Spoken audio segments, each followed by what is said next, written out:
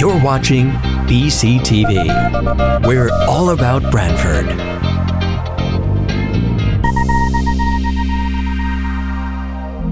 You're watching BCTV, Branford Government Television, a service of Branford Community Television. This program is brought to you in part through the support of the town of Branford.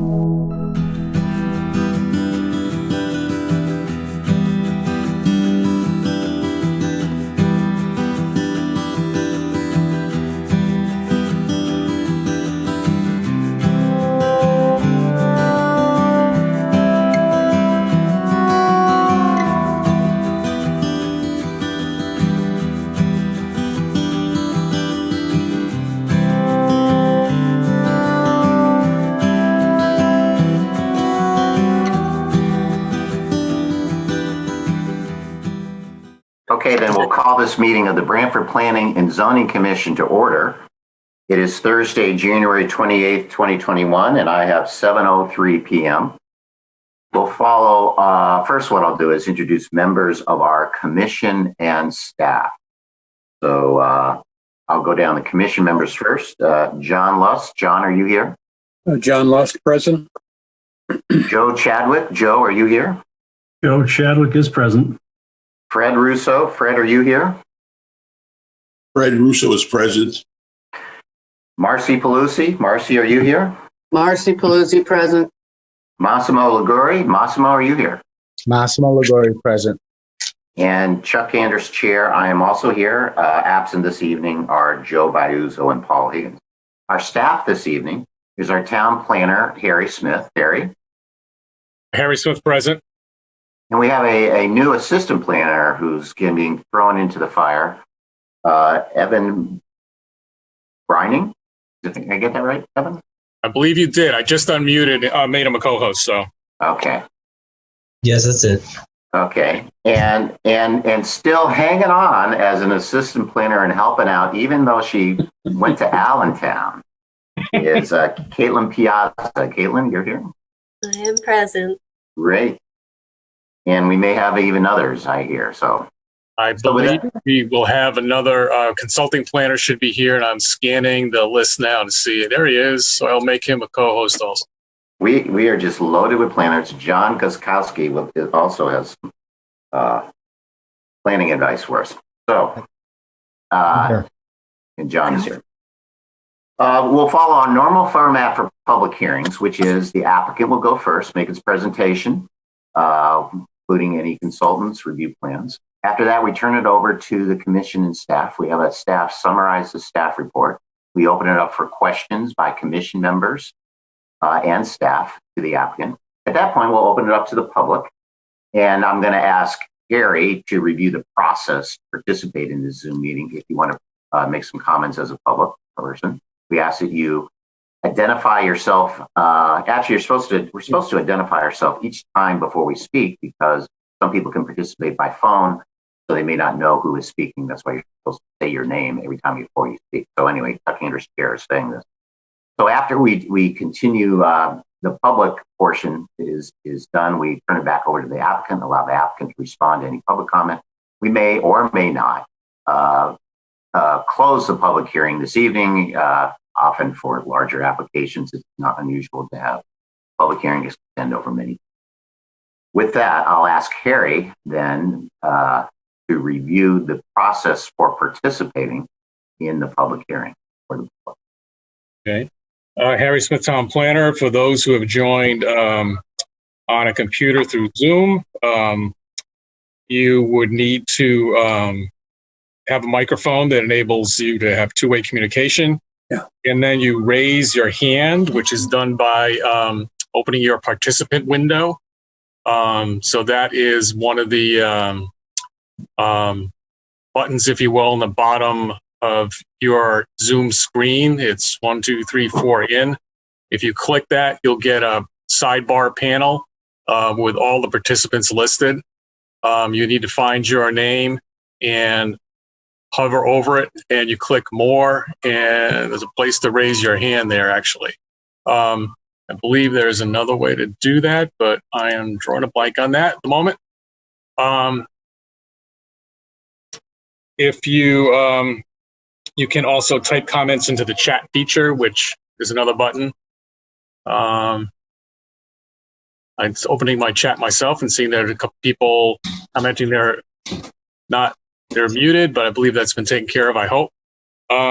If you're calling in by phone, you can raise your hand by pressing *9. And again, to just repeat what the chair said, if you wish to speak, you need to state your name. If you wish to not speak on an item and just observe the meeting, you do not need to identify yourself, and you can actually change the name on your window, if you will, and make it yourself anonymous. I think I've covered everything. If I missed something, I might defer to Kate to fill in, because she's usually doing this. So hopefully I've covered it all. Okay, Chair. Thank you, Harry. You sound like an old person. I'll defer to the younger Kate for technology. So, okay. So with that, we'll start with our first item. Our first public hearing item is Bright and Early Daycare. It's a special exception for a child daycare center at 312 East Main Street. Is the applicant ready? Excuse me, Chuck, we didn't read the legal notice. Oh, I'm sorry. You know, Marcy is there to straighten me out all the time. Marcy, can you kindly read the legal notice? Sure. The Planning and Zoning Commission of the Town of Branford, Connecticut hereby gives notice of public hearings to be held on Thursday, January 28th at 2021 at 7 p.m. by remote technology as authorized by Executive Orders 7B and 7I to consider the applications listed below. Information regarding how to participate in the public hearings will be provided on the meeting agenda and will be posted on the town's website at least 24 hours prior to the meeting. 1. Application number 20-12.2, special exception for grading, section 6.8, located at 8 Sawmill Road. John Petrovsky, applicant. Virginia C. Borgia, owner. Item number 2, application number 20-11.9, PDD master plan modification to change the first floor use from office to residential at 148 through 172 Main Street. Tracy Millis, applicant and owner.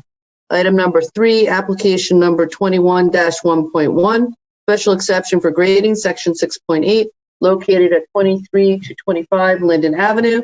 Nicole Gerosa, trustee, applicant and owner. Item number 4, application number 21-1.2, special exception for grading, section 6.8, located at 243 Linden Avenue. Lisa L. Latanza, applicant and owner.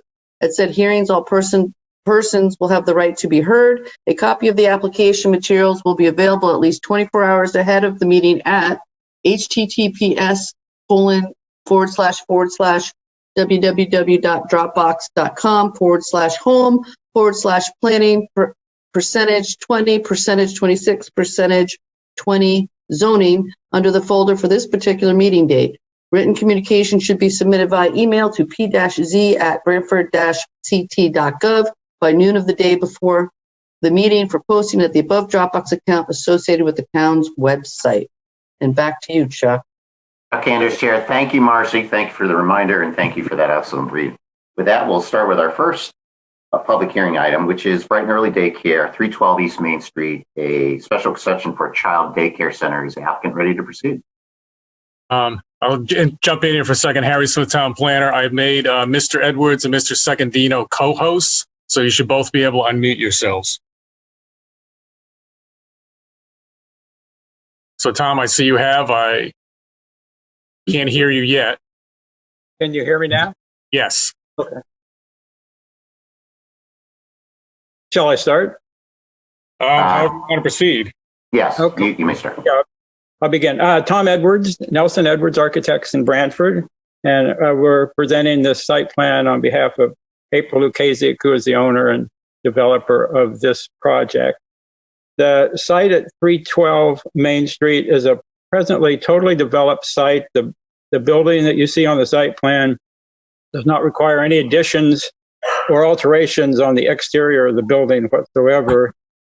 The parking areas, drive areas, landscaped areas are all currently developed. The rear of the building will actually diminish about 2,500 square feet of existing paving in favor of a playground that is being placed on the north side of the building. We were previously required to go through a wetland approval due to a small wetland on the west side of the site. And we did that and did obtain approval from wetlands and satisfied their initial concern, which was the roof water that came from the building and how it was washed to the back of the site, which we provided a solution to that, which met their approval. So at this point, the site plan also includes all the plantings that are presently on site. We're assuming, or at least hoping, that all these, the existing plantings would satisfy the requirements for landscaping. The plan that was submitted within the last week was from Lawrence Appleton, and it documents all the plantings that are presently there. And hopefully that will suffice for the landscaping portion of the requirements. The parking that's available on the site is 43 spaces, which meets the requirements for the use of the building, which is the daycare. We're hoping to provide 25, which realistically is all that the owner believes is necessary, and defer the remaining 18 for 6 months to a year or whatever the zoning requires, and then hopefully not have to provide those. But if we do, we do have on site enough spaces to meet the requirement. And that being said, I'd like to just, that's all I really need to present at this time, I think. Chuck Anders here. Thank you, Mr. Edwards. So I understand the applicant's done at this time. Caitlin, I understand you prepared the staff report. Do you want to review the staff report with us? Yes, Caitlin Piazza here. So to just start with the kind of brief overview, this site was formerly a furniture store, so retail. And what's proposed is a daycare center for 138 children max and 18 employees. There's not really much in the way of any site improvements or changes. They're striping out about 26 parking spaces, and like Tom said, leaving the remainder to be deferred for 6 months, which is what's permitted by the zoning. They did go to inland wetlands for an approval for a small wetland that was in the corner back of the lot, and they were also able to get comments from the building department, the engineering department, and I believe one other department. Sorry, just going through my staff report. That's required for the daycare center. There's not too many concerns I had. Just kind of the one thing was that they're relying completely on existing landscaping and not proposing anything additional. I will say the site is pretty built out and there's kind of limited opportunity, especially in the side and rear yards. But I kind of just think that makes it all the more important for the commission to go over the front yard landscaping. I have to admit, I have not had a chance to review the new landscaping plan. If Harry, you might be able to pull that up. That would be good. Sure.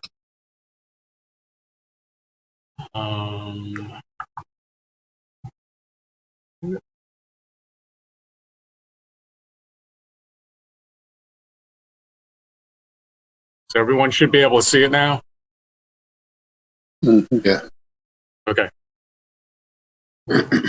And Tom, if you could briefly explain it a little bit, possibly. Tom Edwards. I know you've been prepared. Yeah, I saw this plan about 5 or 6 days ago. We had requested that the landscape architect Appleton go to the site and document what was there. So we were not proposing, actually we were hoping to waive the landscaping requirements, but in lieu of that, we have documented what actually exists there. So this plan shows the plantings in the front island between Main Street and the and the south face of the building. It shows the plantings along the east and west between the site and the adjacent motel. And it also shows plantings along the building, which screen some of the utilities along the east side. So the north side and northeast corner has a fairly high retaining wall. It's certainly above eye level, so that you kind of feel enclosed when you're in the back of the site, which kind of provides a nice area for the playground in that regard. There is also a line of boulders that form as the retaining wall diminishes as it heads to the west by boulders. And then you can see plantings off to the north from the site at that point that aren't really indicated except for about 5 trees shown along the northeast. And then the entire west side is pretty much a screen of existing plantings that separate this site, which is a fair amount higher than the adjacent restaurant to the west. And then around the perimeter of the building and front are just what I'd call almost like foundation type plantings of grasses and plants that the landscape architect has identified. That's about all the comments I can make on the landscaping. Chuck Anders, Chair, just a question. What parking are you proposing to hold in reserve? Where's the area of that? Well, we're the 25 spaces that are numbered are the ones we're proposing to provide at the beginning and show. And then there's, I think, a remaining 18 spaces that probably run along the west and some parallel to the wall along the east. And some right where she's indicating now along the building. Those would make up the remaining 18 spaces beyond the 25. But again, the owner does not feel those will be necessary, but we'll, wait the time limit and see if we need to establish those spaces. Yeah, Chuck Anders here. I was just no, I understand. I was just wondering where the place was that you were proposing, if it was even shown on the plan, but I understand this. Thank you. Okay. Marcy Pelosi, could I ask a question? Certainly. As I understand it, you're not increasing or decreasing any of the pervious area that's there now. You're just going to defer striping. Tom Edwards, we are decreasing the paved area by around 2,500 square feet. By the shaded area you see just to the north of the building that is presently paved bituminous parking, and that is going to be planted with lawn and wood chips and a kind of a porous rubber clay surface. About a third of each of that. Those types of finishes are going into that area. And then where are the utility lines? Are they on this side of the street or across the street? I can't answer that question. That's Main Street. I'm not sure where the utilities presently come in, although I'm going to assume they're serving along the east side of the building because that's where a lot of the screening of the I'm just curious if there's overhead utilities along Main Street on your side of the street or not. And I just couldn't recall. Yeah. And then my other question is that I'm just looking at the general layout of the different rooms in the very back. There's a big, large area. Is that also part of the daycare? Is that part of it? Totally. There's a present demising wall that you see that separates that large area back. That's an empty storeroom that's used by the furniture store now, and the owner does not have any plans for that space. So that's going to be part of this project, or just left as storage space for the owner? At this point. Okay. Yeah. Thank you. Chuck Anders, Chair. Mr. Edwards, just a question. I assume daycare centers are regulated by a number of entities in terms of how much space you have to have, how many bathrooms, and that sort of thing. Who regulates that? I don't need to. I'm just curious. Well, the state of Connecticut has pretty stringent regulations for daycare. The owner has, I'm going to guess, at least runs at least a half a dozen of these daycares. I've personally worked on 3 or 4 of them.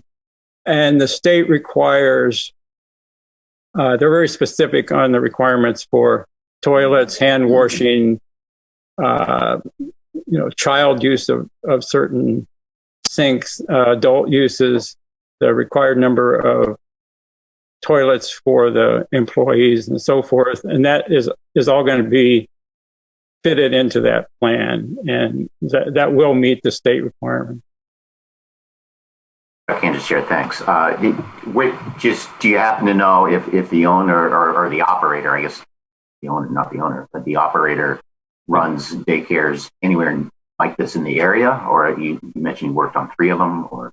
Oh, yes, there's one up Route 139 and Route 80, which is bright and early. It's right on the North Branford, in what used to be the bank building, just south of the intersection of Route 80 and 139. She also runs one in Old Saybrook, and we worked on one in West Hartford as well. So she has several of these around the state. They're all very high quality daycare centers. Chuck and share. Thank you, Mr. Edwards. Caitlin, did you have anything else? Caitlin here. Yeah, I have a few other parts of the staff report. To kind of speak to your comments, there are requirements that they demonstrate compliance with the Connecticut Public Health Code. They also had to get a letter from East Shore Health and the fire marshal, which I think probably has something to do with the state requirements, as well as the building official. They've provided all of that information except for, I believe, East Shore Health. And that has to do with the adequacy of the drinking water and sewage disposal system. It's municipal through here, so I believe the applicant's comments on this was basically it's municipal. It's obviously safe and adequate. And then moving to lighting, there was no lighting plan submitted. I did have a comment in here to kind of just have a confirmation that that there is no proposed new lighting and that the existing lighting conforms with the regulations. And I think I popped in a condition of approval to remove any non-compliant lighting. I'm not sure what the state of that is right now. And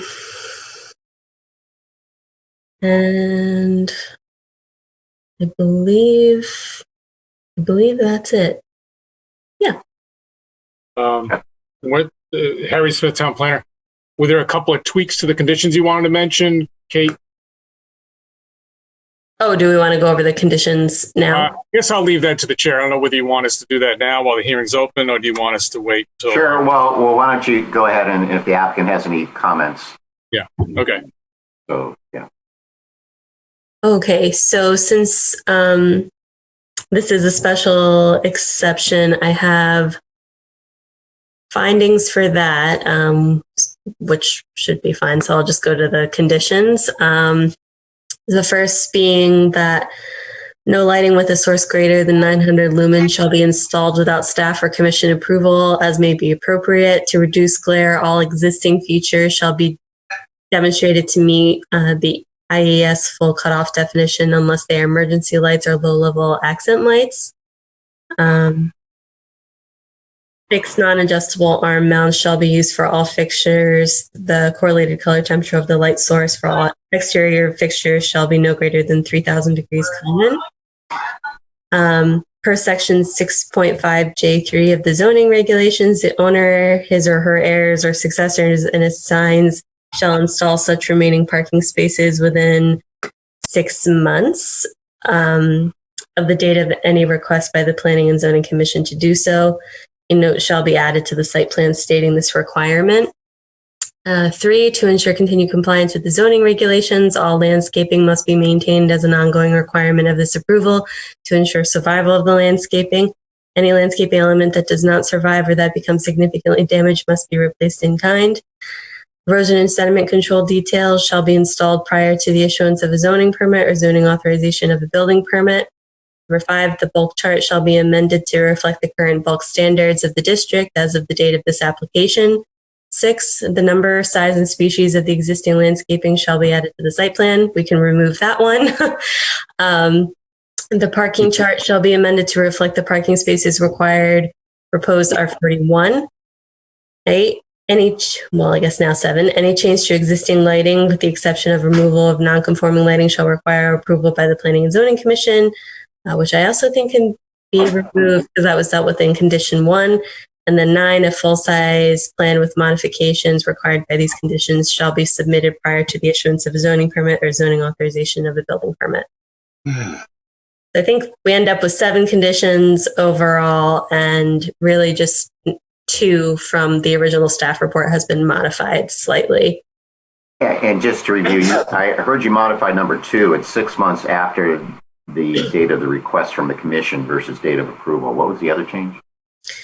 I think we reworked, I think the note should be added to the site plan stating this requirement was moved to the end of the condition. Is that right? Mm-hmm. Yeah. Yes. And I think one, if you caught it, there's adding in a condition 1 on the second line. It says to reduce glare all fixtures, but all existing fixtures, just to be clear, that includes those as well. I think that was mentioned. Okay. And possibly down here on 5, the bulk chart should be amended as of the date of this application. Right. I don't think there've been any changes, so, but the application should be grandfathered as of the date it was made. Okay. Chuck Anders here. Mr. Edwards, you've heard these conditions. We haven't opened up the public yet, but are you okay with these? Yeah, Tom Edwards. I just followed her description of those. I don't think there's anything that seems problematic to me about that list. Chuck Anders here. Thank you, Mr. Edwards. Okay, before you open up the public, any comments, questions from commission members or staff? Chuck Anders here. Then, if hearing no one, we'll open it up for public comment. And if you wish to comment, do what Harry told you to do. So, Harry, do you see any public comments? Anyone wishing to comment? Let me stop my screen share.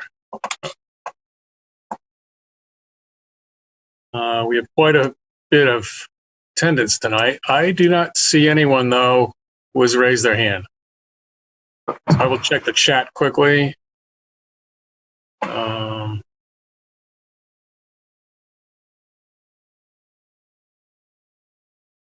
No, I don't see anything. Oh, I see one hand. Yes. Wanda Brubrisky. So I will unmute them. Let's see if I can do that.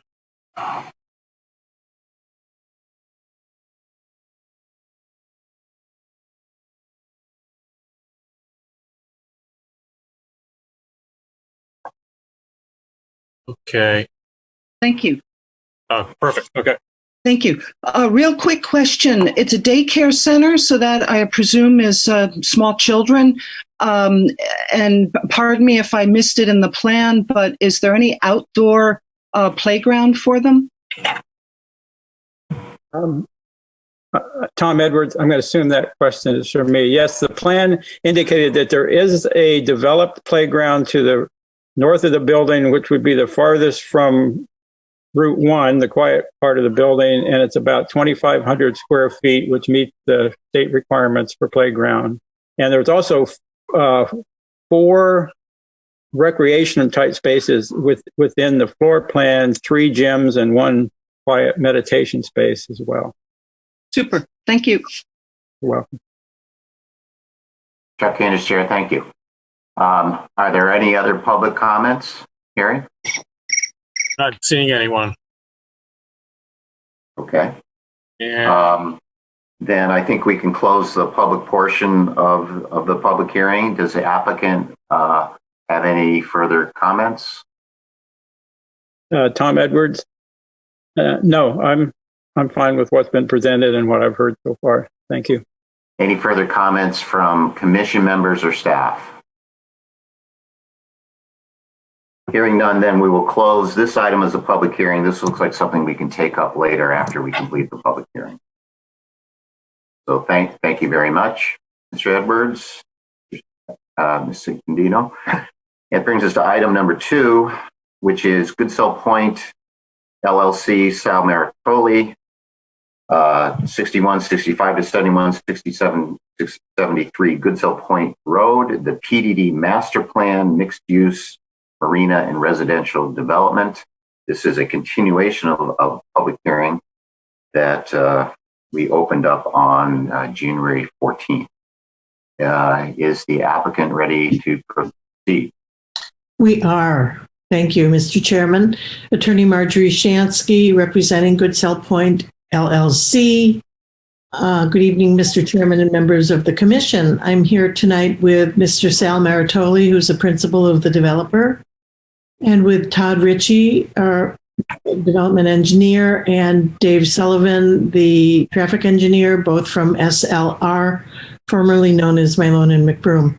We're here to further the discussion that we started with the commission a couple of weeks ago, and I've written a letter that was sent yesterday, but I think we'll start this evening with Mr. Ritchie. Okay, hang on one second. Harry Smith, town planner. I am trying to find Mr. Ritchie so I can make him a co-host so we can talk. There. You should be all set.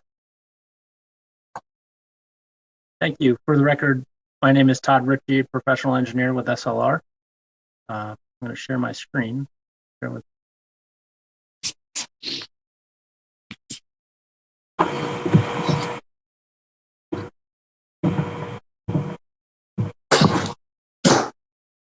Okay. So at the last public hearing, there was a couple of questions that we wanted to answer up front. One was about the width of Goodsell Point Road and any restrictions or constrictions along the roadway and what impacts those might have. And another was relative to potential repositioning of the units that are closest to the marina. So I will start off with the discussion of the roadway widths, and I will go to this slide here. So I went out to the site and I took measurements at 50-foot intervals all the way along Goodsell Point Road from end to end.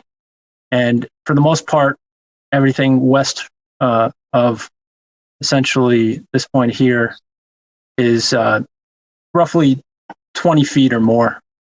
There was conversation from the gentleman from the Branford Yacht Club about some issues with traffic at this location or conflicts. That is actually wider than 20 feet. It's, I think, 27 feet at that intersection, and it actually gets wider to the east of the intersection.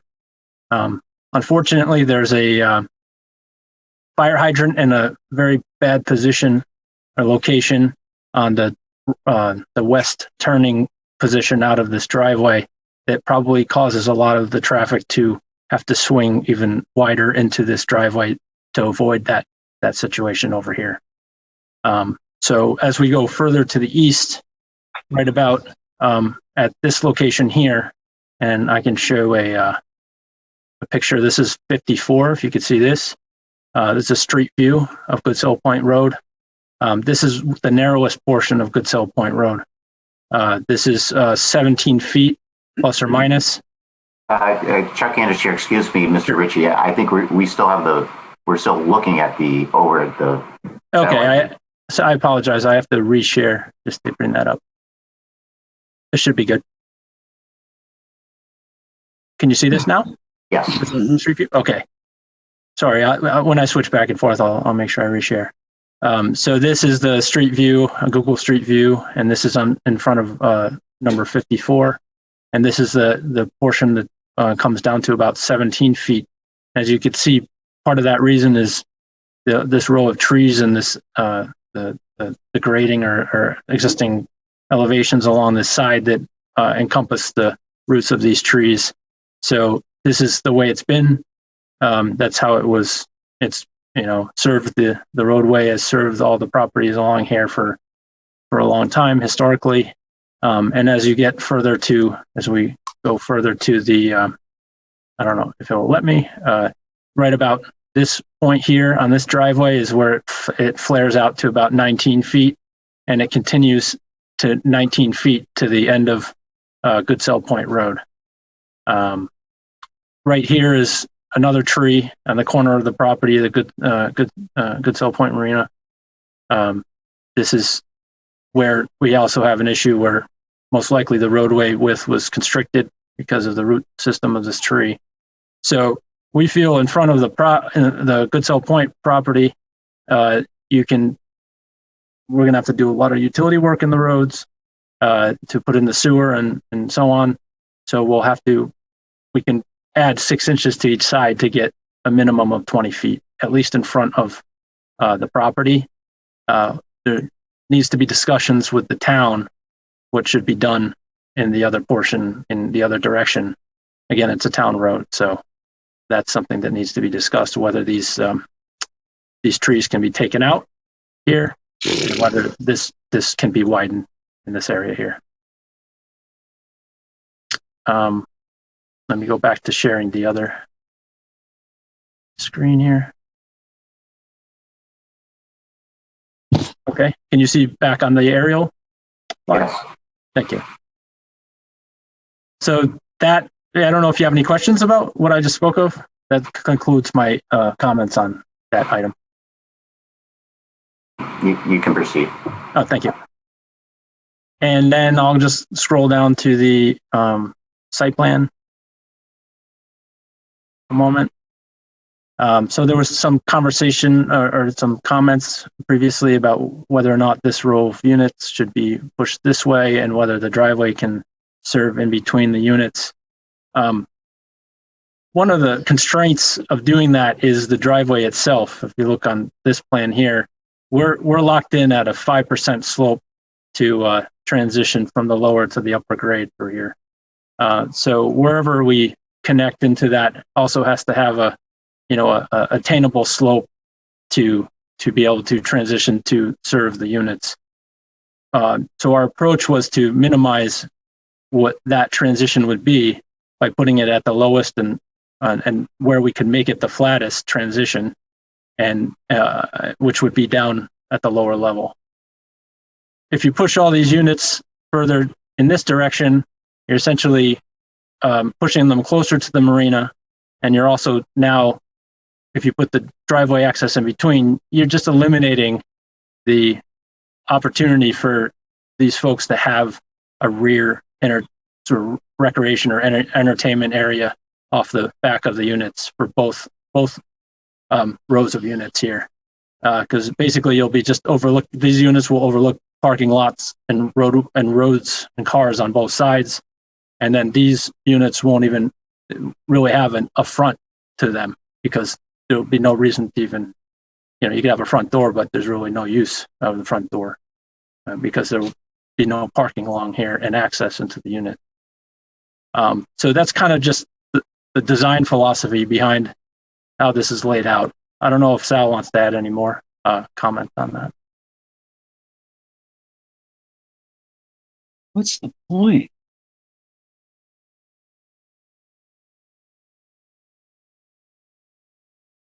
Sal? No,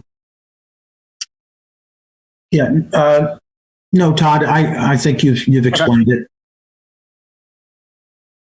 Sure. That's all I have for this item. Chuck English Chair, thank you, Mr. Ritchie. I know this evening we have John Guskowski, who prepared the staff report. I think he mentioned those comments, and we'll hear from him later. He wanted to amplify. I think there was concern about a zoning regulation as well, with not having adequate frontage for each unit. But I don't know, Ms. Shansky, you may be addressing that as well. But with that, Ms. Shansky, you can continue. Thank you. Although I did discuss where's my note? I did discuss the bulk standard, and if you need that in the zoning grid, we'll be happy to put it there, but it's defined by the site plan in this proposed master plan. Mr. Chairman, thank you. The letter that I provided to the commission was further to some of the questions that you and I discussed at the last meeting, one of them having to do with unit count. And looking at the residential land use area of this proposed development, which comes in at 78,950 square feet, and applying the lot area per dwelling unit requirement in the R1 and R2 zoning district from the section 3.4A bulk chart, there's a 19.7 unit potential yield under that standard. And while, of course, this is an underlying zoning district of the R3, the prefatory language for the R3 zoning district indicates that its bigger lot area requirement reflects the land necessary to support subsurface sewage disposal systems. So because the sewer line is being extended, that requirement is eliminated, and the sewer line facilitates being able to introduce this cluster development, so that the density here, or the unit count here, 15, is not alien to potential unit count in the town of Branford based on the 4,000 square feet of lot area per dwelling unit that is otherwise available in the regulation. And as I state in the letter, and I believe we stated last time, the unit count helps offset both the cost of the marina and contributes to the ability to put in the sewer line. So the rest of the letter discusses the sewer line in a bit more detail, and it also discusses, based on the costs associated with this development and its features, that the applicant is offering to contribute to the housing trust fund that's being developed or being established in the town to advance the interests of affordable housing. And other than that, reporting that Mr. Hefferly indicated that he was satisfied with Mr. Sullivan's traffic study, and that John Goucher, to repeat what he wrote in his letter on the 13th, that he found the PDD to be not inconsistent with Connecticut coastal management policies. And subject to whatever remaining details are of interest to the commissioner, Mr. Guskowski would suggest that the master plan is eligible for the findings that are required under section 9.10F of the regulations. Chuck Anderson, thank you, Ms. Shansky. Do you have anything else, or? No, we're interested in hearing your questions. Absolutely. I will add one, just Chuck Anderson, editorial comment. Regarding the density issue, I do understand. I understand what the second part of you're saying, particularly that the development of the unit cost helps offset the cost of repairing and maintaining the water dependent use. And I understand that's what makes this a unique project, the mixed use project where one can assist others. And that's, that's unique. That's not just a higher density plopping in residential and so forth. So that said, with the first part, I did have some quibbles with your statements. First, I think you said R1 and R2 at 4,000 square feet per unit. I think that's just R2. R1 is 6,000. No, the lot area is 6,000, but the lot area per dwelling unit is 4,000. And I did a double take on that myself, Mr. Chairman. Okay. I'm looking at my regs now, but maybe that's different. Maybe they got a second line. It's the second line down. Yeah, second line down in mine says 6,000, but I don't know. Huh. Yeah. Yeah, I mean, look at, I'm not equivalent. Under that argument, the idea is that if it's in the R, under that argument, we should rezone everything that has sewers to R2. Then there's lots of R3 areas that are sewer, and we don't say, okay, because of sewers, you get extra density. I'm just following that argument. That wasn't as persuasive an argument to me as the second part. So whatever, just telling you what my reaction was. Very well. With that, let's turn it over to commission members and staff. Mr. Guskowski or Harry, how do you want to proceed in terms of staff comment? I think I might defer to Mr. Guskowski to highlight his staff report. I did briefly review it at the last meeting, but perhaps particularly with respect to some of the issues that have been discussed already. And I think the driveway, number of driveways proposed to exit onto Goodsell Point Road, I can elaborate a little bit on that too, but I'll defer to Mr. Guskowski. Thank you, Mr. Smith. Well, Mr. Guskowski, can you want to highlight or review your comments and anything else in response to tonight's presentation? Sure. So for the record, I'm John Guskowski. I'm a senior planner with CHA Companies based in Storrs, Connecticut, and I've been retained by the town to assist with this review. It's good to be with you again, and good to see you, Attorney Shansky. A couple of the things I mentioned, and I will apologize, during the presentation just now when I believe Todd was sharing his screen, all I had was a blank screen. So I was unable to see any of the design details, although to my knowledge, there haven't been substantial design changes from the original proposal. And correct me if I'm wrong about that. But some of the substantive changes I had to the design had to do with the orientation of the northerly cottages driveways pointing north onto Goodsell Point Road, such that you would have a line of individual curb cuts along Goodsell Point Road, very tightly packed with each other, which to my read would violate the frontage per driveway regulation of section 6.12.c.3 of the zoning regulations, which I think is a good regulation. Obviously, the PDD would allow the applicant to propose modifications to some of these standards, but that was not proposed.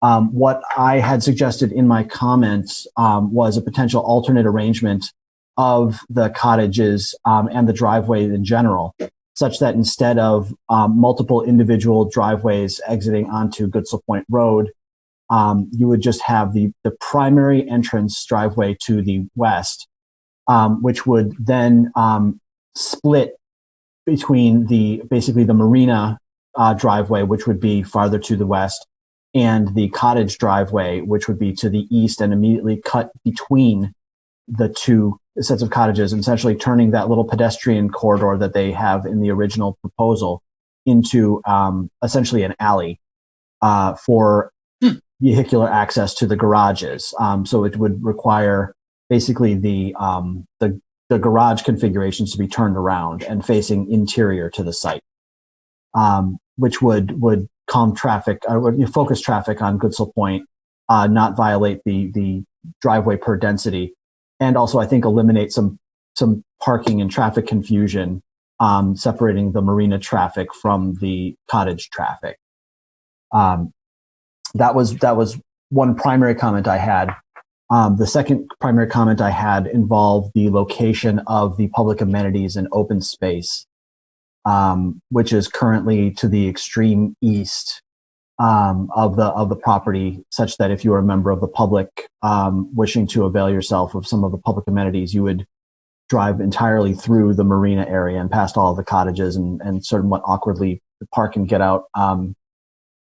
Whereas you have in the existing conditions, you have a large swath of lawn area to basically the southwest of the portion of the site that offers currently basically an unencumbered view to the south.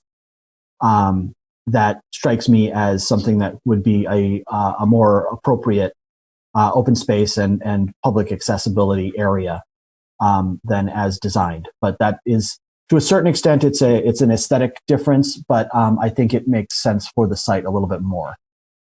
I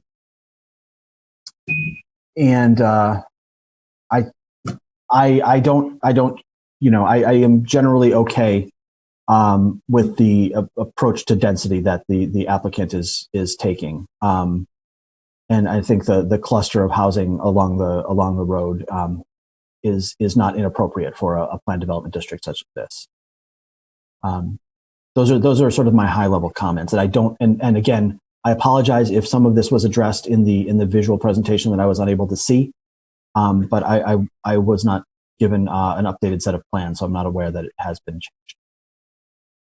Chuck Andrews, Chair. Thank you, Mr. Guskowski. I think that my understanding, based on what Mr. Ritchie said, I don't think he has changed the plans, but he did provide his comments to your comments, which is that, and he can correct me, that there were, as to the orientation with the driveways all facing the street. And I thought one of your comments is that it's in terms of pedestrian access, and some people do walking down the street a lot if they're just going for walks near the water and so forth, that they have all those driveways face right out into the street. It's kind of, even though it's at the end, it's not the greatest pedestrian stuff. So you recommended flipping them. And I think, Mr. Ritchie, you can respond, but I thought you were saying that it sort of intrudes on the space, I don't know, the privacy spaces. It's good to have them not facing the street, the backyard facing the street, but to face the other way. So there's sort of an aesthetic view, and there were some other reasons as well. But why don't you refresh that, and then Mr. Guskowski, you can comment, just so I can hear different points of view. Mr. Chairman, you're correct. We didn't revise the plans. We have yet to revise the plans, but I did give an overview of those two topics. And my graphics were from the previous presentation. But would you like me to continue? Yeah, just okay. Summarize again why this you prefer to keep it the way you are as opposed to addressing what Mr. Guskowski is just suggesting. Can I ask for a point of clarification from Mr. Guskowski? Are you suggesting that the site be accessed by two independent driveways for residential and marina? No, and I should try to bring up a screen share. At a meeting. My recommendation would be that there is the and again, I don't have the visual in front of me, but I can bring it up if you don't mind. Well, hopefully I can see. I mean, I don't know. Yeah, at least it will just give something for everyone to look at here. And just checking in the share, John, can you see the plan? I cannot. You cannot. Okay. I apologize. All it says is Todd Ritchie has started screen sharing, and it's not refreshing for me. That's strange. Is anybody else having the same issue? Just for a check. No. No, I'm fine. Marcy's I can see the plan. We're fine. Okay. All right. So the problem is on my end. I apologize. So I'm doing this from memory. that the driveway, starts, heading south at the extreme northwest of the site and heads southerly from there. Yes. It bypasses the two rows of cottages and then forks. One is a parking lot immediately south of the southerly cottages, and the other is sort of the general marina parking. Mm-hmm. What I would suggest is that if you were to consider my approach, is you would fork that much more northerly, and the easterly fork would cut off more quickly and run as a driveway in between the two rows of cottages, and the larger sort of southerly main fork of the driveway would access the marina area. Okay, thank you for that clarification. Let me just bring up my asphalted all the more. and the what is currently driveway proposed to the immediate south of the cottages would become, green space or something like that. So, Todd Ritchie, again, for the record. I think you made another point as well at the same time that you were looking to avoid conflicting traffic with the residential homeowners or usage. But that kind of is somewhat achieved by what we're proposing, because the upper row of units, 1 through 7, wouldn't be accessing the site essentially at all, except if they had a need to go down into the marina or something. So now you're going to be adding all of those homeowners' traffic into this driveway so that they can be accessed from behind the unit. So it does, in essence, add residential traffic to the shared driveway component of the project. Would the parking, I'm sorry, this is John Guskowski, would the parking for the cottage units that are immediately to the south of your southerly cottage units be sort of reserved or somehow marked as, because right now it just seems to be all general parking? Of the Audi. Well, each of the Todd Rich again for the record. Each of the cottages themselves, or the residential units, has 2 parking spaces outside of a 2-car garage. So they all have ability to park 2 cars side by side in each of their driveways, as it's currently proposed. So what I'm saying is, if we were to move that the southerly row of cottages towards the marina and put that driveway access through the middle, and have the driveway access to the units 1 through 7 from the south, then that would bring all of that residential traffic and parking from units 1 through 7 onto the shared driveway with the marina. There's currently no arrangements for these units to have parking in the marina area. So that's just for clarification. Yeah, thank you. For the record, John Guskowski. I was able to bring up my own copy of the thing, so I do see what you're saying. I had recalled slightly differently that there was not that sort of planted separation between the row of marked parking and the southerly driveway of the cottages. Okay. See that, but yeah. So but my recommendation would have been to move that southerly access point into the middle. Yeah. Mrs. Marcy Puzzi, can I make a comment? Can you hear me okay? Yes, absolutely. John, I know that your concern is with the amount of driveway aprons of the 7 units, but sorry, my dog. But I have to say, this is at the very end of Goodsell Point. There's no other traffic going beyond there, and the entranceway to the marina, which has the other traffic, is happening before this point. So I think we're getting really caught up in the aspects of the specific regulation and forgetting basic good design, which is what Malone Broom or SRS was hired to provide. And I understood the 5% change coming in, but to add another row of pavement when you've already got so many other pavement requirements for the marina, I think it's just to be, not to be overly aggressive, but is ludicrous. To that spine between those units is what creates the charm of the whole design, while maximizing the density to leave room for the parking requirements for the other end. And by putting the playground on that end, people could walk down Goodsell Point, easily access the water from the end of Goodsell Point, and come around and use those public spaces without having to interact with the traffic coming in and out to use the boat slips, which I believe is private, if you could correct me. I'm not sure.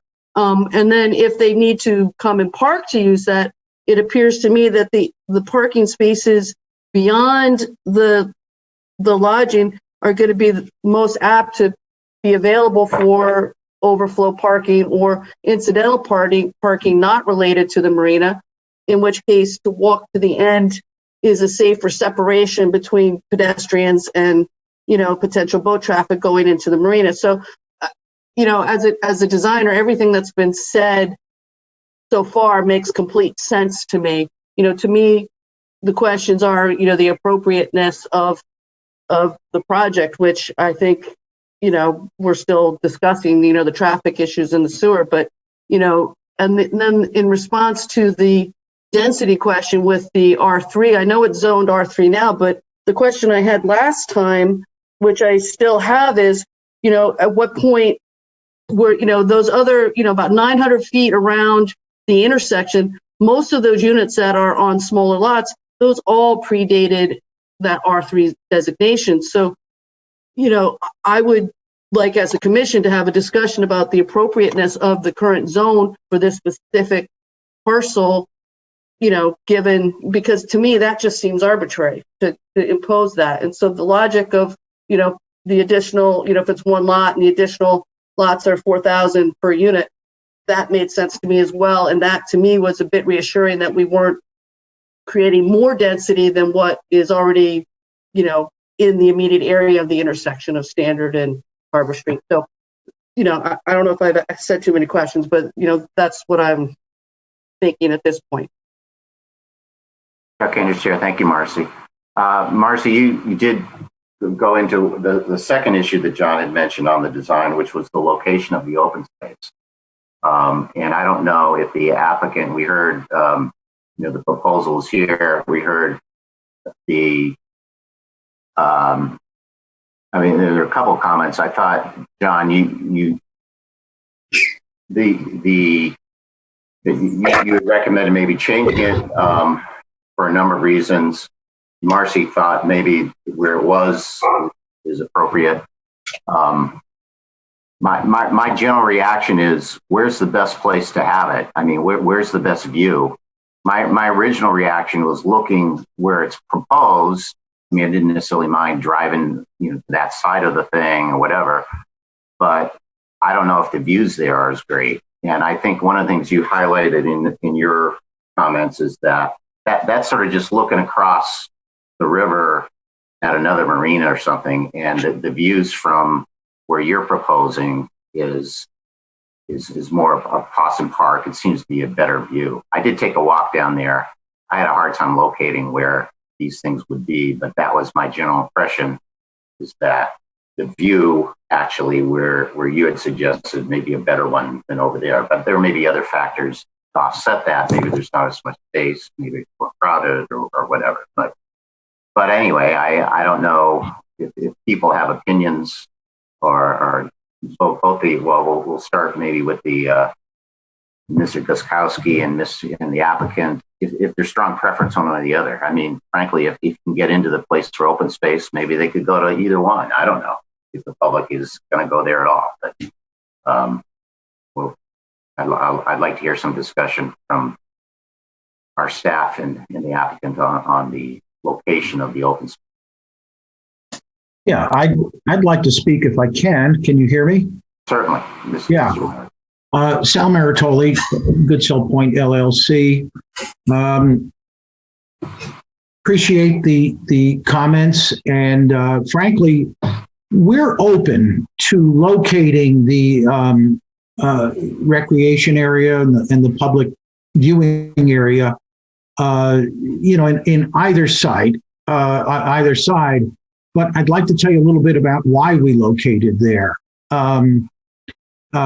We actually think that was the best place to locate it because it's a more tranquil side of the marina and the property. It's a very pretty spot there because you're actually a little bit further north than looking across at the other marina. You're right at the bend of the river there, and it's very, very pretty. It looks across at our town park, and the water's a little calmer there. And the other side, on the west side, that's a pretty busy area in the marina. It's right near the service building. There are boats moving in and out of there. There are people moving boats into the service building, or parts being delivered into the service building. So we don't have a strong preference. We just thought that was a much nicer place to be with a lot less traffic and a lot less commotion. People can drive down, park their car along the spaces that you see marked public, and sit in that gazebo and kind of just enjoy the view and use that recreation area. So that was the thinking behind locating it there. We felt it worked. We felt people would be out of the hustle and bustle of the marina activity. Thank you. Chuck in to share. Thank you, Mr. Miracle. I think that's fair comments. I think probably before we decide, probably commission members should make a site visit, go down and take a look, see what you think. I mean, my impression was originally, just looking at the plan looks like it's more secluded. And I thought, well, that sounds good. But when I went there, and you're right, there is Foot Park is across, but there's also a big marina right next to it. My scale, it seemed to be that you're right. The looking over towards Possum Park seemed to be more waterish, but you're right. Maybe it's crowded. I can see good judgment calls either way, and I'm happy to hear that you're willing to do what you think's best. So I agree, it's a judgment call. So maybe we can, before we decide this, we can maybe take a site visit, see what we think. Mm-hmm. Mr. Chairman. Certainly, Mr. Ritchie. Yes, Todd Ritchie again for the record. One other reason, or just another issue that we considered was in putting the gazebo there. We were staying out of the coastal jurisdiction boundary line. So if we moved to the other location, we wouldn't be able to provide that at that location within the coastal jurisdiction boundary. We're keeping all the structures outside of that boundary. Okay, so you couldn't put anything within the coastal boundary? Is that prohibited, or is it just regulated? I didn't. It's regulated, and we were trying to avoid that. To keep it out. Yeah, okay. Exactly. Okay, no, I understand. Mr. Chairman. Yes. Well, I would simply remind the commission that our neighbor, Mr. DePoto from across the street, expressed a strong preference that the public access area remain as it's shown, so that it were more remote from the residential neighbors across the street than placed closer to them. That was his testimony at the last meeting. Okay, thank you, Ms. Chansky. I have a comment, Massimo Ligori. Massimo? A couple of questions. Yes. Certainly. So I belong to a marina, not this one, obviously, but I do belong to a marina, and where the pavilion is, the gazebo, let's just say, it's really for a place to picnic and maybe play some music and do a little, and and have a party. And there's certain, to keep it away from where the neighbor had a potential issue of that disturbing his home, I think is important for us to keep that into consideration. Also, along the bottom, where the water is there, I wouldn't want to put it any closer. Down in that area, we at my boatyard, we sort of sit there and we gaze at the sunsets. And with parties going on and that gazebo being too close, if there's music being played, it sort of takes away from being able to just sit there by the docks and really take in the beauty of the sunset. I think that's a perfect location. It's out of the way. It's not going to disturb any neighbors. I don't think that should even be a concern of ours. I don't know why it would be, but maybe I'm wrong. As far as also my comment on where the driveways go, I really do like this plan. I feel that there is less traffic flow going through the homes. These will be, possibly children living in these homes and, or grandkids coming over to visit, and the traffic stays to one side, goes down to the parking without interfering with any of the houses. And as long as the safety is there, as long as the safety requirements are there through our fire department and our police department, I don't even know if we should, require any changes at this point for the setup that it's at now. I mean, everybody can have a difference of opinions and place in a unit in a certain area. But as long as it's safe for the new homeowners, I think that that's the most important thing. I'm wondering why there is so many units, and I've noticed a couple of things going on in Branford over the last couple of years. I've noticed that Mr. Meritoli purchased 2 marinas. I noticed that there's one for sale presently now. I've noticed that the marinas have really not been upkept, and what I'm trying to figure out here is how expensive it is to maintain a marina. Like, as I'm going down that river, I see so much destruction, so many things that are just falling apart, not being kept up with. And is it because these marinas can't sustain the financial burden that they bring them? And I'm trying to figure this out. Is that why we have this many houses? Is it going to really help the cost of the marina to keep it safe and, keep it in good shape, not only for us, not only for the next 10 years, but for our kids, for our grandkids? And I'm trying to figure out why. That's why I'm trying to figure out why so many houses are being put here. And if someone could answer that for me, I would love to get, that answer. And I do got to bring one more thing up, and it's really Massimo. That's a great point. Let's allow them to answer that one right now, and then you get to the next one. Beautiful. I had the same question. That's why I thought the density. If we can be assured that the benefits, if the residential is subsidizing the marina, then so be it. Make sure that it's done, whatever. But is that the case? That's Massimo's asking that. Why that density? And how can we be assured that that will continue to be done? I mean, what we don't want to happen is 5 years from now saying, oh, it's a money loser. I got to put in another 10 units and, make it all residential. What can you do to assure us that that will never happen? Well, I guess this falls to me to respond to, and I appreciate your question, Commissioner Ligori. Couple things that we see all working together, and when we approach a project like this, we try to think of the big picture. How do these things work together? How do they support each other?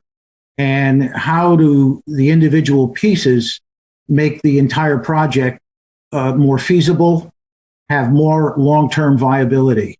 I think Commissioner Russo raised the question at the last meeting. Marinas are expensive. They're expensive to maintain. They're expensive to dredge. It's very expensive to build docks. It's very expensive to install pilings. And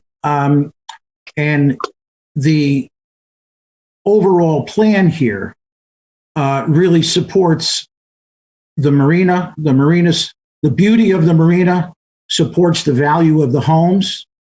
The homes provide additional income to support the marina. And perhaps most importantly, they help offset the cost to extend that sewer line down Goodsell Point Road. There's a cutoff point. The sewer bids that we're receiving are not pricing this based on the number of homes we have. They don't care. It's the same amount of work. Just about $750,000. If we had to spread that out over 10 units, they're not going to reduce their price to $500,000. It's still the same amount. And frankly, if we had to spread that out over 10 units, it starts to become, it's just not economically feasible to do it. The number that we came up with felt right. It was more than we hoped it would be, but we can do it at the 15 that you see. The 15 homes we think creates actually a more aesthetically pleasing little village kind of a feel. As we mentioned in the last meeting, our intent was to have this almost feel like a street that you would see in Nantucket, or, we particularly like, the look and feel of Cape May, New Jersey, with those beautiful little cottages there. And that was the look we were after. And to have anything less than what we've proposed, I think starts to take away from that. So we think it all works together. We think it helps assure the long-term viability. We think that all of these pieces fit really nicely together. And frankly, I think, Sullivan Architecture Group did a really wonderful job in interpreting what we were trying to achieve and give it that village feel. And we hope you folks agree with that. Okay, and just share. Thank you, Mr. Maritola.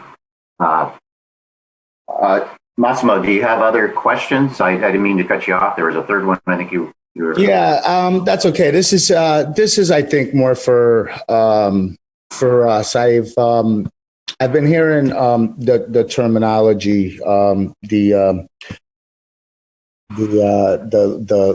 fee in lieu, and I think that it seems to me that we just need a more solid standard on what we're asking for with this fee in lieu. I think to throw this on anyone that doesn't know it's coming could be bothersome or hurtful, or maybe just kill a deal. I love the fact that there's certain things going up that this town is going to make, extra tax money, and we could use that, and so we can keep our taxes lower. I love these projects being, as long as they're done right and it's safe, I don't mind it. The fee in lieu, I really think that it's sort of something that I'm not sitting very comfortable with. I think I am comfortable with low-income housing, and I just think it needs to be maybe allocated to certain areas. So maybe the builder gets to know this information from the beginning. I want to make sure that we are not going to set anybody up for any types of failure. We want everybody to succeed, whoever's going to build in our towns, so they could maintain whatever they're building in our areas, and they could, not foreclose or not let it go down to just, tall grass and broken down houses like what I see on this marina right now.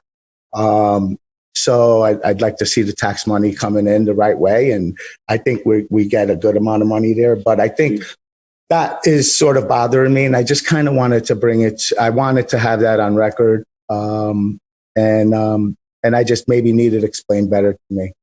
Sure. Is Chuck Andrus chair? Massimo, I'll just give you my comments because, again, what we're talking about is not something you have a right to do. You're inventing your new zone. This is a planned development district. They want to build this in accordance to the R3 zone. They would have the 3 houses that are there now. What they've done, they're proposing something that exceeds the normal density, and there's a rationale for it and so forth, and we're not disputing that. And they're creating a new zone. So it's not something. They don't have an expectation. I don't think anyone should have an expectation that what they come in propose as the new zone is necessarily going to be adopted. So that's just sort of just putting it on the ground. It's not like they're coming in, you're throwing this on me that I didn't know. They're coming in proposing something new. We're adding this as an element of that. And that's sort of no. Number 2, there is an expectation, or there should be an expectation, because we've done it in the last 2 PDDs that we've approved this year. We've approved either actual affordable housing. There are 8 units as part of the Exit 55, which, that it was part of a negotiated process. It wasn't anything, we're making you do it. It's part of what our suggestions are. It's part of what we're required to do, consider affordable housing. It was negotiated, it was agreed. It was also done with, it's also proposed, and it's part of what's being done for Mariner's Landing. There's a fee in lieu in connection with that too. And that was a negotiated, a volunteered agreement that we come up with. And it's, by the way, far less than what you would get if you actually dedicated even 1 unit. It's an amount. And number 3, if you read Ms. Shansky's letter, they've made a suggestion of $15,000 to be added to the fund. So they have, to address that issue, and good for them. So I'm applauding them for addressing that. And, and we can talk about and whether that is, you know, the right amount or something, but that's something the developer has offered, and like I say, that's commendable. So there we go. And, you know, Mr. Chairman, if I might interject, Harry Smith, Town Planner, just to follow up a little bit. We will be doing an affordable housing plan that's mandated by the state to be done by 2022. And we do have a grant to help us do that. So that'll be getting underway hopefully in a couple months.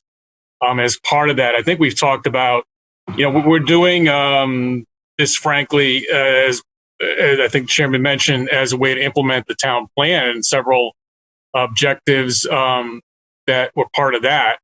But also, I think we're hopefully looking towards a more defined approach. So how much each development, you know, may contribute and so forth, and looking at what other towns have been doing. So I think that may fall out of the affordable housing plan and perhaps some additional work. I think we have talked about some regulatory changes just to formalize this a little more. So it's actually, you know, something that's actually in the regulations as well.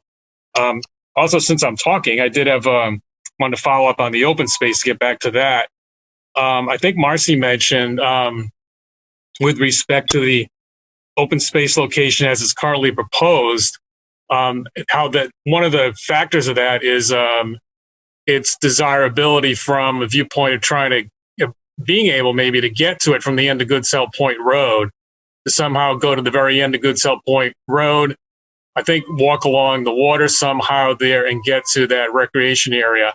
I'm not sure that's feasible. I think I brought that up preliminarily with the development team, and I believe I was told that would be difficult public access to put into place.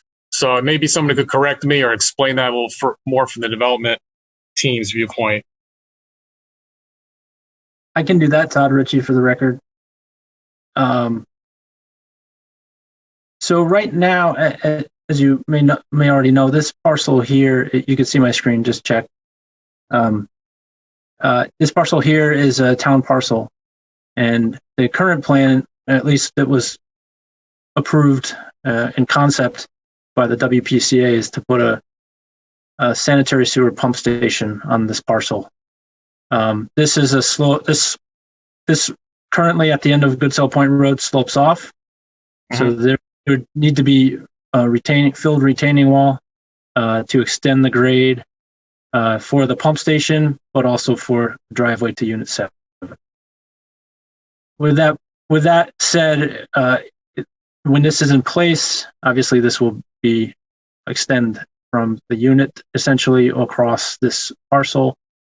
There's going to be limited access, you know, and it's quite a slope down there too. It's a little bit and much of a, you know, I don't know what the grades are because we don't have them on this plan. Let me see if I can hang up the. So you see over here, you know, it slopes off.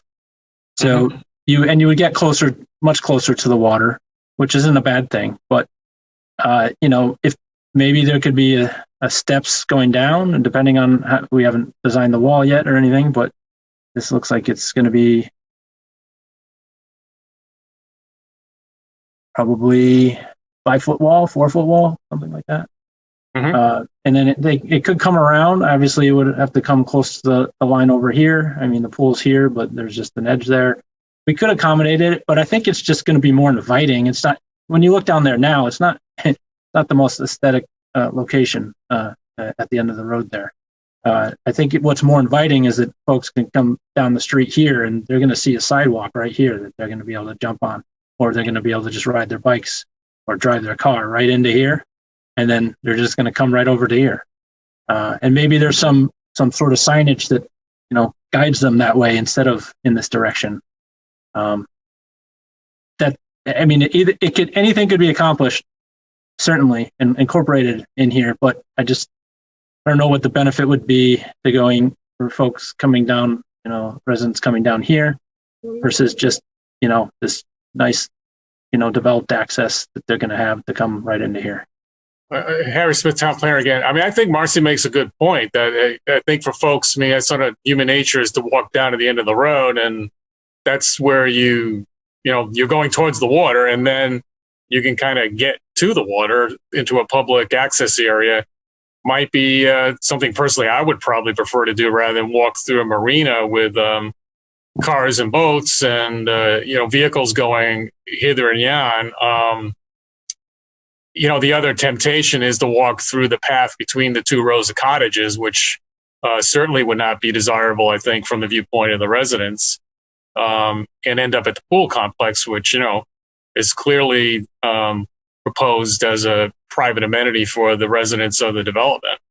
So I think it does have some benefit, and maybe that offsets somewhat the comments made that the public access is kind of tucked away in the corner. You have to drive through the marina. It's not obvious to the public. I did mention this, or have a quick discussion with John Goucher from DEP, our environmental analyst, who's worked in the town quite a bit, and my understanding is their preference is public access that's viewable from a public road, so that it's easily discernible as something that is, someplace that's available to the public.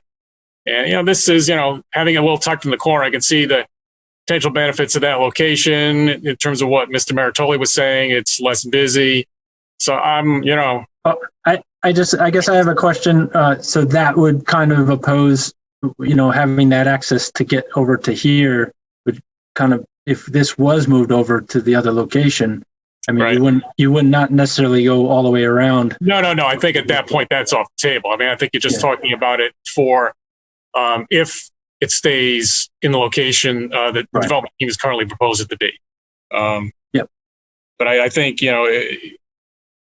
Ms. Gutskowski makes a very good point about, it being more easily accessible by the public, closer to the entrance to the development, and, potentially different kind of views from that location further out, I think, as the river sort of turns and shoots straight south a bit there, I believe.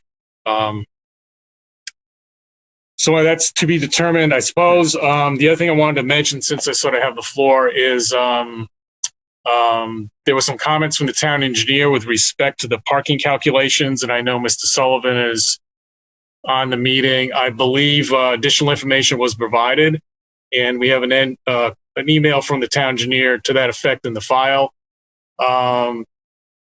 His concluding statement was based on their findings. It doesn't appear the development would have a negative impact on traffic in the area. I would also note, I think there's probably some people going to speak for themselves, but we did receive a few pieces of communication from the public. And one of the comments was the respect to traffic, speed along Harbor Street and Goodsell Point, and the possible need for some traffic calming. So I'll stop there. Maybe if people do not represent and want to speak about the letters they've submitted, I can put those up quickly and summarize those for the commission when we get further on into the public comment phase. No, Chuck Anderson, thank you, Harry. Before we open up to the public, let's just double check any members. And by the way, I think John Lust has recused himself for this application. Is that correct, John? John Lust here. Yes, that's correct, Chuck. Okay, thank you. So any other questions, comments from commission members or staff before we open up to the public? Chuck, Fred Russo. Fred. Just quickly, I love the idea of this concept. It's something a little bit different. And I think what we know as commissioners at P&Z, that because of the landscape of our town, the type of applicants that bring projects in, they're really kind of unique and very challenging. And I think we have to be very aware of that. They're coming in and it's not just a flat piece of land where they could put a development of 50 houses in. They're very tough things, and the rules and regulations that they face are also very difficult.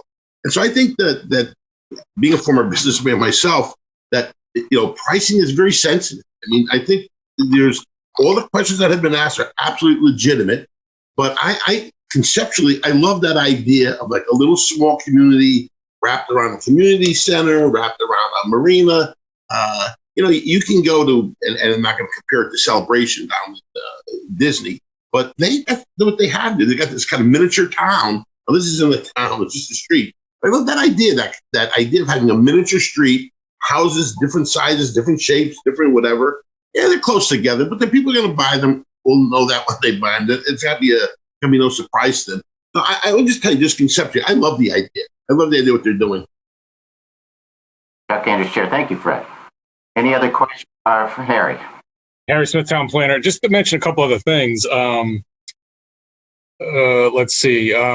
With respect to the driveways, I appreciate the comments, particularly from Marcy about at the end, the Goodsell Point Road. You're at the very end of it. You're not talking about a lot of driveways exiting into a road where there's a lot of traffic.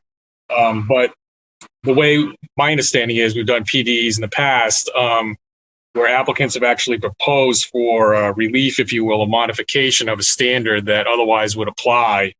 The way our regulations are set up, PDD requires a site plan further on in the process that complies with that section of the regulations. That the regulations, which is section 9.6, defers to the basic standards in section 6, which includes the specific requirement about driveways, which limits them to, with respect to this project, you've got 400 feet of frontage, so your maximum number, according to the standard, is 3. So I think something specific should be proposed in the PDD, and part of it's, I think, it's sort of a due process approach where the public knows that, hey, there's a modification to this otherwise applicable standard being proposed here, and they don't have to sort of ferret that out from the plan. I don't think we've in the past sort of modified the standards based on what the master plan itself might show in terms of, just sheer deviations from them because of the way it's drawn. So I think that should be specific. They lay it out, and I think it easily could be, and we could put that in a modified public hearing notice just to make sure it's due process wise really clear that that's being proposed. The other question I had was if somebody could put the graphic back up, maybe the 2D version, the bird's eye version of it. I think this was raised during the preliminary discussion.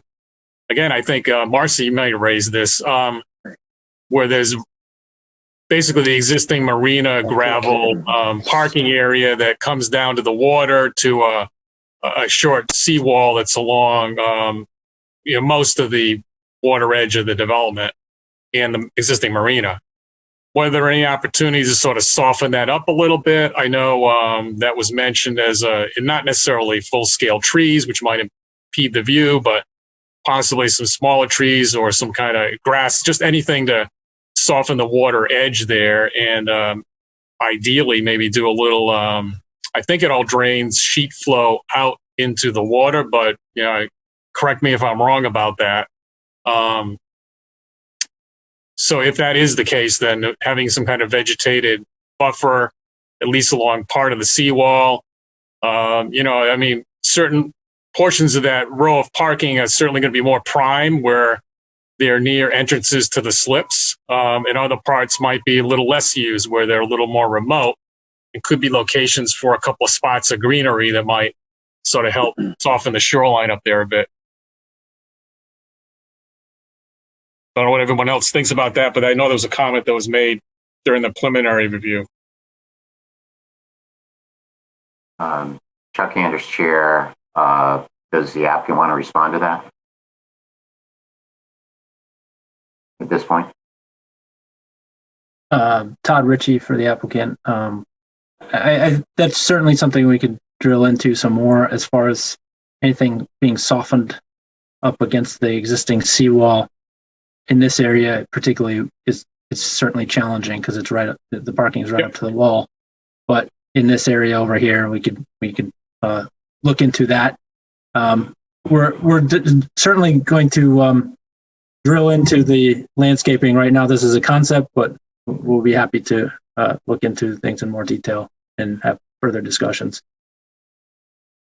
Chuck Anders, Chair. Thank you, Mr. Ritchie. So, right, actually, Mr. Ritchie makes a good point. We're not at the site plans stage, sure. So yeah, but that's it's good to sort of alert that as an issue. Would that detail have to be on the PDD hearing? I think you could have a general statement of condition that would be fleshed out at the site plan level if that's agreeable and desired by the commission. Chair Candace, Chair, thank you. Any other commission members, staff have questions, comments before we open up the public? Seeing none, then let's open it up for public comment. Barry, we'll turn this over to you to recognize members of the public wishing to comment. Okay. I don't see any chat, so let me go. He's right. I see John C. Lewis. I will make you a co-host so you make a comment. So you should be able to talk now. You should be able to unmute yourself first. Okay. You can hear me, I hope. Good evening, everyone. My name is John Susulis. I'm a Branford resident and owner of the Parthenon Diner Restaurant.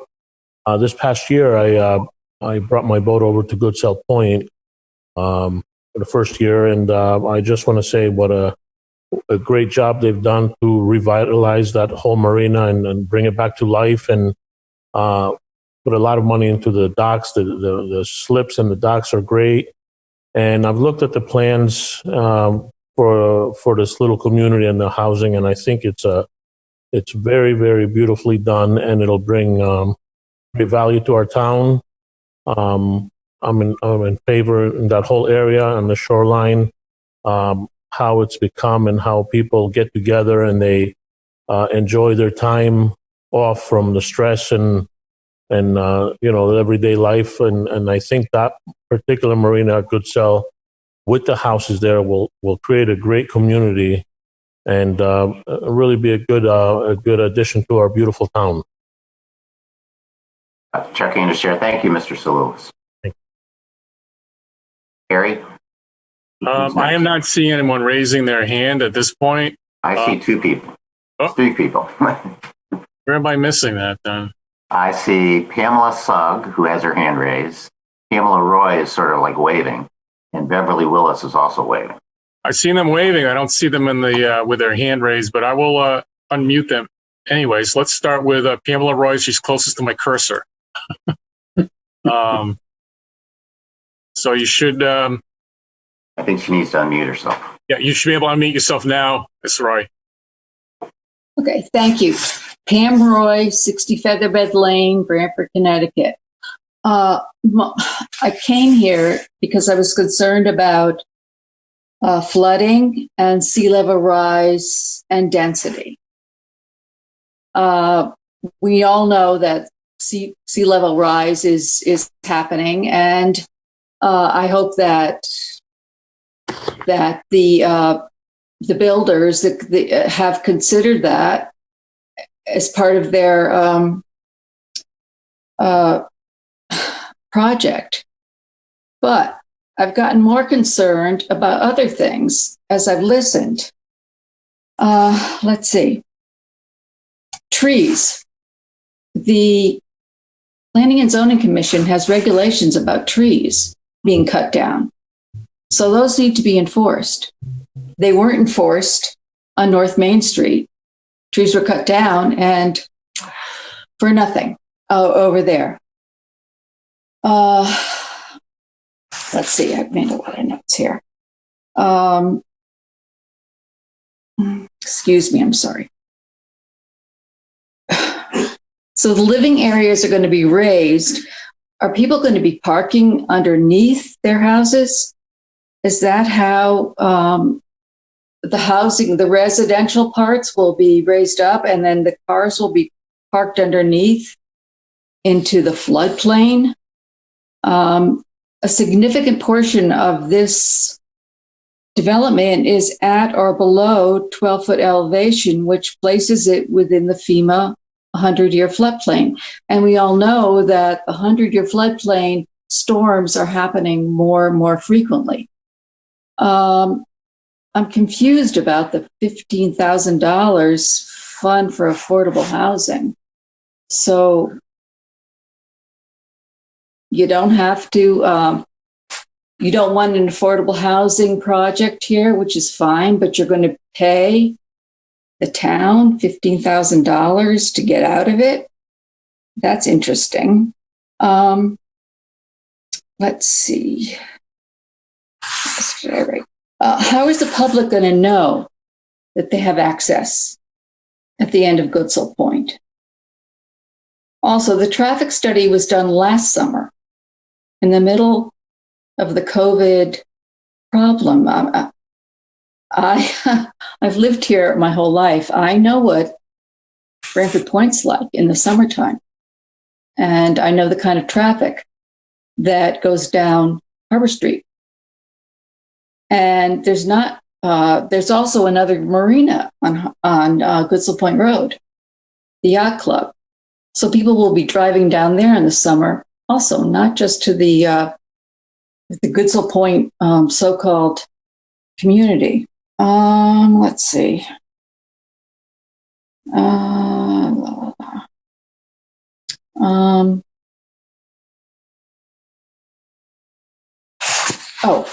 So Ms. Shansky mentioned something about affordable housing, which she didn't go into any detail on. I was confused about that. She just mentioned it. So even though your houses will be raised up in 20 years, where will the sea level rise be? Where will the flooding be in the storms that we're having now? The density is troubling for me, because you're going to give an R3 zone 15 houses in that small little piece of property. I know it well. So I guess those are all my questions. You don't have to answer them now, but I'm just putting them out there.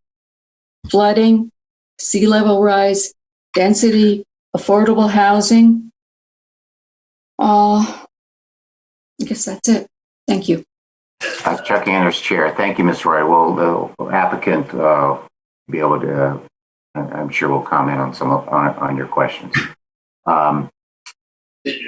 Harry.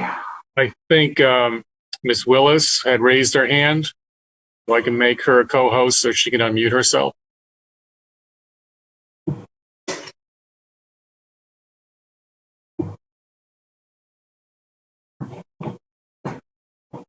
I don't know if she still wants to make a comment. Ms. Willis, you need to unmute yourself. There. Yes, here you are. Good. Thank you. Mr. Chair and Commissioners of the Planning and Zoning Commission, it's a pleasure to be here this evening and be able to address you. My background is as an architect and planner. My firm had a major national housing practice, amongst other buildings, and we did and worked on very difficult sites across the United States, from Florida to California. And in addition, I designed and planned a new community for 11,500 people in Hawaii. So I did also want to say that one of the things that I've been doing during COVID is driving around Branford to take a look at different parts of the town. And I saw some really wonderful parts of town, and I saw parts of town that were a little less than wonderful. So when I saw this project in the newspaper, it seemed to me that there was a possibility that this might fall in the category of a less wonderful project. I wonder if I could have the site plan up.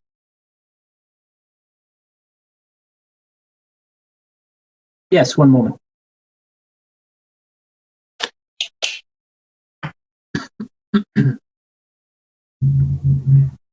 The Goodsell Point site is a beautiful, eco-sensitive, and large, equal in approximate size to a 4 square city block. asphalt contiguously covers a little bit more than half of this land, which is from here to here and from here to here. It has, and the asphalt covers approximately 2 square blocks. While there are various types of asphalt mix, its history is that it has had a negative effect on the environment and community health. Attached below are links to research. Well, you can't see this, but I have submitted 2 links that discuss the research that support my statement. Also, there may be a high water level under the soil, and we would need to see a soil study to assure us it can, over time and through hurricanes, support the asphalt without its breaking or cracking. During recent hurricanes, wave action has reached up to 20 feet in height in Granite Bay, for example. We have not seen the project site elevations and hope they can be shared. We do not oppose the development, but believe the site plan should be revised and its parking requirements be reconsidered, as each dwelling has a 2-car garage and driveway for visitors. While this is the developer's choice, the location of the houses seems strange. There is a water frontage on over half of the property. However, the houses do not face on the water, but on the asphalt and Goodsell Point Road. Also, we wondered why the clubhouse is disconnected from the dock by parking. In addition, we need more information on topographical levels of the land. The site plan also shows few trees. Trees help mitigate the negative impact of asphalt. This is a challenging site for professionals. I know I have worked on difficult sites, and I do want to congratulate the Greensell Point professional team, who have developed many pleasant aspects of this plan. We welcome their thoughts and work. Thank you. Chuck Anderson, Chair. Thank you, Ms. Willis. We'll again allow the applicant to address your question. Harry, I see a couple other people. Who's next? There is someone with a phone number ending in 163. That person would need to identify themselves. I will ask them to unmute so they can make their comments.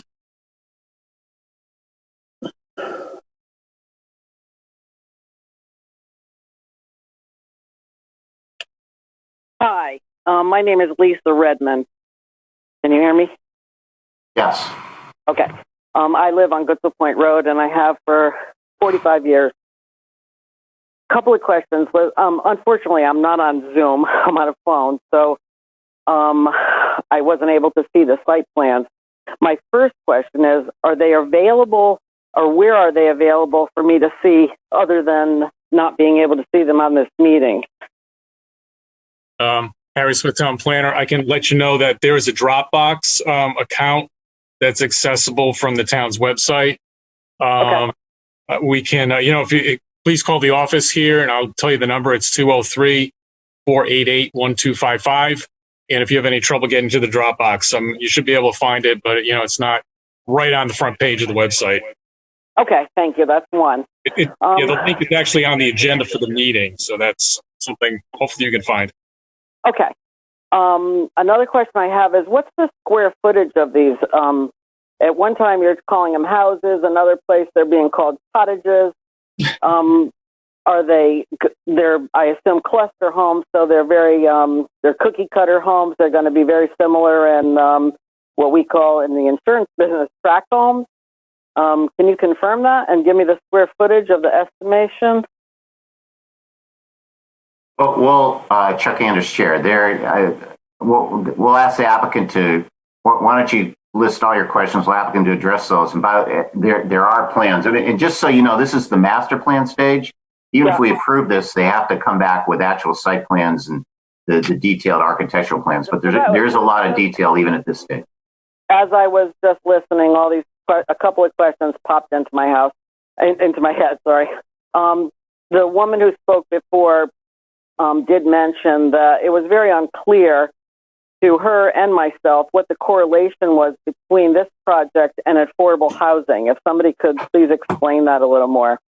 This is Chuck Anders' chair. I will try to do this. Right now, this is a property located in the R3 zone. R3 zone allows a certain density. Right now, there are 3 houses in a marina, and what they're proposing is to have 15 houses, 15 units in a marina in a village atmosphere. So they're proposing to increase the density that is more than is allowed in the R3 zoning district, and they're proposing essentially a new zone to do that.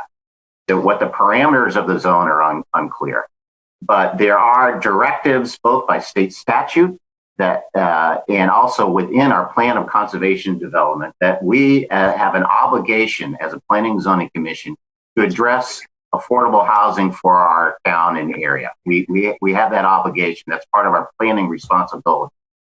So what we are doing, what we've done for other PDDs that have come before us recently is to, particularly when you're seeking a residential development that exceeds the underlying density, which this does, that you, as a density bonus, that you do something for affordable housing, either set aside a percentage of them for people. When we say affordable, it's different from low income. It's affordable to people who are at the 80% income bracket.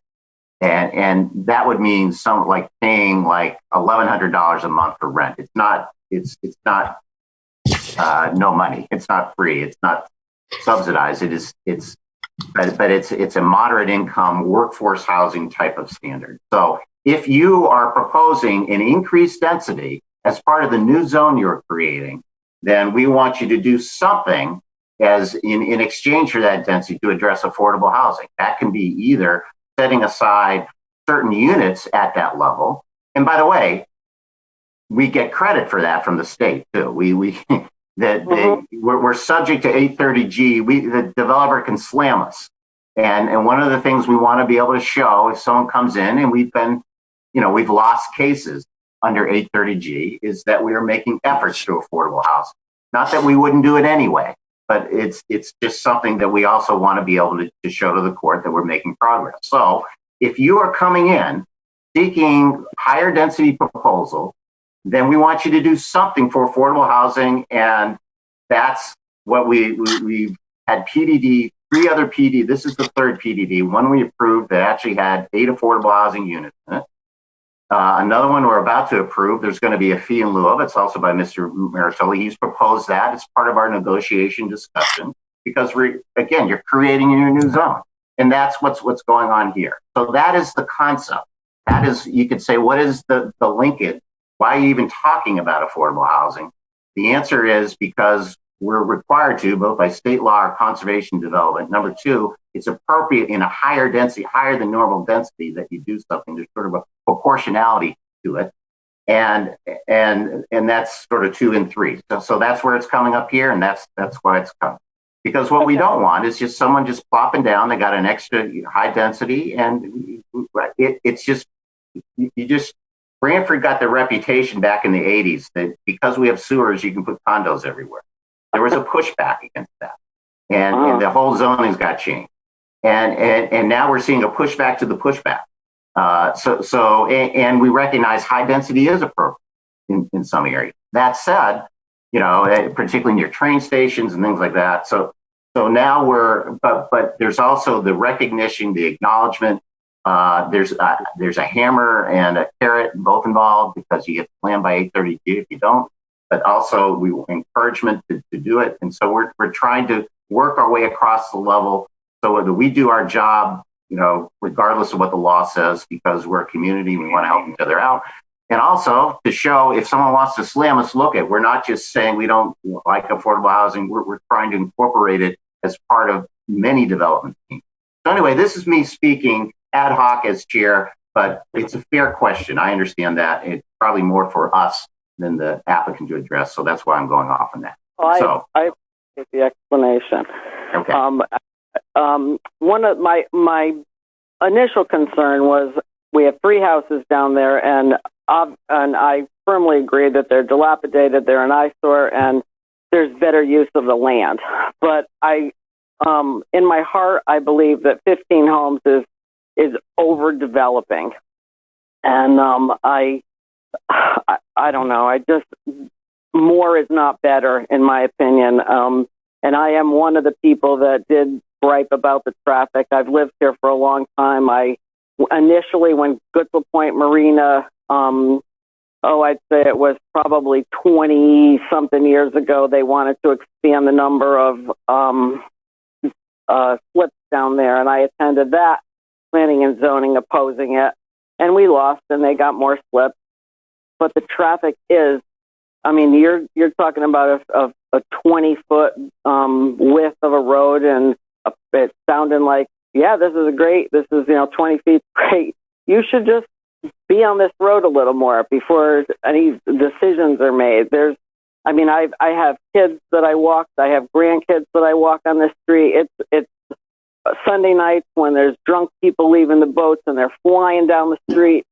It can be very dangerous. I on more than one occasion walked a dog and had to hop onto somebody's lawn because somebody was coming down the street not safely. So yes, it is definitely a concern to me and to many of the neighbors, and I'm not sure who's going to speak. Another one of just a general question was, you're talking about making a public area at the end of the street. And I think people that go to Foot Park, it's just a beautiful to be on the water. I feel very fortunate to have lived in this town my life. I take advantage of being close to Long Island Sound, and I think it's great that people could share it. But my question is, where are these people going to park? We have a little cul-de-sac across the street from my house, Mariners Way. But if this is going to be open to public, I'm sure the marina is not going to want general public taking up their parking spaces. So I was curious to say, people do walk. Yeah, there's lots of walkers, especially with COVID, but that's another concern. So thank you for your time, and I appreciate any answers we can get. Thanks. Thank you, Ms. Revan. We'll ask the applicant to address the parking and those other issues you raised. Harry is next.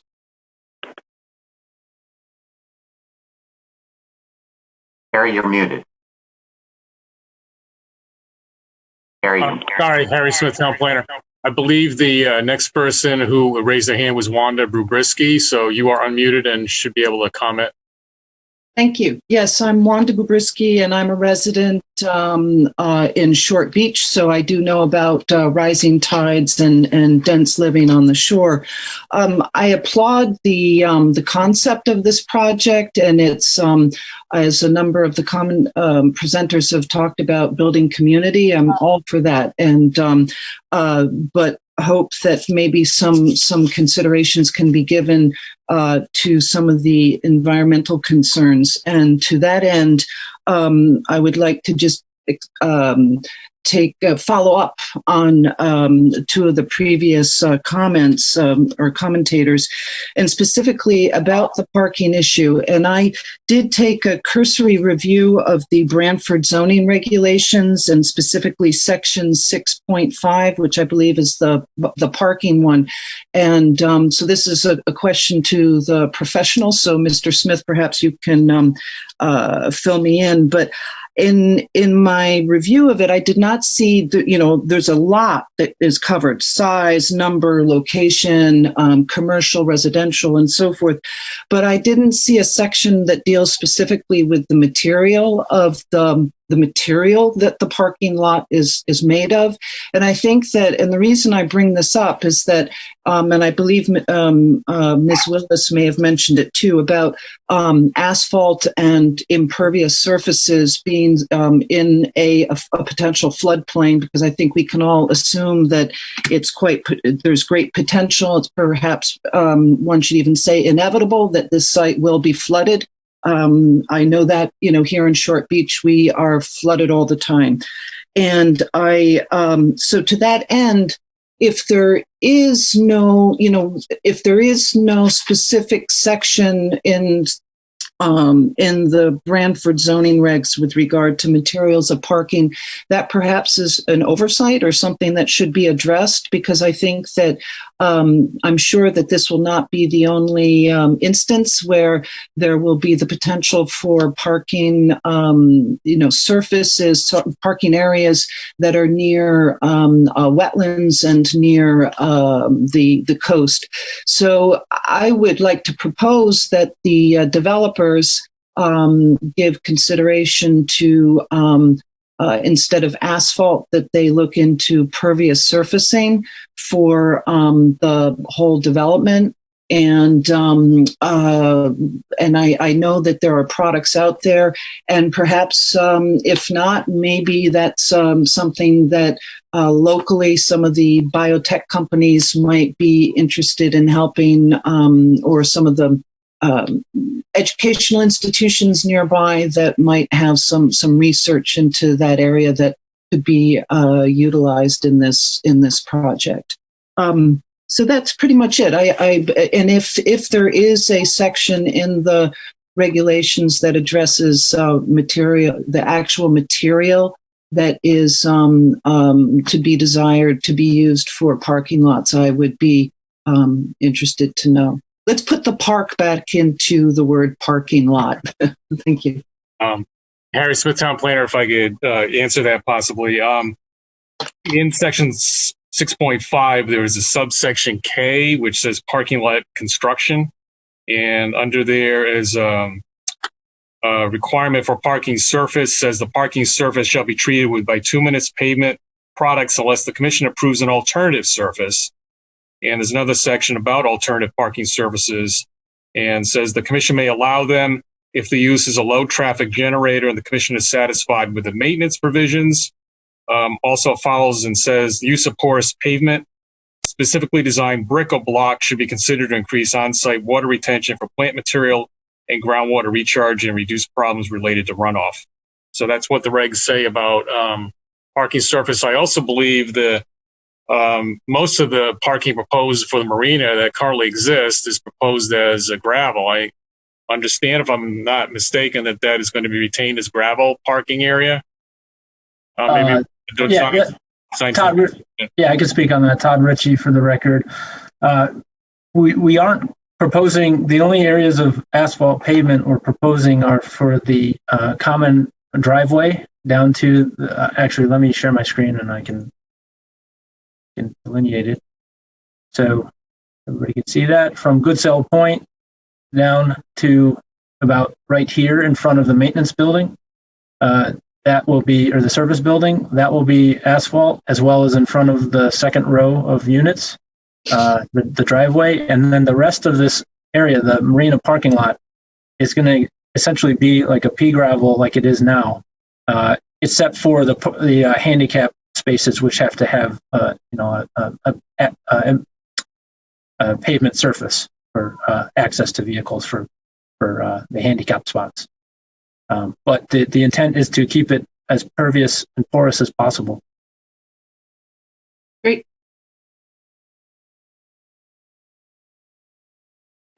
Rather say pervious. I must have said impervious. Pervious and porous. Sorry. Thank you, Mr. Brabruski. Did you have any further comments? Or... No, that's good news. That's Okay, and I think Ms. Roy is raising her hand again, so I will. I think she's the next person. I haven't gone through the whole list, but I'm getting away. Indulge me. Pamela, Thank you. it's fine. Okay. I'll So get you next. affordable housing. think you just lost a pretty big case about Parkside in affordable housing. Just saying.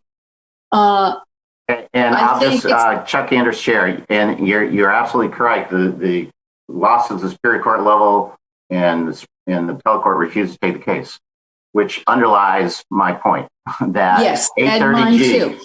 830G lets you slam, put it wherever you want.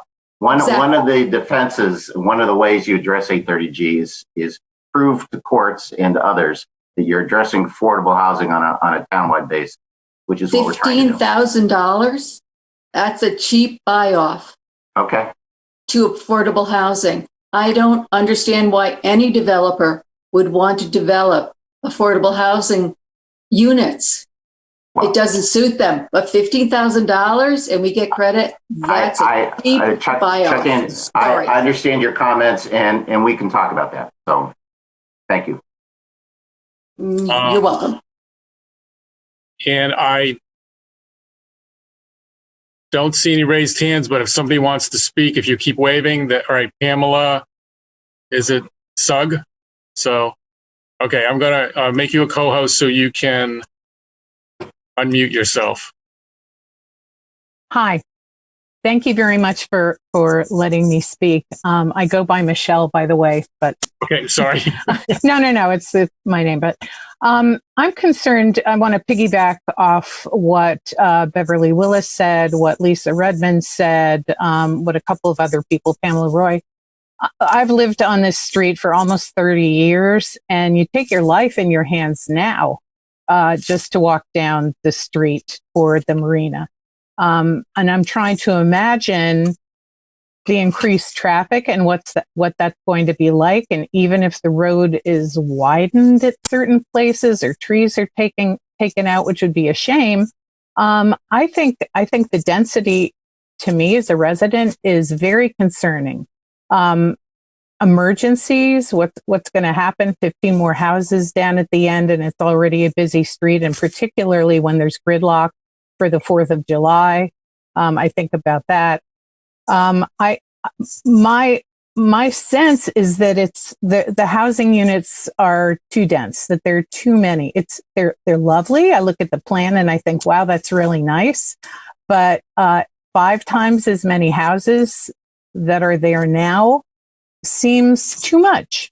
And so I would just put forth, think about the quality of life of the residents and how it's going to affect us who've been here for an awfully long time with lots of traffic as it is. And now to increase things, it's worrisome. I just want to put that out. It's worrisome. Chuck Anders here. Thank you, Ms. Sugg. Harry, are there other members of the public? I see Shirley McCarthy waving, so I am going to make her a co-host so she can speak and unmute herself. You should be all set. Thanks, Harry. Yep. Hi, I'm Shirley McCarthy. I just have one concern, and that's if you look at the Long Island Sound Integrated Coastal Observing System maps or FEMA maps with reference to the rising sea levels, 21 inches by 2050, and then you put in the increasing frequency of storms, half of that area is flooded. The parking lot and the marina goes. And then if you get like a really bad storm, a bad hurricane, but that road floods, you have no access to that point. So at that point in time, say 20, 30, 40 years from now, will it cost the town money? Because they'll have to build a bridge to access that island that will be created, and people may want to sell their house. So that's my major concern. Thank you. Chuck Anders, Chair. Thank you, Ms. McCarthy. Harry, are there other members who wish to speak? I'm looking through Harry Smith, Town Planner again. See if anybody's waving their hands. So I don't see any hands raised. I'm not seeing anything. Let me look in the chat.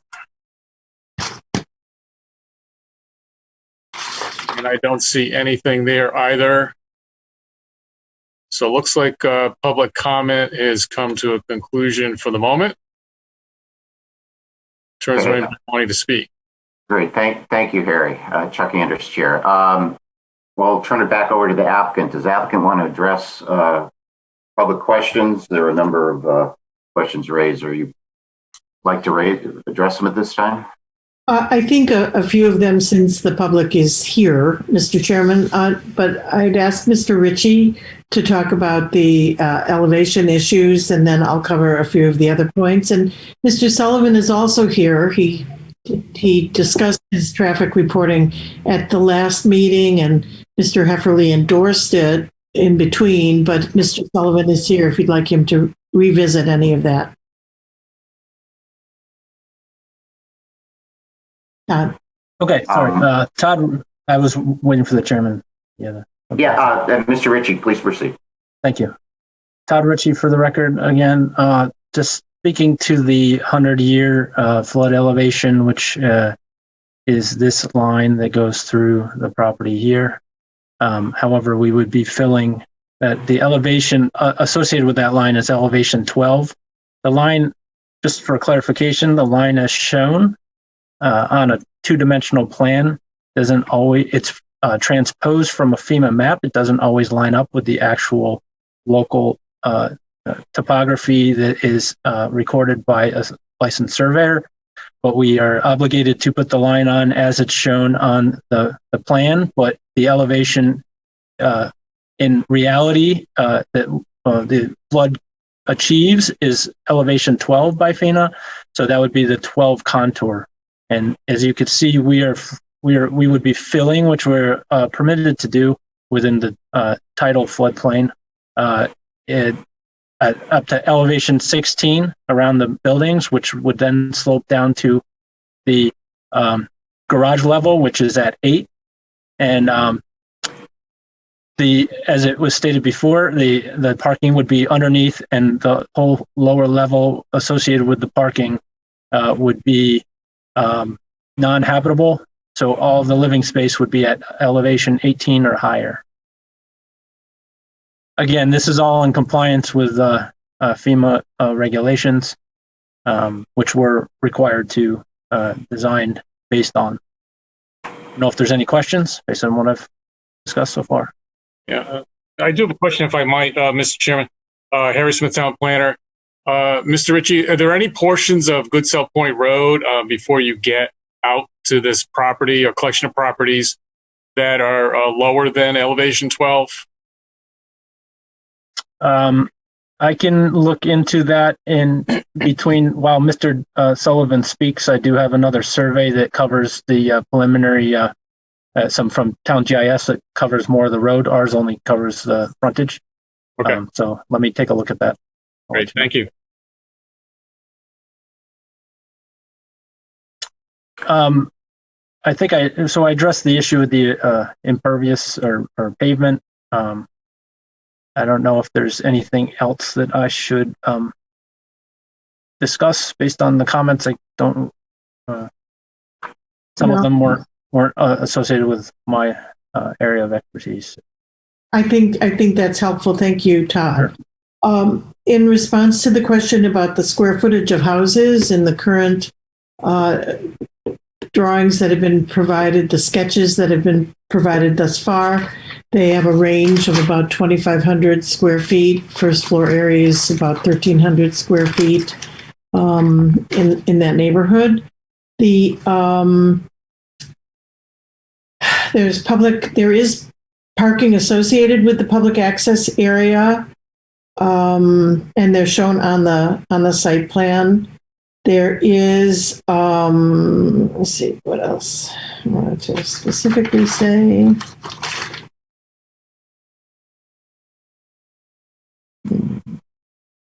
And with respect to the number of units, as Mr. Maritoli said, Mr. Chairman, there's a critical relationship between the support of the marina, a symbiotic relationship between the vitality and viability of the marina and the houses that are economically connected. So it's it's really a development that's proposed to be self-sustaining at that scale.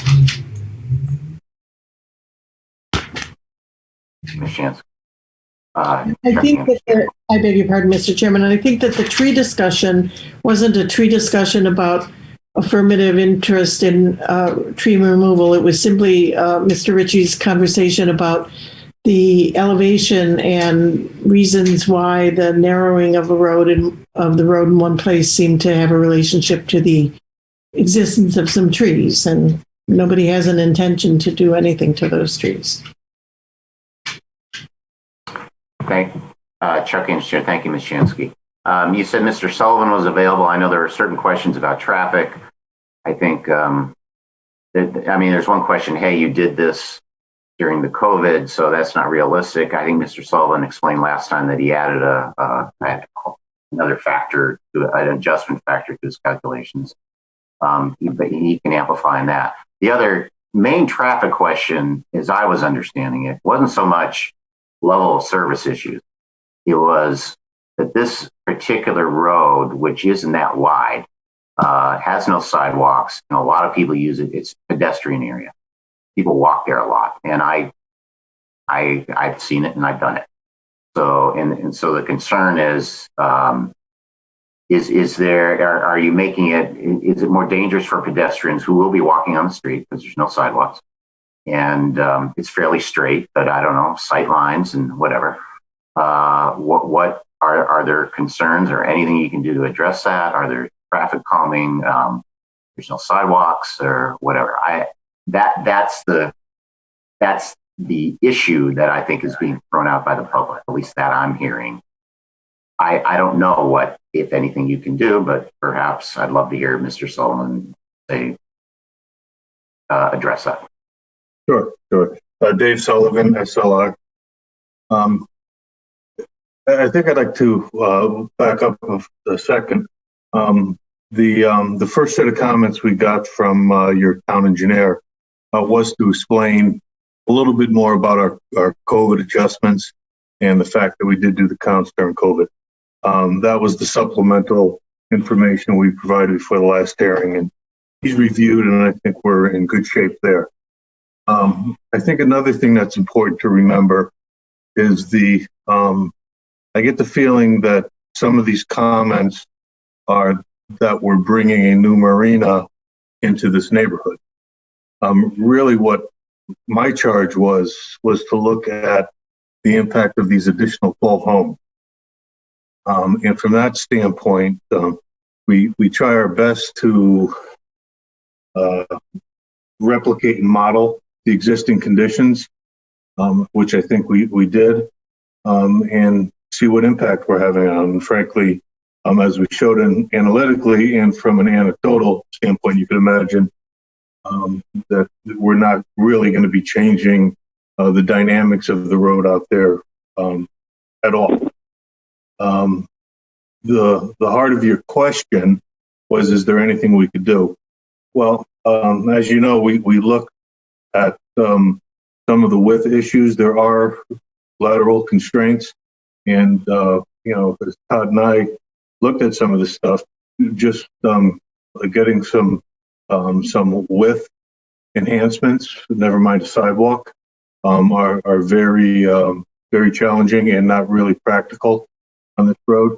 I will say though, when people talk about traffic calming, we're really pulling on both ends of the rope when we're talking about widening the road and traffic calming at the same time, because the areas, for example, where we do get a little bit of narrowing, when we narrow a road from its width of, I guess some portions of it are 22 or 24 feet, and when we do narrow it to 20 or 19 or even less in some areas, it's almost a natural choke point that we would do if we were trying to calm traffic on the road. So I think there are some of those elements. I don't know how you could maintain the character and put any formal traffic calming elements into the picture. I guess you could always do traditional speed humps and things of that nature. I don't know if that's really the answer here. I don't get the feeling, I am also a Branford resident. I don't get a feeling that Good Cell Point Road is a speedway. I know that you do have the ability on Standard or on Harbor to, on times when traffic's particularly light, you do have the ability to speed, and I know that does happen. But I don't think, I wouldn't recommend any traffic calming on Good Cell at this point. And as Todd addressed earlier, I don't know that we would recommend any significant widening either along this road. Chuck and Shay, thank you, Mr. Sullivan.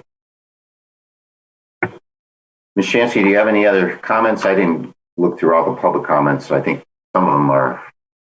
Well, I appreciate the chair covering or discussing the affordable housing issue. We will all look forward to the codification of that in order to have a real predictability and understanding of it. And then it was also mentioned that the parameters of the zoning in the PDD were unclear, but there is a zoning data chart that is part of the plan set and also incorporated into the petition narrative. And to it will be added something about section 6.2.c, the driveway issue. We will seek to incorporate that into it, and to the extent that that's desirable to include in a notice for the next time we meet, we're happy to see to that as well. So thank you, Mr. Chairman. If you have other questions, that's where Marjorie, I do have an answer to Mr. Smith's question earlier. If I may just share my screen, I can, let's see.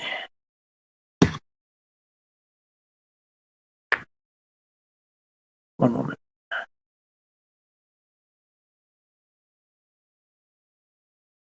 So this is, if you can see this aerial, a Good Cell Point Road. Mm-hmm. Yeah. Okay. Just want to make sure. The question was where the elevation 12 would be. There's a low point in front of the Branford Yacht Club. I think I'm spun around in the opposite direction. Sorry about that. Yeah, you are. I mean, yeah. Now Like, wait a minute here. That's the North Yard. So this is the North Yard of the Branford Yacht Club, and it's actually from about, there's a berm right along the edge here, but from right about here to right about here this is elevation 12. Elevation 12. This is the low point. So if there was going to be flooding, it would likely come up from here and through the yard, and it would cover the road in this area. Okay. How do you have a sense of the grade in there? I mean, does it dip down significantly? Is it just a couple? I don't know. It's not significant, and for all I know, it could just be a matter of a few inches lower. There is a catch basin at the low point there. In fact, if we I could go into Street View real quick, and we could take what it looks like. Yeah. So here's the catch basin, and then so there's actually. Looks like there's maybe a flat, so there's two catch basins at like a wide low point. Gotcha. Yeah. Thank you. Okay, Chuck Anders, Chair, thank you. So it sounds like we're going to continue this, if nothing else, for the notice issue about amending the bulk standard proportion to address the frontage for parking unit issue. So the question is, when do we continue it to? And that brings up a question. Our next meeting is next week, but there's a possibility we may be able to cancel that in the next. So Harry, can you review that with us? Sure. Harry Smith, Town Planner. We have no public hearings at the moment scheduled to start on next Thursday night on the regular meeting set for the 4th. There are several applications to go tonight, so it's already 9:30.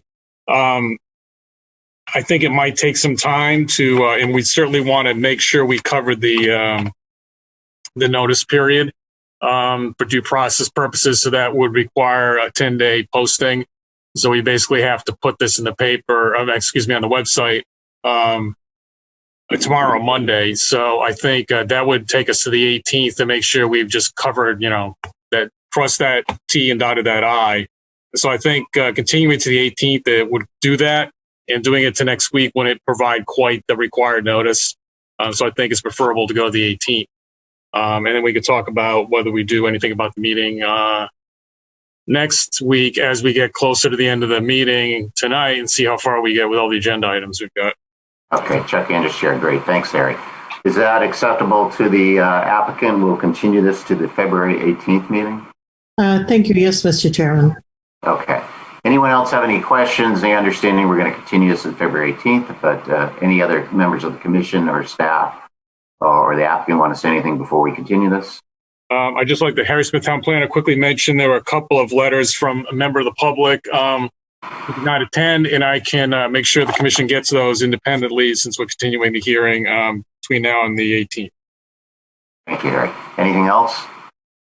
If not, then we'll continue this matter to our Zoom meeting on February 18th. So thank you, Mr. Chairman. Thank you. At this point, I have 9:28. Let's take a 10-minute break. So we'll come back at 20 minutes to 10. Thank you. Okay. I've got 9:43, so we'll call the meeting back to order. We're on item number 3 of our public hearings, which is John Petrovsky, applicant, Virginia Borgia owner, 8 Sawmill Road. This is a special exception for grading. My understanding, Harry, is that we're going to open and continue this matter to our February 18th meeting. Is that correct? Yes, Harry Smith Town Planner. The applicants requested a continuance to address the comments that were raised to them about the application. Great. Okay. So if you're here on item number 3, which is 8 Sawmill Road, a special exception for grading, we're going to continue that to our February 18th meeting. That brings us then to item number 4, which is Tracy Miles, applicant and owner, 148-172 Main Street, PDD master plan modification change for the first floor from office to residential use.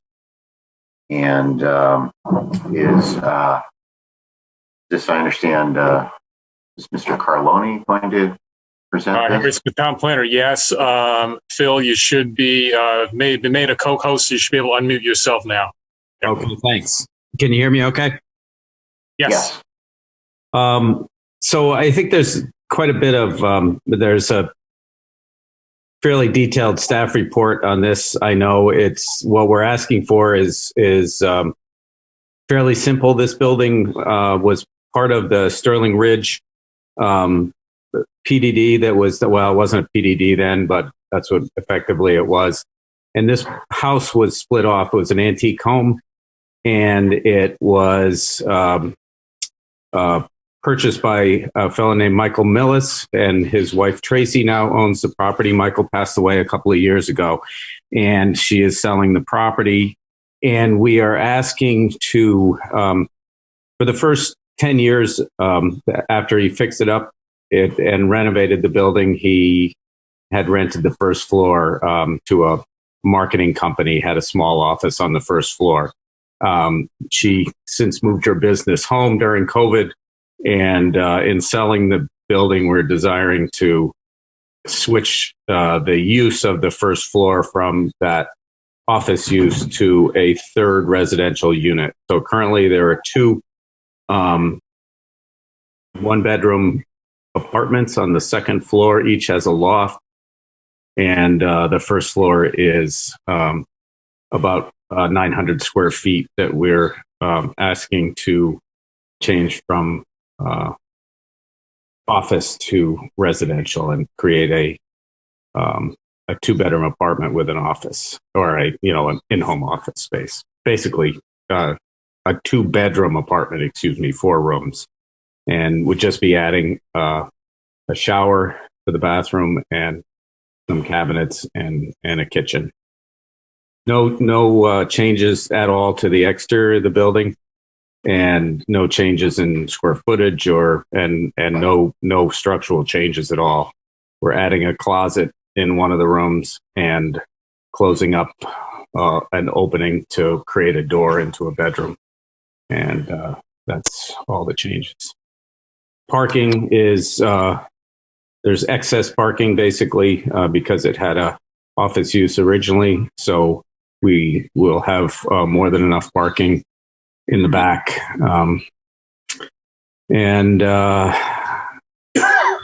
Harry, as far as a couple of issues that you had, I don't know if you want to talk about that. Sure. Harry Smith, town planner. A lot of process for, as Mr. Carloni says, a fairly simple change of use, but because it's still in the planned development district for Sterling Ridge development and the hill behind it, that kicks in all this process that I've spelled out in my staff report. I'm not going to go into all the nitty gritty here, but I will say there was, as the commission may be aware, extensive history, some litigation as part of that. There was a settlement agreement with respect to the redevelopment of this property and the rehabilitation of the historic structure.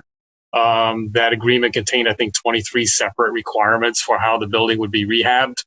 My understanding, they were all addressed. I took a site visit of the property. It seemed to be very well maintained. Everything seems to be in place with the exception of the landscaping plan back in 2009 had included a privet hedge along the sidewalk in front that's been removed. And some additional landscaping has been placed along some foundation plantings along the front of the structure and some additional plantings in the rear and the side. And there also is one non-conforming light fixture in the back of the property. I did look at, frankly, the 3 boxes of material we have in the office about Sterling Ridge and did not see anything that spoke to limiting the uses on this property other than what was enshrined in the approval back in 2009 for the site. So I think the commission's within its jurisdiction to change the use without running afoul of any court settlement or anything like that. This does not affect the development basically to the north of it that goes up into the hill behind the Harrison house. It's pretty straightforward. I mean, for them to proceed once, should the commission decide to approve this, then they would either need a site plan approval to modify the landscaping or simply post a bond to bring the landscaping back to what was approved in 2009, which would allow them to go ahead and have the property transfer subject to a zoning permit to convert the first floor. And after that, they could potentially either put the privet hedge back in, fix the light, or come back in with a landscaping plan change to address some other alternative to the hedge that was originally approved. So that's really it in a nutshell. You've got several required findings because of the process that's required in the regulations to change the planned development district use. You need to find, this is a zoning regulation amendment, or actually map amendment process. So you need to have findings in terms of conformance with the comprehensive plan of zoning, consideration of the plan of conservation development. So it boils down to some considerations for action, which I just touch on quickly, but we can talk about after the close of the public hearing possibly. But the basic findings to modify the PDD, number 1, number 2, required by the regulations, and number 3, just a statement basically that the commission's relying on the previous approvals in 2007. I think there was a modification in 2009 as well. And the property was redeveloped in accordance with the approval, and the historic building is reported to have been adapted for use, which it was, in accordance with the 23 itemized requirements in the settlement agreement. And I have a few conditions here, which I can cover after the hearing's closed. So that's all I have. Chuck Andrews, Chair. Thank you, Harry. Mr. Carloni, have you seen the staff report? Are you okay with the conditions? Yes. I mean, I'm assuming that, you know, what we would probably want to do is modify that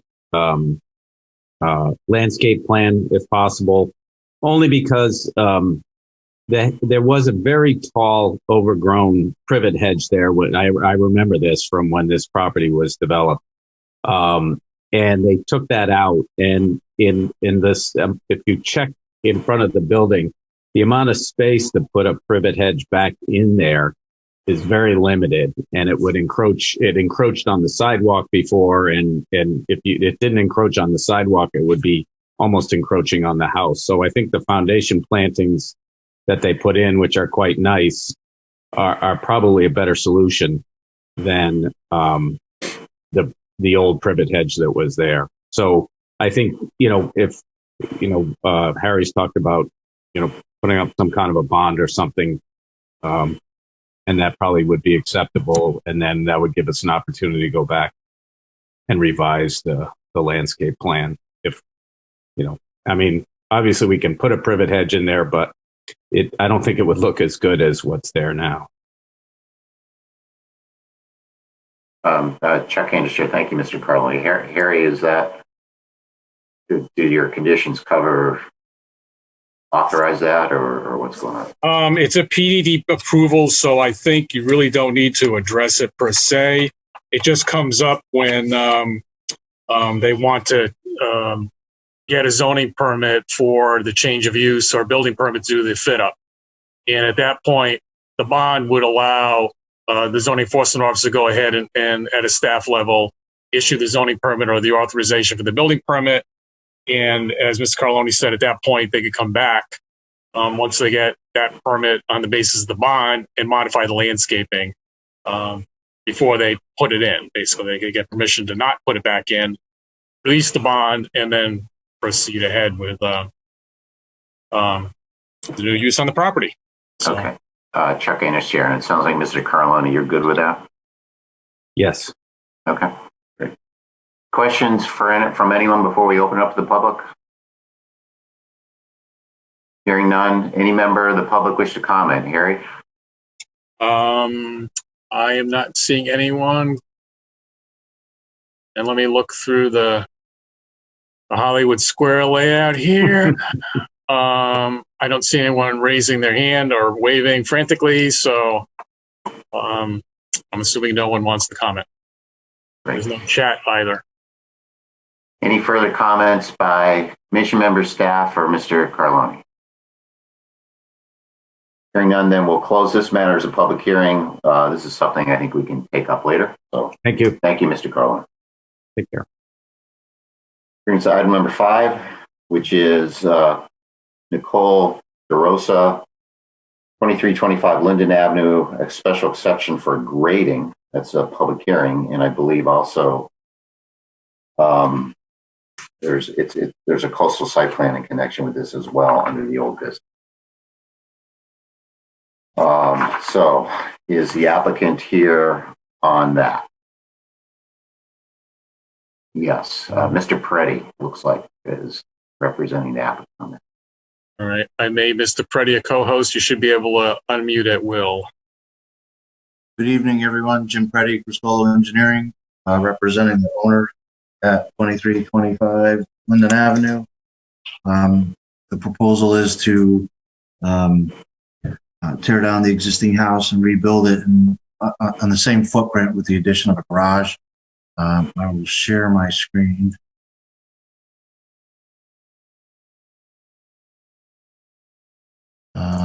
So this is the existing property. It's about 15,495 square feet on the north side of Linden Avenue. North is to the right here. The property is mostly in an AE12 zone. There is a line here, basically coincidental with the edge of the salt marsh, which is an AE13 zone. Property generally slopes from Linden Avenue down toward the marsh. This is the existing house, which is roughly 26 by 54 with some decks and stairs added around 3 sides of the building and a little second floor addition. Existing also on the site is a sewer main that goes through here with a 20-foot wide sewer easement all the way in the back. What we're proposing to do is, like as I said, the main part of the house is built in the same spot. These little decks and second floor piece will come off. The part of the driveway will be taken out, and there will be a new garage addition on the side here with because the garage is actually lower than the main floor of the house, there will be a room actually above the garage. That's part of the main floor of the house, and I'll show you the floor plans in a minute. And then a small deck back here with stairs down. Typical erosion controls. We have silt fence going across the back and around this pavement because this will have to get removed. There's an existing driveway that'll be used as a construction entrance. The bituminous pavement that'll be excavated will be moved from the site, not stockpiled. It'll be moved right away from the site. We did see comments from DEP, which basically said because we're 30 feet away, more or less from the salt marsh, that we should maintain a 2-foot setback from the marsh, which I don't really understand, but we're going to be more than 20 feet away from the edge of that marsh. Basically, this is lawn through the sanitary easement, and nothing could really be planted or within that easement anyway. So that's really our buffer. Basically, we can't do anything past there. So we're showing the silt fence, just like I said, just outside of the edge of the pavement, because that has to be removed. There's the addition of the garage and the deck. Let's see. This is the house. This is a scene from the front of from the street. As like you can see, the garage is actually kind of in a basement level. So that room above the garage is actually at the main floor of the house. And then the upper floor is just the original footprint, and it's the bedroom level. And here's the floor plans. Again, here's that main floor with the room above the garage. And this is the upper floor. That's just that rectangle that I pointed out here. I did see the staff report by Caitlin. We do meet all the bulk standards. There was a couple of conditions of approval that look like pretty standard comments and were acceptable to all of them. At that point, I guess I'll take any questions. Okay, Chair. Thank you, Mr. Preddy. Maybe we'll turn it over for Caitlin if you did the staff report.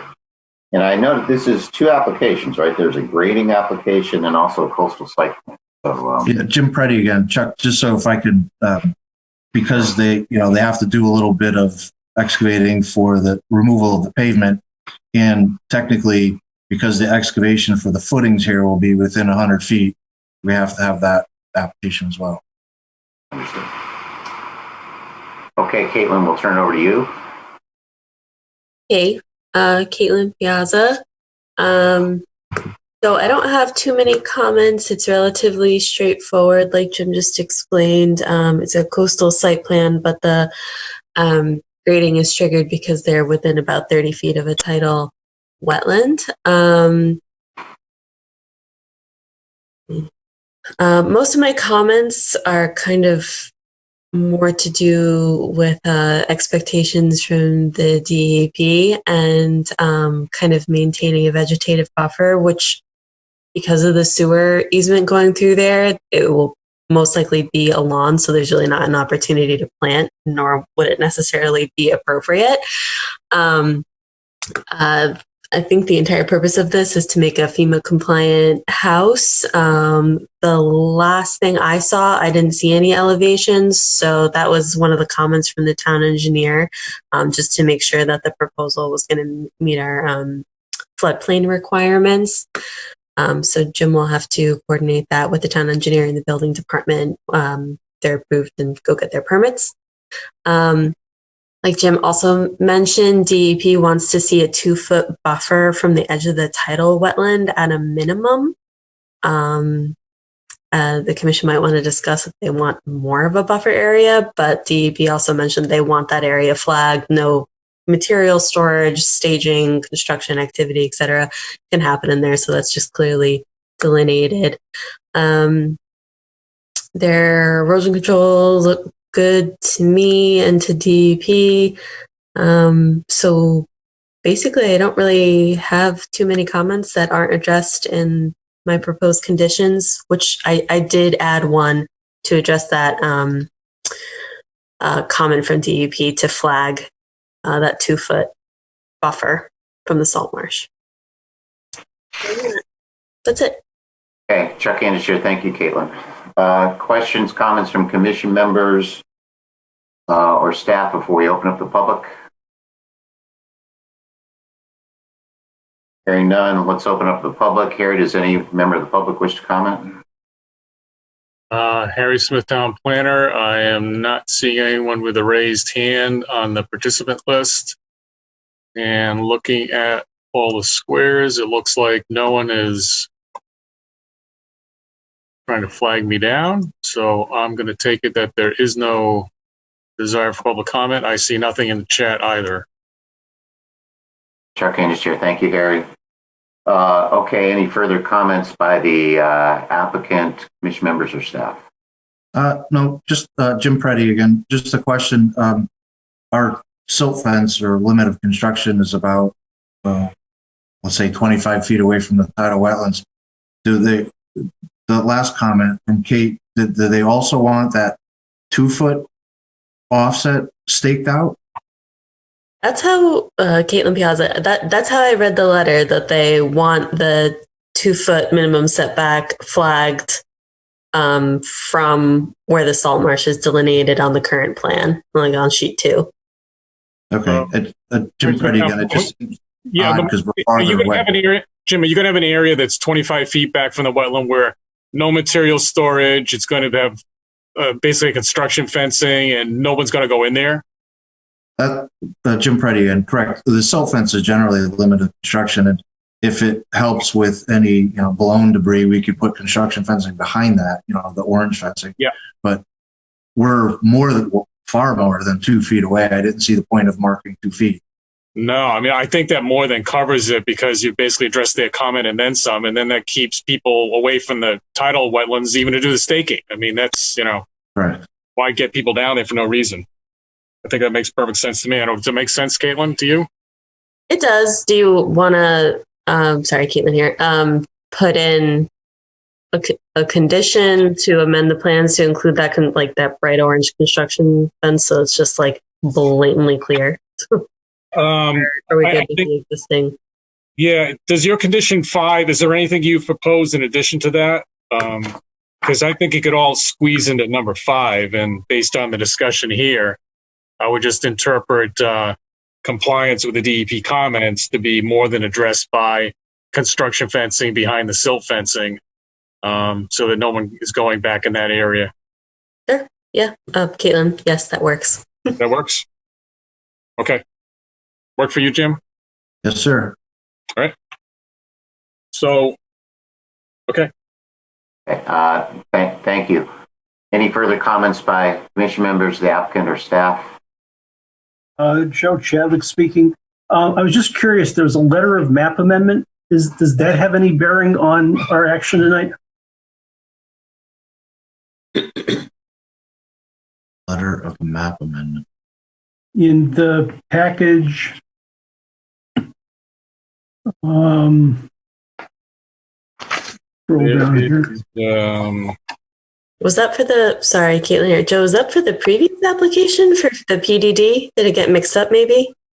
243 Linden Avenue. It's from, that's the other Linden Avenue. There's 2 on Linden Avenue, Joe. I apologize. No problem. Confused me. Okay. Any other comments? One thing I noticed is the recommendations to decide to approve the coastal site plan. I think we also are approving a special exception for grading too, so we have to put that in there. Correct. Correct. So, okay. Right.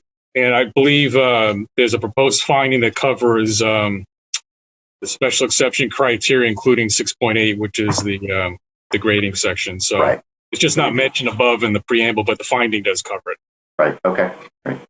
Okay. Anything else? Okay. We'll close this matter as a public hearing, and it's something I think we can take up.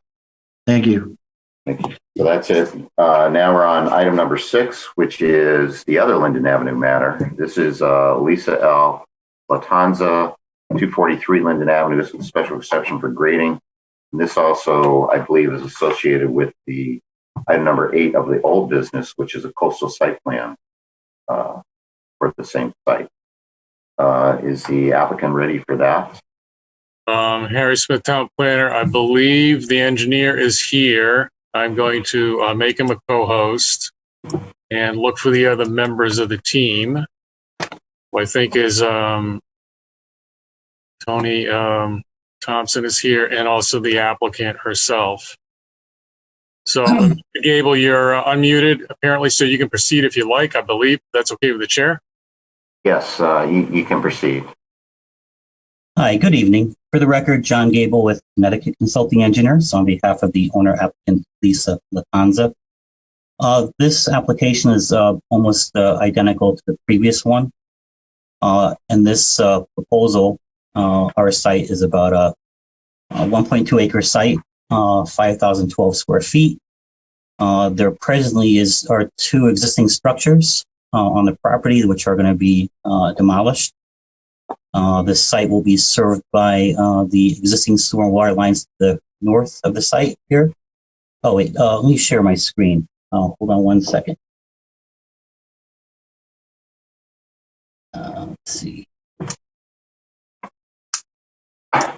Mr. Gable, we cannot see you at this point.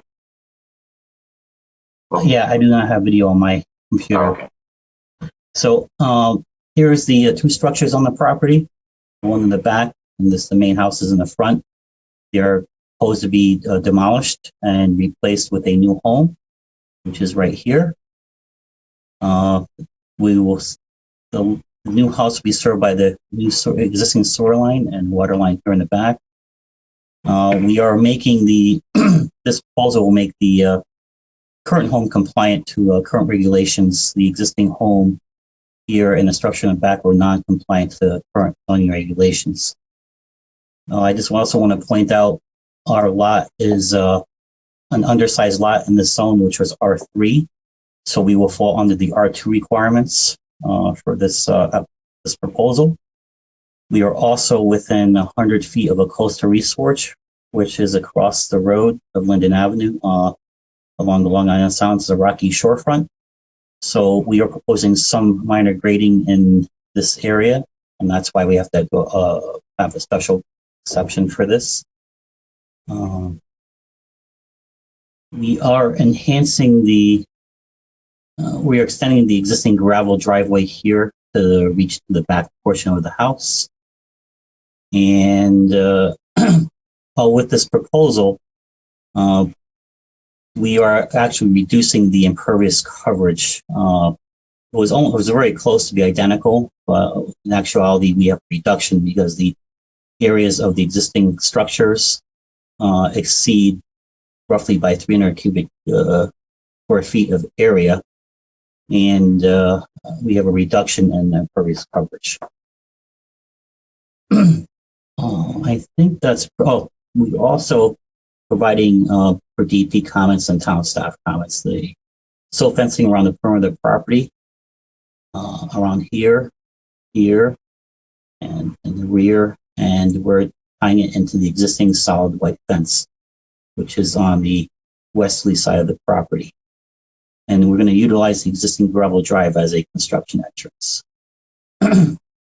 At this time, we also have a portion of the property is in the flood zone, which is delineated right here. And also there's a zone line here. This is the VE 14 zone. All this area in here is probably zone X. And this portion here is AE 11. Based on our survey, when we did the topography, we determined that the FEMA map was not correct. This line was traced from the FEMA mapping. and which we have to show. And this is the actuality where the line would be at elevation 11. We do have an active application with FEMA, which is was submitted I think a month and a half ago. We're just waiting for a letter of termination. But however, this application, if we get denied the LOMA, we're still moving forward with this being FEMA compliant, regardless of the decision from FEMA. In the event they deny it, we are still compliant with FEMA regulations for the construction of this building. I believe we're going to either be on piers or breakaway walls, with breakaway walls or a smart fence. I believe we might choose a smart vent type of units in this area. At this time, I'd like to see if the commission had any comments, questions. Chuck Andrews, Chair. Thank you, Mr. Gable. Why don't we turn it over for our staff review and then open it up and see if any questions from commission members. So, Gary, who did the staff report on this one? This was done by Mr. D'Amato, who is an associate of Mr. Giskowski. This is Harry Smith, Town Planner. So I believe Mr. Giskowski is still on the line. And Mr. Gable, if maybe you, I don't know if you'd like the plan up, John. I'm looking for him.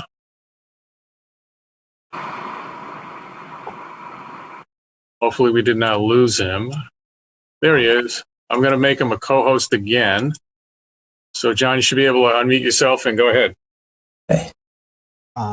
Yes, for the record, John Guskowski, CHA Consulting, on representing my colleague Mike D'Amato, who prepared the application review. It was a relatively straightforward review. The project is not complicated. A demolition and a reconstruction in a way that is more conforming. There were a couple of comments that my colleague Mike D'Amato had, indicating that make sure that the plans were resubmitted with the town with an endorsement of a licensed architect to ensure compliance with all applicable building codes. Prior to issuance of any, should this be approved, prior to issuance of any zoning permit, the plans should be revised to indicate that distances of the proposed structure and adjacent dwellings are more than 20 feet, a minimum of 20 feet to comply with fire separation. Because of the tight site and the very small distances from the structure to the property lines, we're requesting that an as-built be provided of the foundation before the commencement of framing. And then finally, as the applicant's representative indicated, that they are they've applied to FEMA for a LOMA, for a letter of map amendment. We want to make sure that was actually issued before you issue the zoning permit. So it's not terribly complicated, but it's a tight site and a sensitive site. So we just want to make sure that all of those elements are provided. Chuck Andrews here. Thank you, Mr. Guskowski. Mr. Gable, are you okay with those conditions? Yes. That one comment though about the fire code was you needed 20 feet from all structures. Right.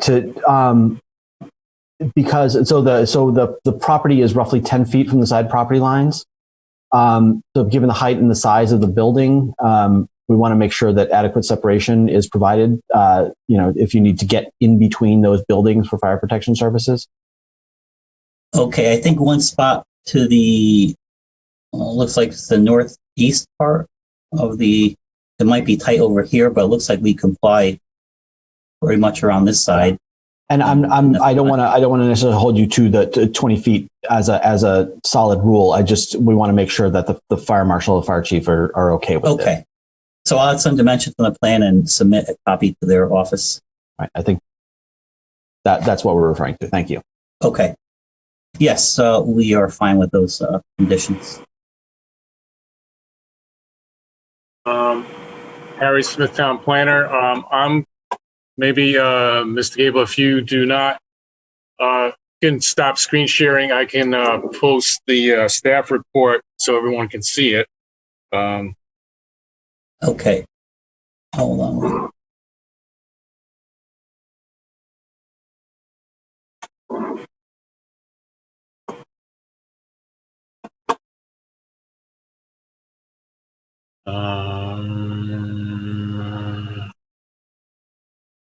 So hopefully everyone can see this.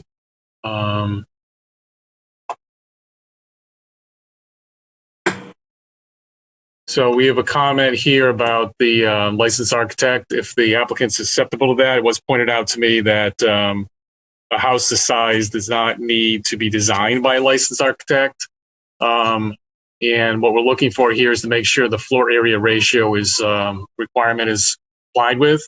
My understanding is a portion of the top floor that has a headroom less than 7 feet, which would allow it to be subtracted from the gross floor area calculation to allow it to meet the requirement. So that could possibly be information can be verified by a professional engineer. We just need someone with a license to do that to meet the requirements of the zoning regulations. But if the applicant's fine with the way it's written, that's great. So that would be condition 1 as opposed to the way I've set it out. So this would actually be 2 down here, indicated as 1. This is the prior to issuance of zoning permit, plans revised to provide the distance discussed by Mr. Koskowski. And excuse me, Harry, do we need to change that to a minimum of 20 feet because he wasn't? I was thinking, yeah, we want to wordsmith that a bit to the satisfaction of the fire marshal, perhaps. Yeah.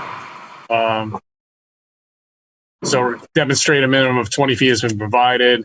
Perhaps change that to the satisfaction of the town fire marshal. Mm-hmm. And then 2 as proposed, which would be now 3, and then 3 as proposed, which would now be 4. Whether you want to wordsmith that to provide them a way to build the building to meet the Chapter 161 requirements without a LOMA, which would require the flood ports, et cetera, as was explained by Mr. Gable. But if you're accepting, if the applicant's okay with this as written, that's fine too. Yes, that's fine. And we will probably be signing off on as these professional engineers for the first item. Okay. So in that case, we want to probably change licensed architect to a professional engineer. So be licensed architect or professional engineer. Let's see. Yeah. So we just added or professional engineer after architect. I think that would cover that. I would think.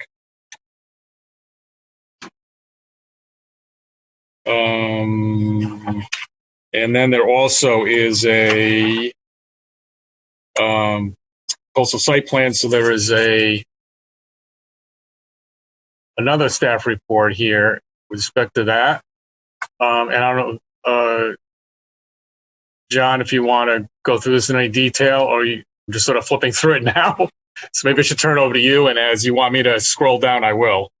So John Guskowski, CHA companies on behalf of the town staff report. So this also requires, because it is in proximity to the coast, it needs a section 6.8 grading and earth removal application or earth removal review. Section 6.8E4 requires that the applicant make a concerted effort to preserve existing trees.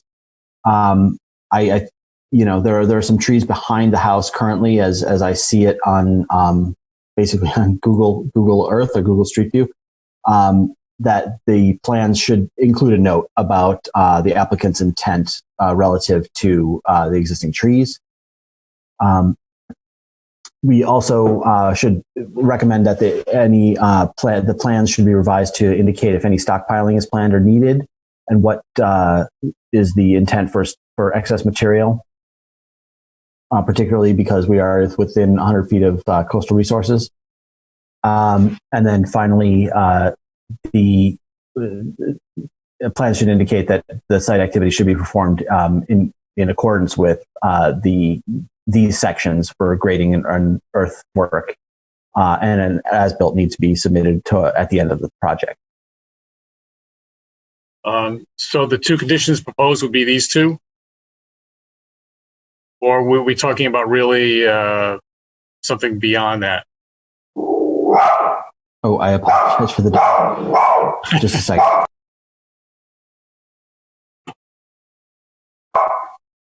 I apologize for that. He's a dachshund, but he is mighty. I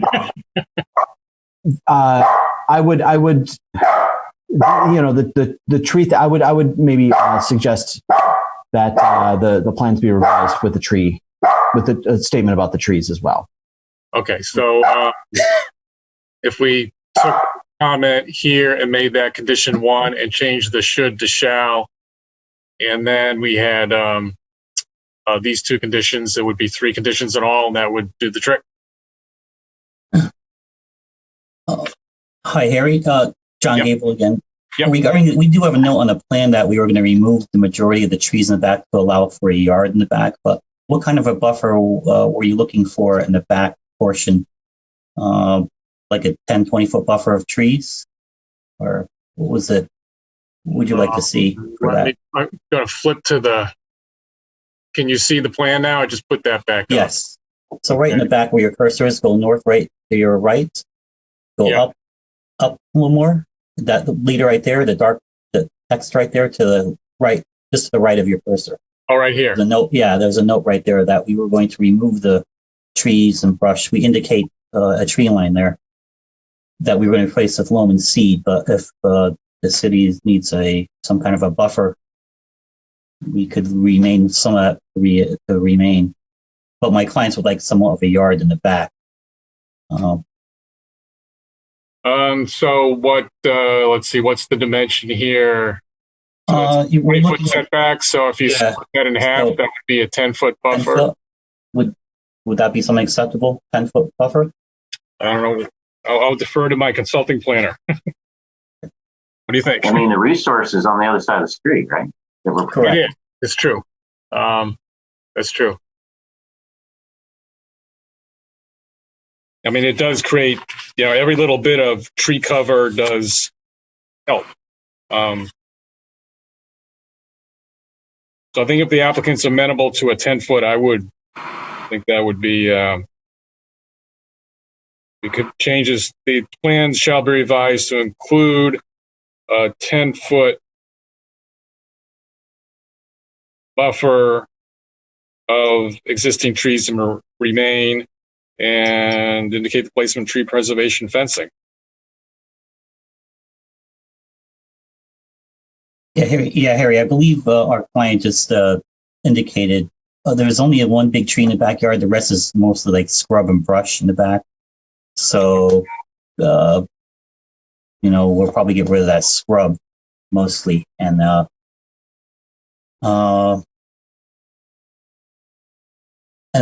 plus we have to, I guess with the sewer and water line, we may have to see if we have to take some out, if they need to repair any of the portion of the lines, depending on the condition of them. Right. So how about something like the plan should be revised to indicate large trees to be protected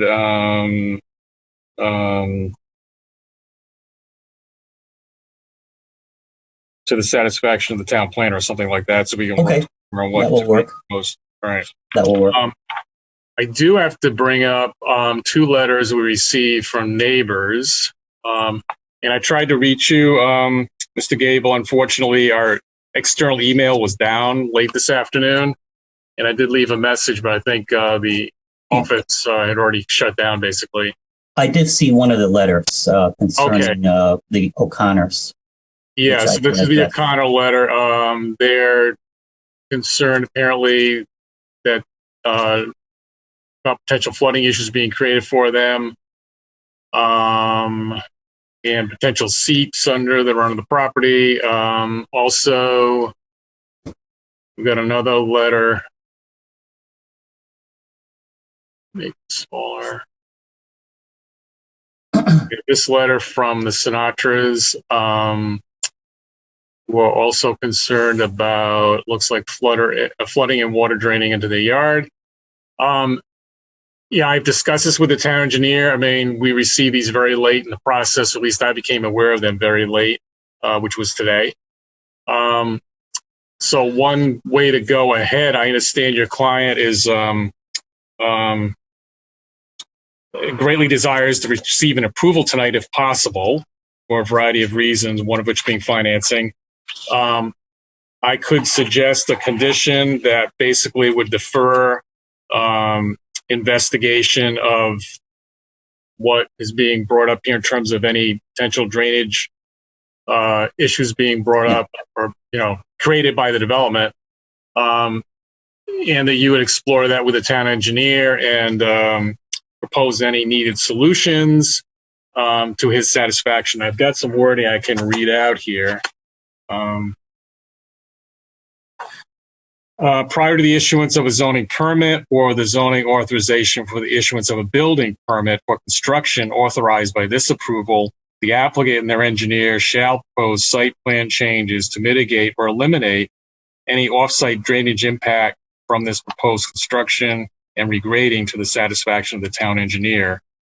It sort of, leaves it a little open-ended, but that does provide a way to address their concerns without having to stop the review process and have the town engineer, explore that with you and with them, which would delay you till probably the 18th of February. So. Well, I think I can respond to their comment, though. As I stated in my presentation, we are actually reducing the impervious coverage here.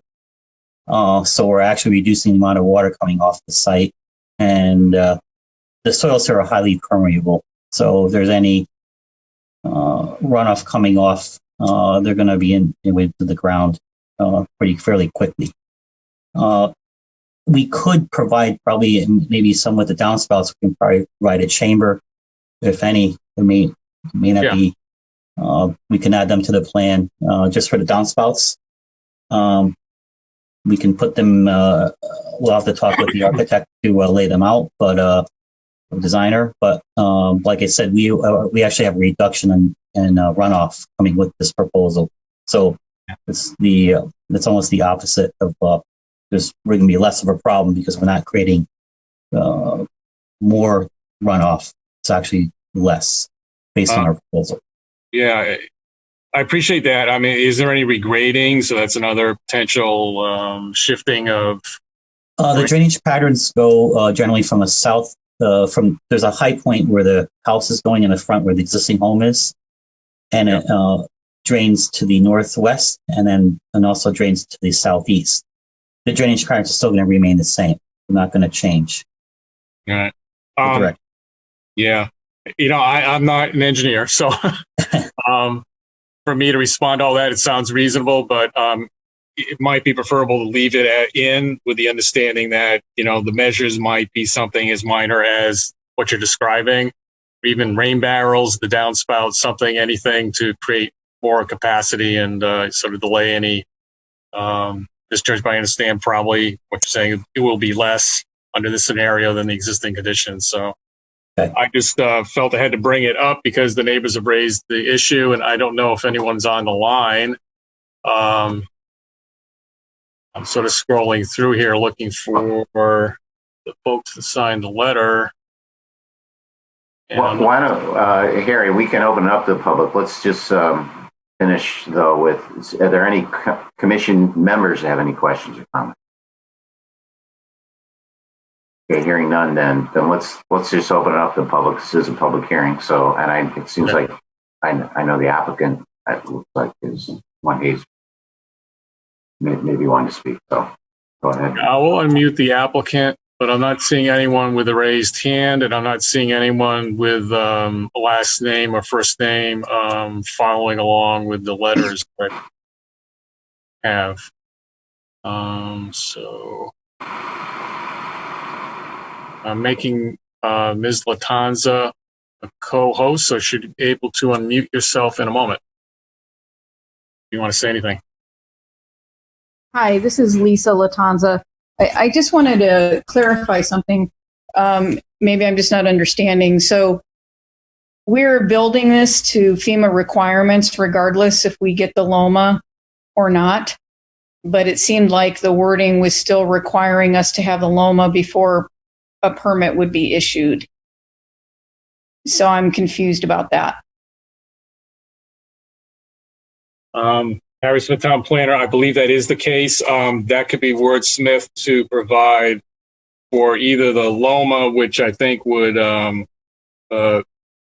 allow you to be in compliance with Chapter 161, or address Chapter 161 in another manner, which would be flood ports and so forth, all the provisions that are outlined in Chapter 161. So we can make it an either or type of scenario, I think. That would be preferable so that we can move forward with building regardless. My plan is to build it up to code regardless if we get the LOMA, so we could make that an either or.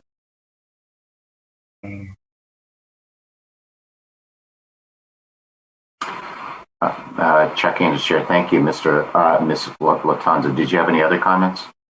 No, that was it. I'm just the tree comment. There's only one tree back there that's not dead or falling down. That's a rather large tree. The rest of it is bamboo that's overgrown back there. Thank you. That's it. Thank you. Harry, I do see a hand raised with a phone that ends in 804. I don't know if that's current or.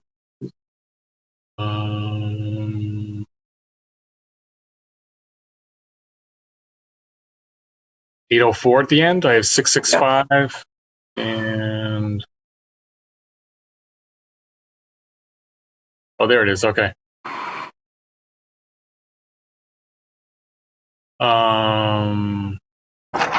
Okay. So whoever that person is, you need to state your name, and you should be able to speak as long as you unmute yourself, which you should be able to do.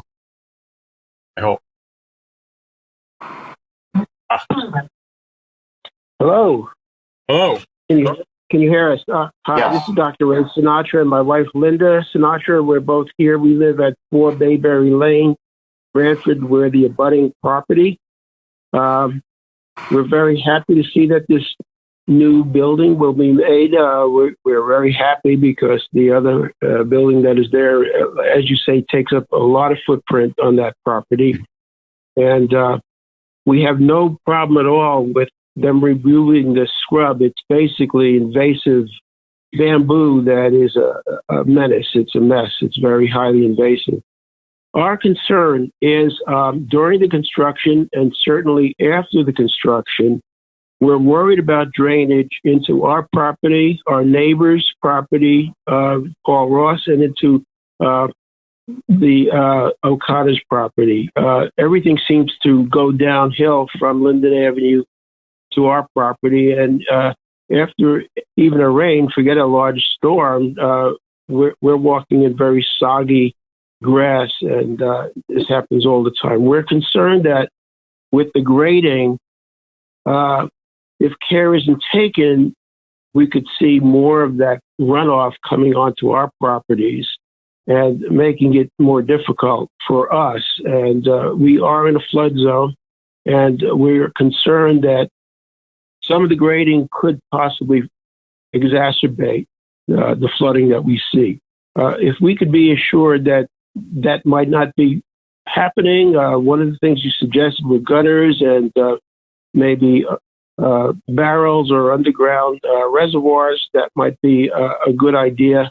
And also grading in such a way that it's not a very steep downslope from their property onto our property. That would facilitate, again, rainwater rushing down and collecting.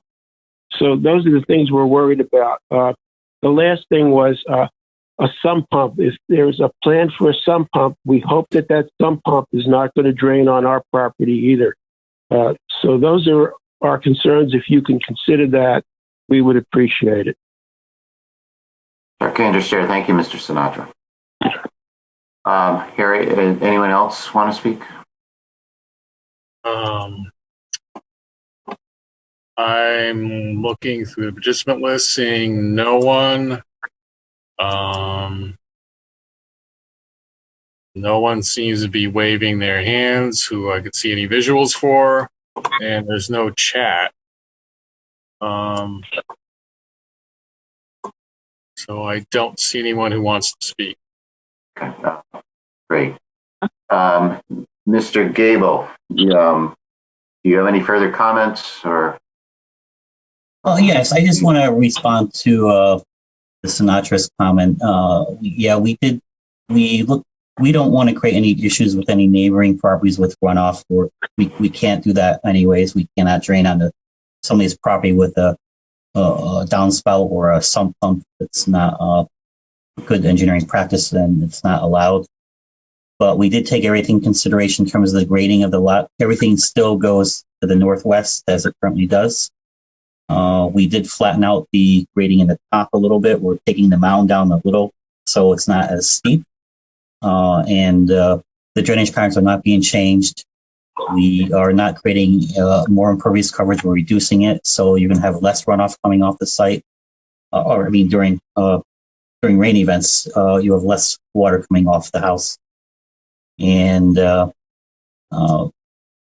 yes, we believe that we can probably maybe add drainage systems, maybe in Coltex or something in the back to catch the roof or barrels for the roof runoff, which is clean water anyways. And the soils there are highly permeable. So we're pretty confident that we're not going to be adding any more drainage issues to neighboring properties with this proposal. Thank you. And then Chuck Ander's chair, and you're also good with the condition here he was discussing about the town engineer, reviewing and. Yes, so we'll probably resubmit plans immediately. Right. Okay. Okay. Is there any other comments from commission members or staff or the applicant? Okay, hearing none, then I think we can close this matter as a public hearing. And we can pick up. So that concludes, I believe, our public hearings. Okay, so what time is it? 10:39. So let's get our minutes approved, and then we'll go through correspondence, and we'll go through the public hearings so we can address. So we've got minutes from Thursday, January 14th that have been sent to us. Has anyone had a chance to review those? And if so, if someone want to make appropriate motion with respect to the Thursday, January 14th, 2021 minute? John Luss, so moved. John moves to approve the minutes. Is there a second? Chadwick seconds. Joe Chadwick seconds. Any further discussion? All in favor? John, are you in favor? John Lust in favor. Joe Chadwick, are you in favor? Joe Chadwick is in favor. Marcy, are you in favor? Marcy in favor. And excuse me, Harry, who's we need Massimo or Fred to sit in tonight. Who's up? I believe it's Massimo. Okay, Massimo, are you with us? I am with you. Great, excellent. Are you in favor of approving those minutes? Massimo Liguri in favor. Great, and so's the chair. So minutes are adopted. Correspondence. Any correspondence, Harry? There is correspondence. We received, again, Harry Smith, town planner, received a letter from Cheryl Morris, who is a real estate broker with the Gentry Group with respect to property located at 573 East Main Street, colloquially known as the Cornfield opposite. It's owned by the Cook family, and it is opposite the old orchard up there. And I'll read the letters very short. I'm a realtor of the Gentry Group, Realtors in Branford, and I'm the listing agent for 573 East Main Street, Branford, the former Costco site. According to the town property records, this property is zoned IG2, General Industrial 2. That's actually the assessor's records, which are often incorrect. This is anecdotal, not in the letter. I know that in 2015, your commission approved a PDD, Plan Development District, for a 44 plus acre area consisting of 5 different parcels located near I-95 exit 56. The parcel known as 573 East Main Street was included in this PDD. I'm asking the Planning and Zoning Commission to confirm the PD zoning designation is still in effect for this property. I look forward to your response. Thank you, respectively, Cheryl Morris, the Gentry Group Realtors.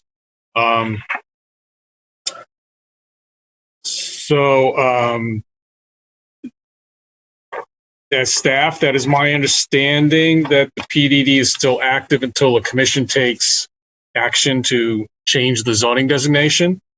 But I don't believe that the commission has ever formally discussed or concluded that that is their position on the matter. I believe the master plan for the Costco development is void at this point. The time extension lapsed a year or two ago. And one route forward would be to suggest advice or seek advice from town council with respect to the status of the PDD. So you have something to react to, informing an opinion in a response to this letter.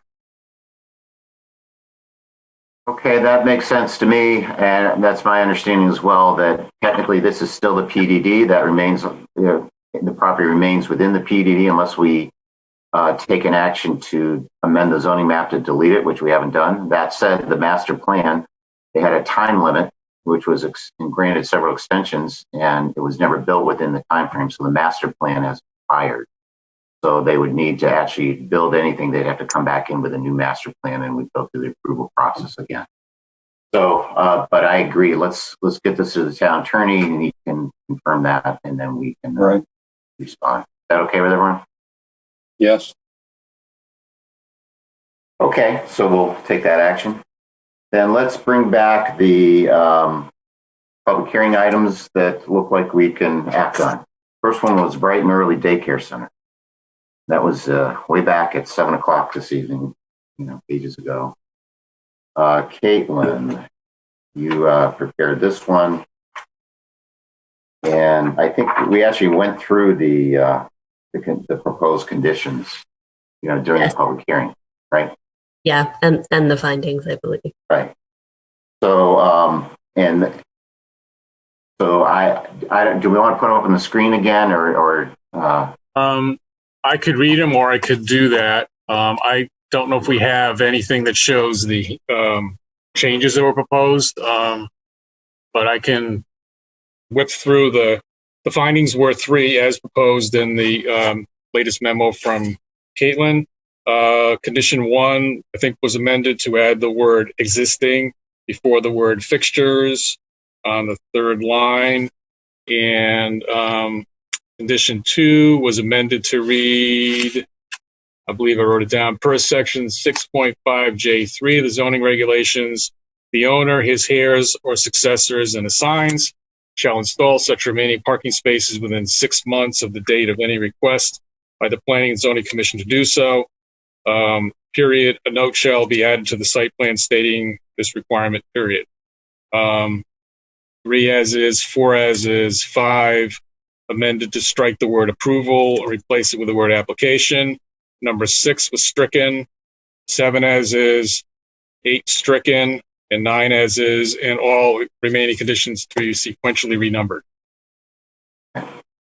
Okay, does everyone get that? We had the written comments. We went through it during the public hearing. I think Carrie accurately summarized the changes. So if there's any discussion, if not, someone want to make a motion to approve this application with the findings and conditions as amended and discussed, just summarized by Eric. Chadwick moves to approve. Motion made by Joe. Is there a second? John Lust will second that. John seconds. Any further discussion? All in favor? Johnny in favor? John Lust in favor. Joe Chadwick in favor? Chadwick in the affirmative. Marcy, you in favor? Yes, for Marcy. Massimo, you in favor? Massimo in favor. And Chair's also in favor. So congratulations. That's application, daycare center application is approved.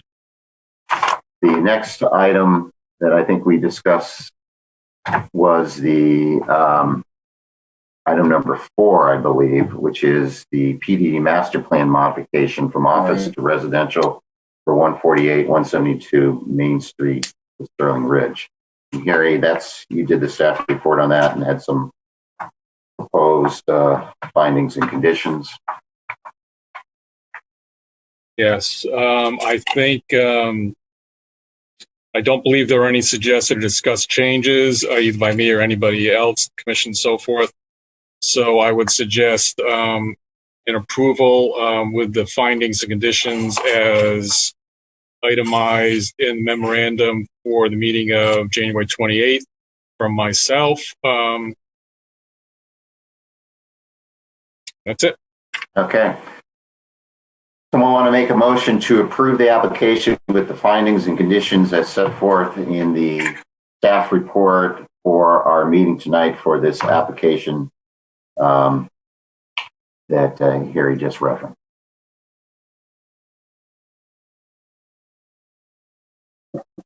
I'll make a motion to approve. Motion to approve by Marcy. Is there a second? Quick seconds. Second by Mr. Chadwick. Any further discussion? All in favor? John, are you in favor? John Lust in favor. Joe, are you in favor? Chadwick in favor. Marcy? Favor? Favor. Massimo? Massimo's in favor. Chair's also in favor. So that application, PDD modification, is approved. Brings us to the item number 5 of the public hearing, as well as the number 1 of old business. This is 2325 Linden Avenue, coastal site plan for the demolition and rebuilding of a single-family house and the special exception grading application. And again, we had a staff report from Caitlin on that one. And I don't know if there were any tweaks on the proposed findings and recommendations on that. Caitlin, I don't believe there are. Okay. I think other than the fact that we're referencing also the special exception and the coastal site plan in the approval. Right. Right. Yeah, the Caitlin here, the findings reference both the coastal site plan and the special exception. Okay. Okay, then, if someone make a motion to approve the special exception for grading and the coastal site plan for the demolition, rebuilding of the single-family house in accordance with the findings and conditions set forth in the staff report for application number 2011.11, prepared by Caitlin Piazza for the meeting of January 28, 2021. So moved, John Lust. So moved by John. Is there a second? Chadwick seconds. Joe seconds. Further discussion? All in favor? John? John Lust in favor. Joe? Chadwick, yes. Marcy? Marcy, yes. Massimo? Massimo, yes.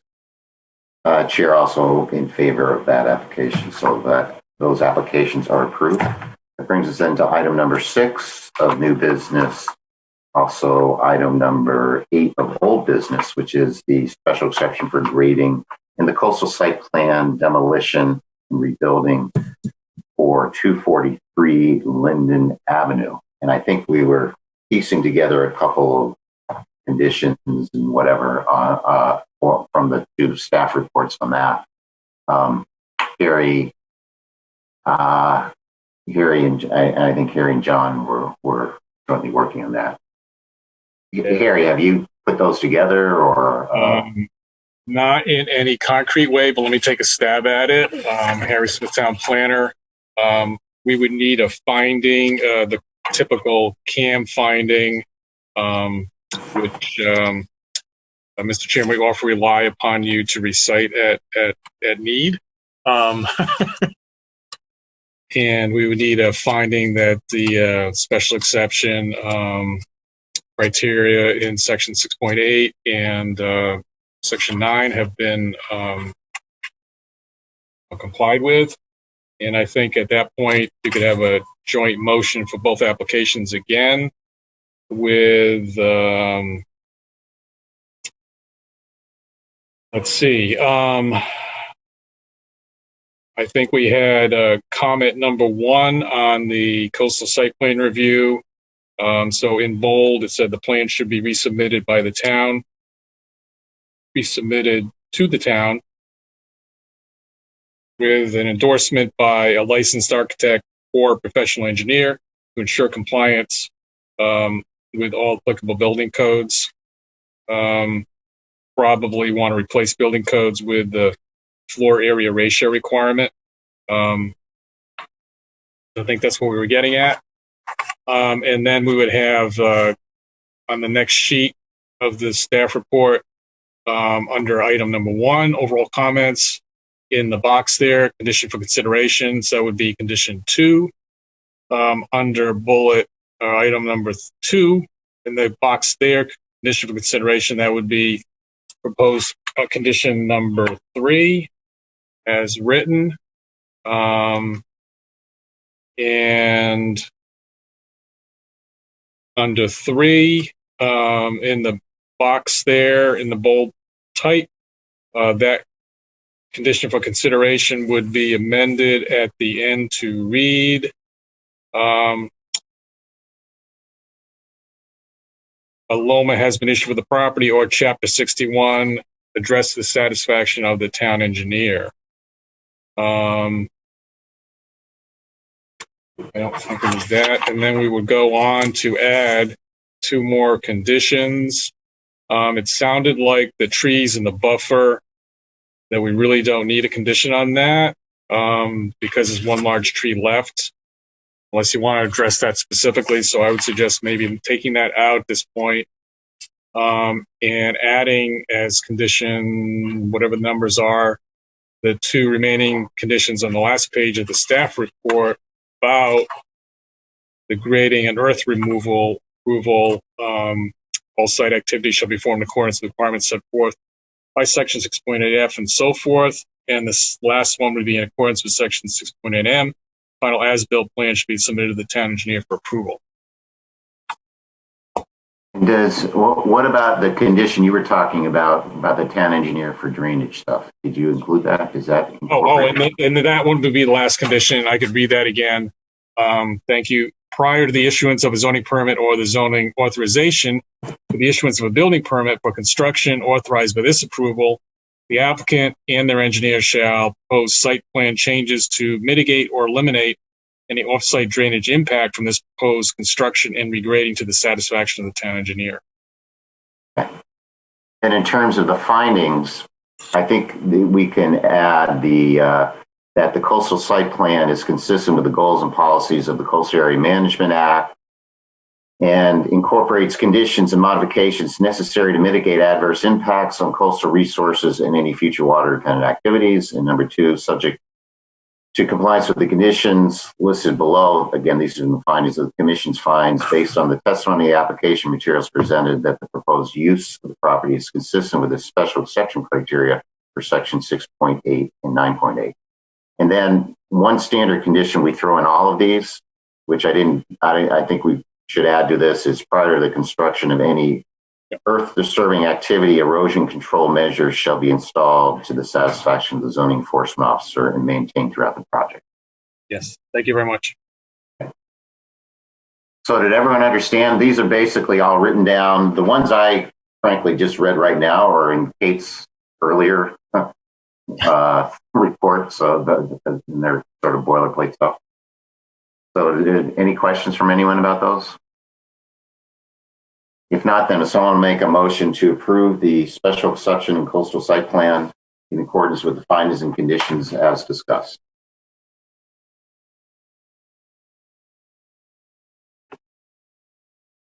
So moved by Chadwick. Motion made by Joe. Is there a second?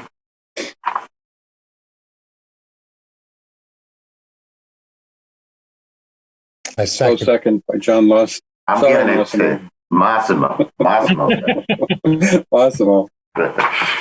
Okay, all in favor. John, you in favor? John Lust in favor. Joe.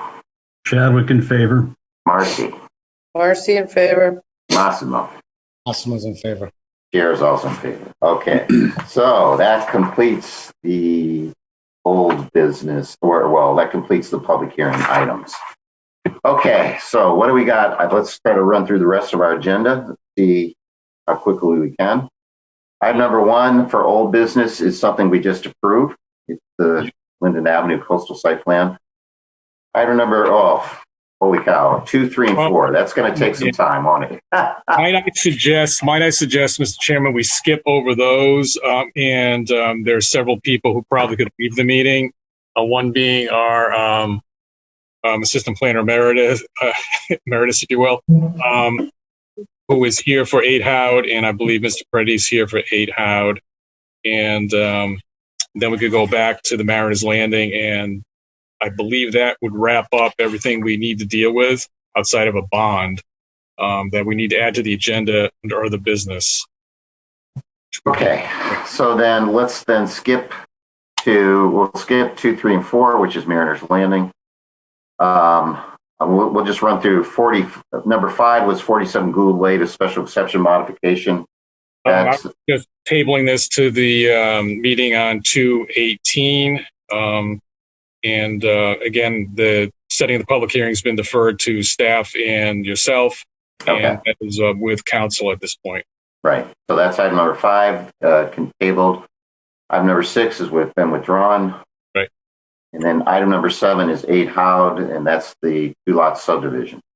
Correct. So the applicant ready on that one? Yes. Good evening again, Jim Preddy, Criscolo Engineering, representing the owner, 8 Howard LLC. I will put my drawings on the screen. So this is the property at 8 Howard. It's approximately 19,270 square feet in an R2 zone. Like so, there's an existing Quonset style house that's here in this area, and this long driveway that kind of goes around and to like a basement level of the existing Quonset hut. The proposal is to split the lot in half lengthwise. Both lots meet all the bulk standards for frontage, lot area, etc. We have provided a proposed site development plan which shows 2 very modest 3-bedroom homes. They're only about 20 feet wide each, here and here, keeping in line with the neighboring house. The front of the new houses would be in line with the neighboring houses. To that effect, the septic systems had to be put in the front yard. And we are showing a driveway to each one and a 1-car garage sort of behind the house for each house.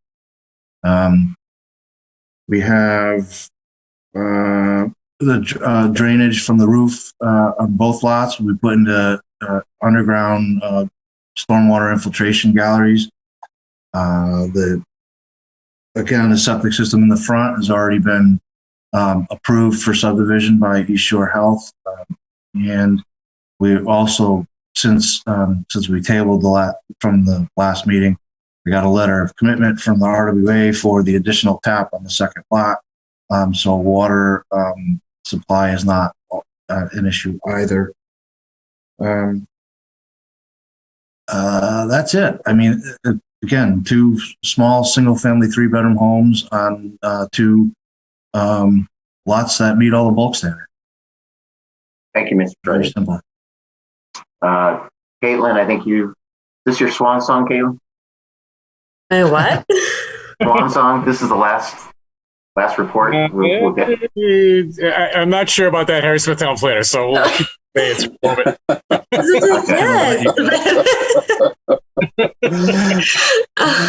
We'll see.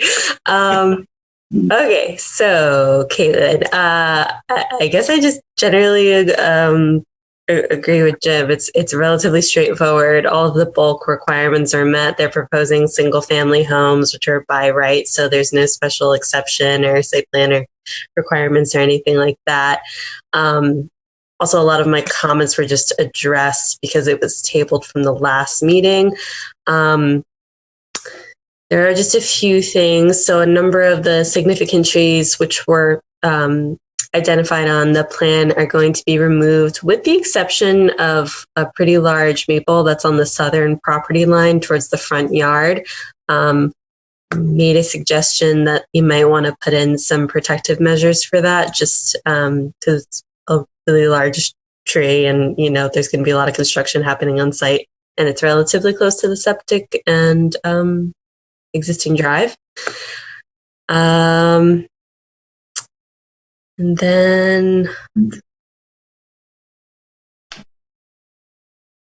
the open space, which is a requirement of a subdivision, because it's such a small area, I assume because it's such a small area, applicant has opted for a fee in lieu. I just wanted a little clarification in terms of it would be a lump sum or an installment, because that will affect the conditions that I'm proposing. So maybe Jim can answer that in just a moment. And then the street tree requirements, there's just one tree required for each lot. They're proposing some sort of maple. It's just kind of unclear what variety that will be. I don't know that any maple is less than 35 feet in height when it's mature, but that should just be specified. But just a simple chart would be fine.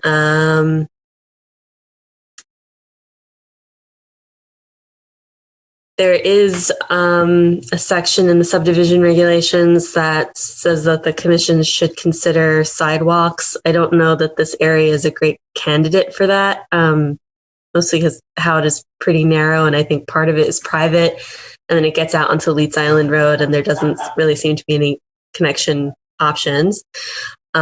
But still something that the commission could discuss. All the utilities are proposed to be underground, so that satisfies the subdivision regulations. And I think that's it. If I could just add, Okay. sorry, Jim Preddy again. Harry, I don't know if you recall when we did that 2-lot split at 690 Leeds Island Road, we had that a fee in lieu of open space there that I think the condition, I think it was just the one, I think that was just the one payment. It might have been payment for both lots at the same time. So I think what Caitlin's wondering is if you want to split it up or just make the payment for both properties you're creating right up front. Is that right? Yeah, Caitlin here. So Jim, there's just an allowance to do like an installment plan rather than a lump sum. And it's probably more intended for like larger projects that might be a significant sum. And it need the lots to be sold off. So I just wanted to clarify that because there is a requirement for a lien if you do the fractional payments, which would have to be a condition. So I just wanted clarification on that because it will affect the conditions. I see.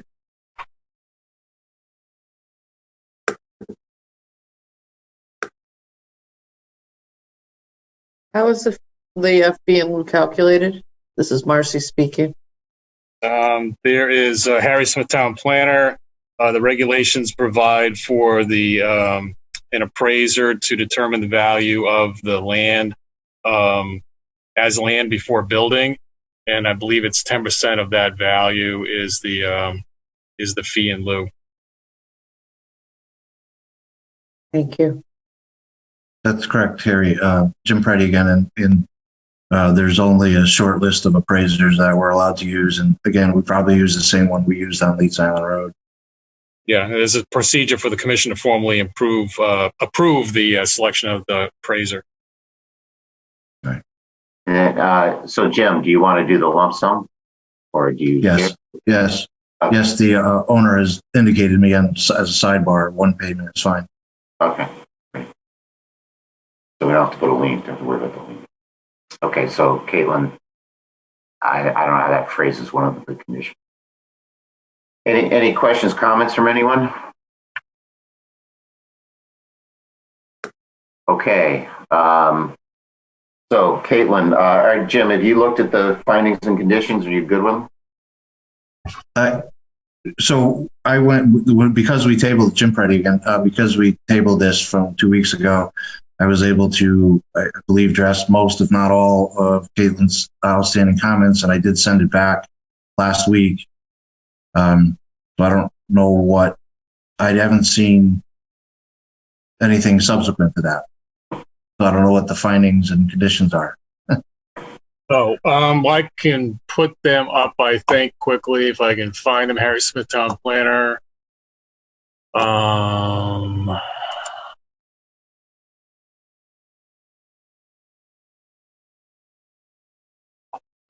Okay, let me share my screen.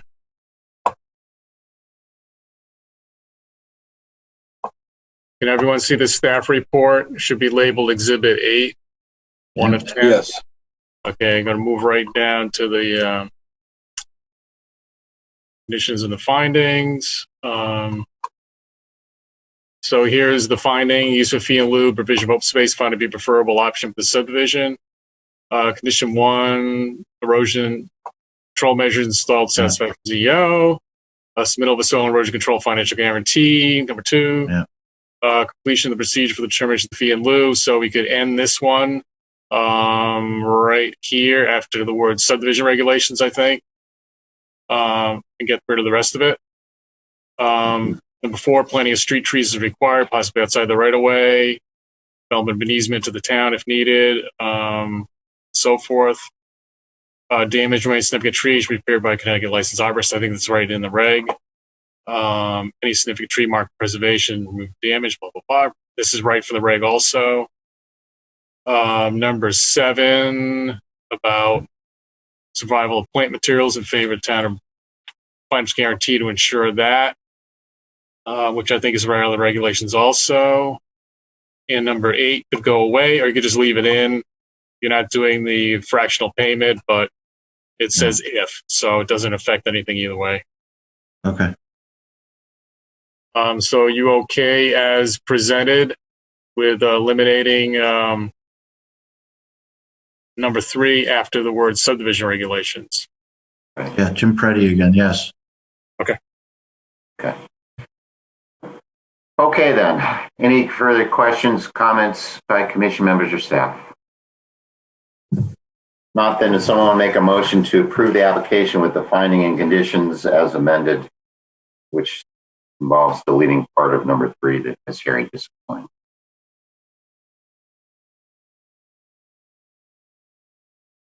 I'll make that motion. John Lust. Motion made by John. Is there a second? I'll second it. Marcy. Second by Marcy. Further discussion? All in favor? John, you in favor? John Lust in favor. Joe? Chadwick in favor. Marcy? Marcy in favor. Massimo? Massimo in favor. Chair's also in favor. Thank you. Yep. Good night. Okay, so. Night, everybody. Good night. Thank you. Good night, Caitlin. Good night, Miss you. I don't know if this is it. Bye-bye. I don't know. I probably not. Come back whenever you like on Zoom. Right. Drop it. All right. Have a good day, everybody. Okay. Good night. Good night. Good night. Okay. So, Harry, what do you want to go through the agenda and go back to Mariana's or what? I think your choice, but we might as well just do it because it's not going to get any more desirable, probably. I think I went through those resolutions in a fair amount of detail at the last meeting, so I can go fairly quickly through and highlight the proposed changes, and then cover the re-subdivision. And then we can talk about the order of voting and dates for effective dates for them. So let me put that back up and share my screen here.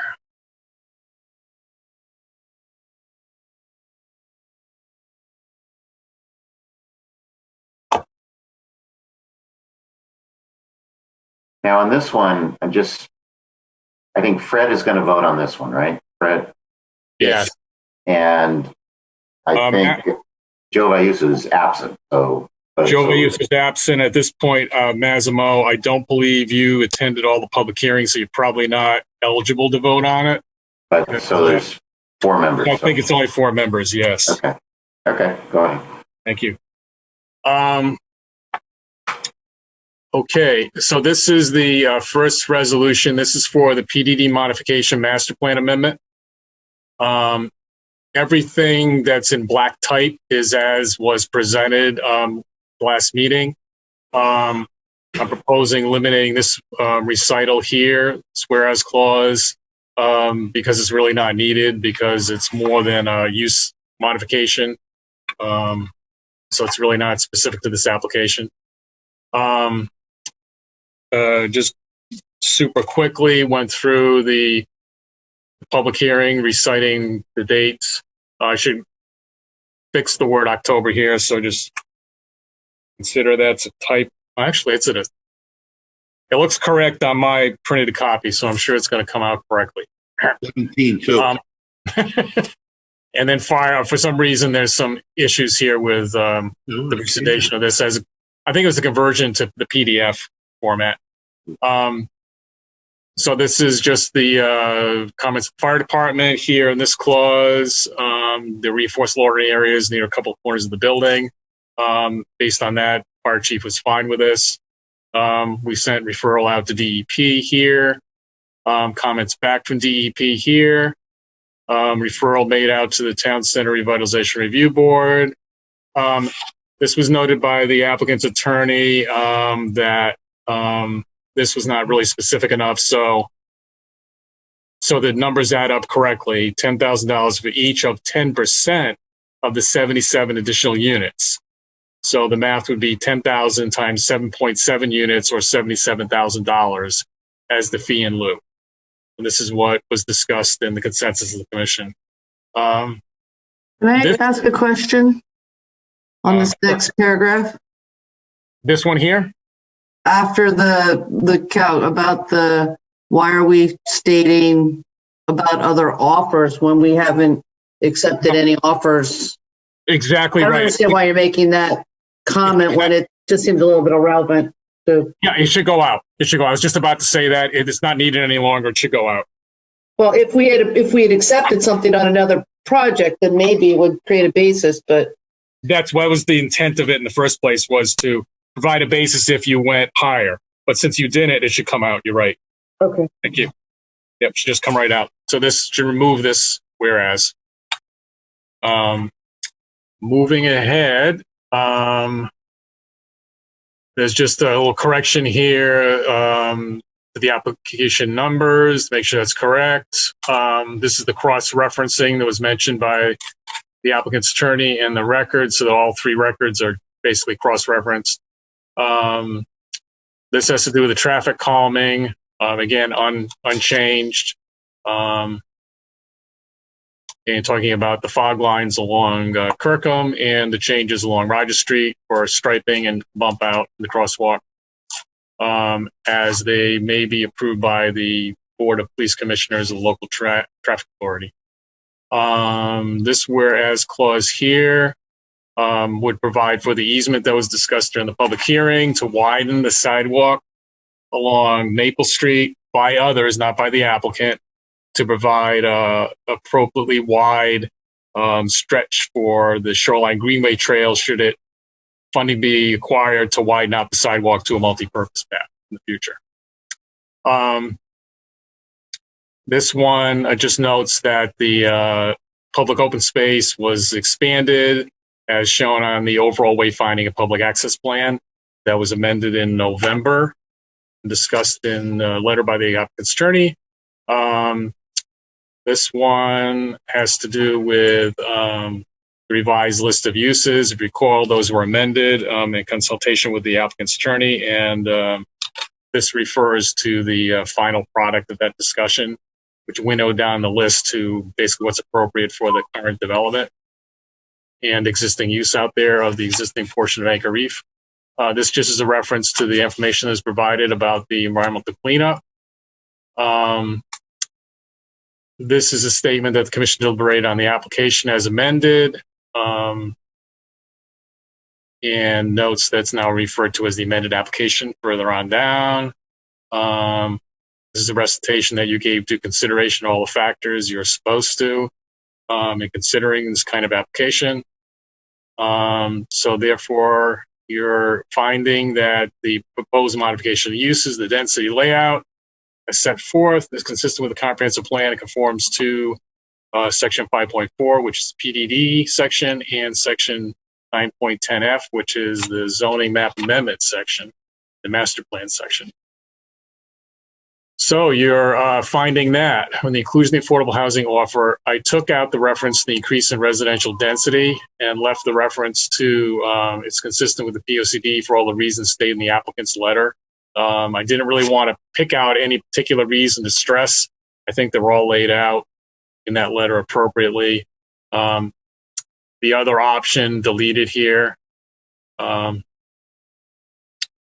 And then just little language tweaks here about your finding that the amended application is consistent with the goals and policies of the Coastal Management Act, the section of state statute. And these are required findings with the master plan approval, 9.10F, required by the regulations, so that has to be stated. And then you're down to a statement that the commission's approving the amended application, subject to the following conditions. Filling in that blank, the $77,000 offer for the affordable housing as a payment into the housing trust fund to be established and only expended upon vote of the commission.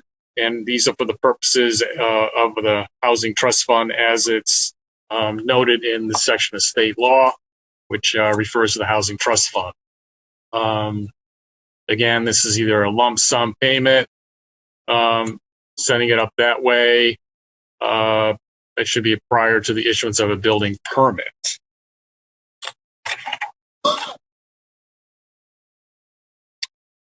Now, I just want to stop right here for a second. I've talked to the finance director about setting up the trust fund, and I don't know how fast this project is going to move. I understand the approval will allow them to proceed with the, or allow the bankruptcy court proceedings to start moving in some direction at some speed, but that there's a lot more work to do before the applicants close on their portion of the property they're creating. So a lot of easements need to be better defined and so forth. So this could happen in a month. I think maybe possibly delaying the provision of the payment, if the commission's okay with that, to the other hook we could use would be the issuance of a certificate of zoning compliance or the zoning authorization for the issuance of the first certificate of occupancy, which would push it further into the process. So you're going to need to tell me which way you want to go. I think it's probably okay the way it is. I think I talked to the finance director, and we can take the money in without the fund being established as long as everything's cleared up by the end of the fiscal year in terms of where the money actually ends up. I don't think it's wise to take money on a project before the project's built. And, there's, who knows what could be happening with their funding, to be giving up that money up front. I think it's should be more in line with, they've been working on the project, they're ready to move a first phase in and like apportion it with the phases somehow with the certificate of occupancy, because then they've completed the project and they've got, people ready to move in. And to me, that seems like the right timing to, accept payment for something like that. I mean, okay. I'm okay with certificate of occupancy. Okay, so I'll change that to issuance of a certificate of zoning compliance or the zoning authorization for the issuance of the first certificate of occupancy. Yeah, I think that's better. Okay. Okay, wonderful. Going down, it just fixed the reference here, which was to the condition right below it.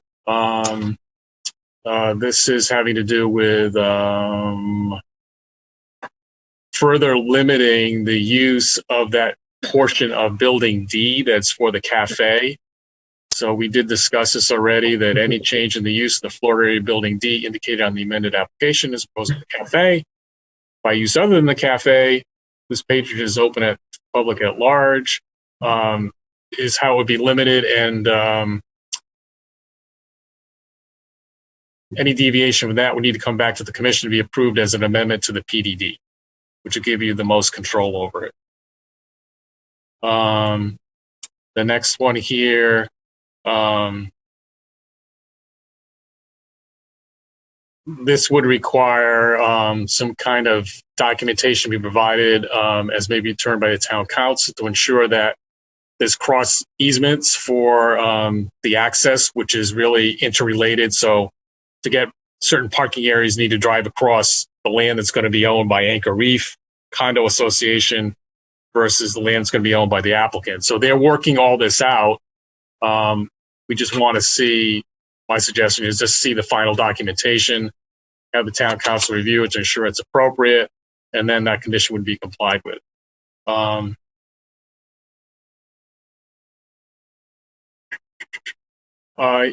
I suggesting here that we delay again requirement to make sure all the aspects of the existing development, like any missing landscaping or lighting and any needed maintenance of the vegetation, or an inspection and any needed maintenance to the stormwater drainage system, basically a requirement that the existing development be brought up to where it was when it was approved and installed, that we give them a little more wiggle room and allow it to be delayed to the certificate of zoning conformance issuance or the issuance of any certificate of occupancy. Harry, could I interrupt? Sure. You're asking them to do maintenance on the Anchor Reef that's already constructed? Or it doesn't matter whether it's them or whether it's the Anchor Reef condo development. So actually this could be, right now, the permit technically would be owned by the developer of Anchor Reef until the applicant actually closes on the property. So who does this is not, it could be the applicant agreeing to do it with Mr. Ziegler, who owns Anchor Reef right now, or it could be, they would work that out between them as part of the settlement of the acquisition of the property. Yeah, that's what I'm trying to remember is, I mean, is this, so this includes the Anchor Reef property as well as the new portion? Right. This application includes everything. It's all one property right now, and it's all one PDD. All right. And Mr. Ziegler signed the application form for this application. Yeah, okay. So it's just bringing it back to what it's supposed to be. And, I don't see them as being under, I mean, I just sort of see it as the area away from that portion, as their own maintenance concerns. And yeah, it'd be nice for them to, I don't know. I feel like we're over enforcing the whole maintenance thing and bringing it up to the standard when we're requiring so many other things with regard to traffic calming and, and getting a whole new development and everything else. It just seems like a lot to me. It's not unusual. I mean, several projects have been requested where there's been existing drainage to inspect and clean out drainage lines as it might be needed. When we went out there, we did notice the detention basin was pretty silted up. So, some of these, the drainage line. Well, that's what I'm trying to figure out, whether it's going to come under the new construction anyway, or if we're imposing something on the existing project. I can't tell you right off the top. I know, I think some of the drainage is going into the existing drainage system that's proposed in the new construction, if you will. Some of the parking area that exists that's going to be acquired by the applicant certainly drains into the existing drainage system. So that's clearly part of their project, if you will. And it really is all one development. They're trying to, figure out how it's going to be jointly dealt with. Right. Well, that's what I'm trying to figure out. Is it naturally going to be accommodated because it's on the plans for the new portions, or is it something we're it's like something that we're putting on the seller of the property at Rose Hill, which I'm just sort of trying to consider the transition between the two, but that's kind of both. Yeah, it's kind of both, unfortunately. But it really is just to bring up the existing development up to where it should be, and that it's in compliance with the prior approvals. Mm-hmm. So there's that. But again, proposing delaying that a little bit further so it's not front loading that requirement as much as had been originally proposed. So just canceling this out. I think 271 is the reference in there for the existing easement. Again, proposing a couple of additions here. Yeah, I didn't understand your language with that. If you could explain. Sure. I think the concern I had was that the proposed public open space could be the site of activities that might exclude members of the public, so that, for example, the dock could be closed off. Private parties happening on the dock, public can't access it today, or that field to the east side of Building D, the other large public open space area could be closed off, or any portion of the walkway. Okay. So that's placement spelled incorrectly, by the way. Sorry? The placement in item 2 is spelled incorrectly. Thank you. I can fix that. So it's really to maintain the public way. Exactly. Maintain it open to the public all the time. Yeah, I was getting confused by the wording because I was getting like a double negative or something. Prohibit that exclude. And, I was like, just getting myself confused. Prohibit events or activities that exclude members of the public. So that should work. Prohibit the placement of any permanent structure or feature may serve to exclude members of the public or impede public access. Yeah. I think it's okay. I'll fix the spelling. Thank you. Yeah. So these are all existing. This is, again, these are things that need to be changed. We have the easements for all of these. So the public access, so this would add to the existing public access easement, all the area on proposed lot 1C, which is the strip of roadway that goes down along the Branford Landing Marine Systems building, between that and the old MIF building that was rehabbed. Mm-hmm. That is really the access to Nellie Green's and the marina. So there's no easement there to the public right now to allow the public to drive down there to get into the new parking area to the east of Building D. So this would require an easement be added there to the public. That area be added to the public access easement. And then on the existing portion of Anchor Reef, you've got, as is shown on this subdivision map anyway, the public access easement doesn't go all the way to the sidewalk on Maple Street. And apparently that's the way it was drawn at the time of the approval several years ago. So this would require the easement to continue through the whole public access path all the way out to Maple Street around that first existing building.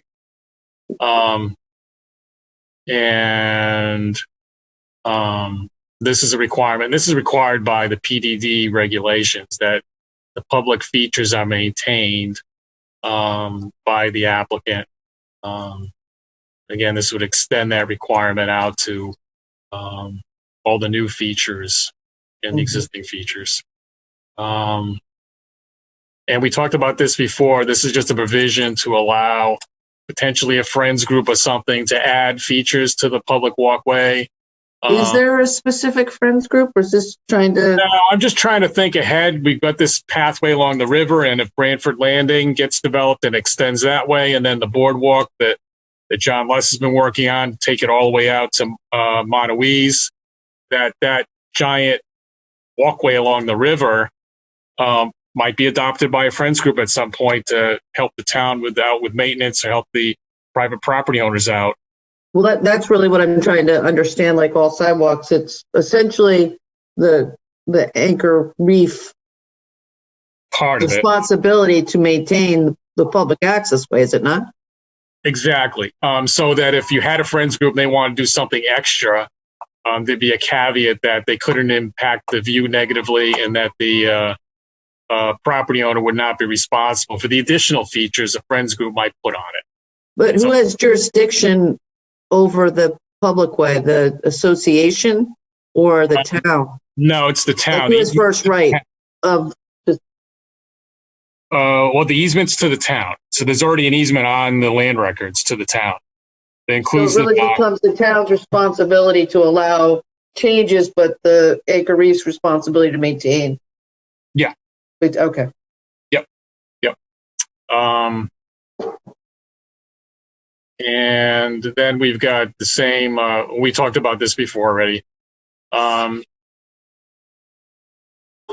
We don't have easements for these large drain pipes that basically carry town drainage through the site towards the Branford River. So the engineering department has requested easements that address these two pipes. And then we're talking about, again, the Shoreway Greenway Trail widening of that sidewalk. Again, the widening not to be done by the applicant, but by others. This is from DEP. They recommended that the floating dock be modified to allow kayaks to be safely launched and landed. And the applicants agreed to all of this because we talked about it all. And any necessary changes address seasonal modifications. If you need to take these features off the floating dock seasonally, that would provide for that. Again, there was an error in the map reference on the existing easement I found. And we need to be certainly updated to refer to the subdivision map or any other, easement maps that are developed. So that brings us down to here. I am thinking this came from the Atlantic Wharf approval. I don't think it's applicable here upon further consideration because that site was within the jurisdiction of the remedial action plan was in the jurisdiction of the LEP managing it. This one is within the jurisdiction of the DEP itself. So I added to what was in Atlantic Wharf requirement here by the DEP. This should be or the LEP managing it. I think this really has its own process that's run by the DEP, and they have their own enforcement power, and it's probably best taken off, to tell you the truth. Okay. We haven't done it in any other PDD outside of Atlantic Wharf. And there's nothing in the prior approvals for this PDD that required anything like this either. So Yeah, it feels like a rabbit hole. potentially. So I think my suggestion now is to take it out.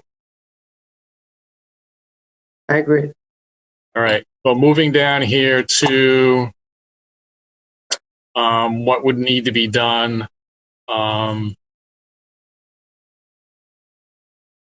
before construction activities, development of tree protection plan. Again, I would suggest ending this right here, contained within it, period. And the reason is I looked at this more closely and we really don't need any of the rest of it. And what they're proposing is pretty adequate, I think, in terms of a tree protection area, with the exception of making sure it goes out at least as far as the drip line. So I would suggest ending this right here after the words within it and getting rid of the rest of it. Okay. This is more. And then now we're getting close to the end. This would allow, we had talked about this during the public hearing and so forth, that there'd be a condition requiring notification of new residents. And I suggested some changes and included them in the site plan resolution that I didn't get to put in here. So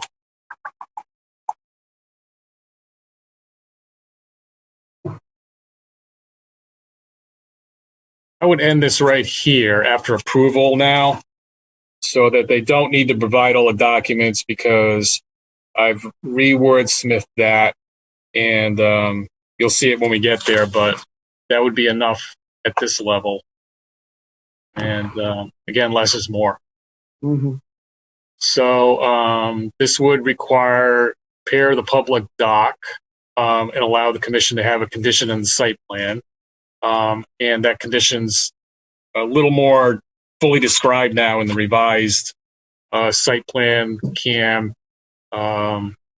resolution. Again, we're talking about may impose a condition requiring completion of traffic improvements. So that's spelled out also in the site plan CAM resolution. And then the addition here would require appropriate screening. I think most of the HVAC, I believe they said, would be on the roof behind sort of parapet or, indented areas in the roof. But just in case they propose transformers or anything on the grounds, this would require appropriate landscaping. I know you need to maintain a clear zone and so forth. Or if they have utility meters on the side of the buildings, often they have cabinets around them, so it's visually. Well, the utility companies have strict requirements of what they are and are not allowed to do within certain distances of the boxes.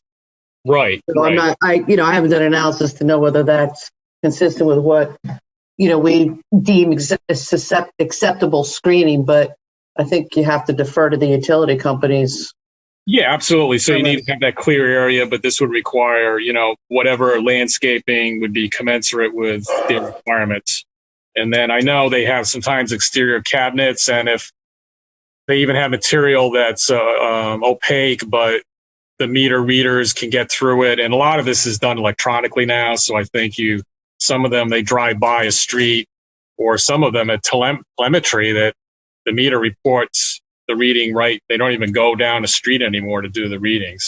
Well, I mean, what I often find is we constantly talk about, and this is just a general pet peeve I have with utility cabinets, but, as landscaping goes in and they throw all these plants around it as if to draw attention to it. And sometimes you draw less attention to something by planting more plants somewhere else that are going to draw your eye to the entrance instead of the utility cabinet.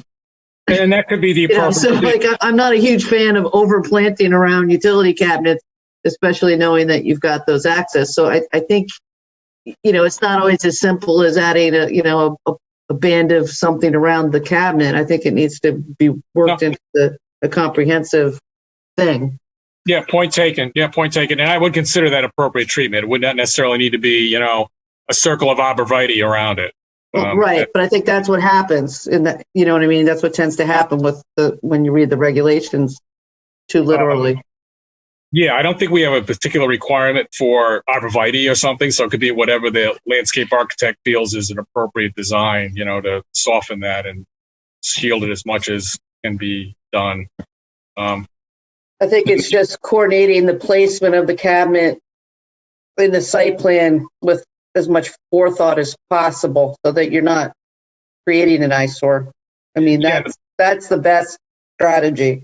Yeah, absolutely. If beforehand where they're going to place these things, and I don't think they know that yet here, so they'd have to sort of retweak the landscaping design to accommodate that. And this right, but I would rather see language say, coordinate placement of the cabinets in such a way to minimize,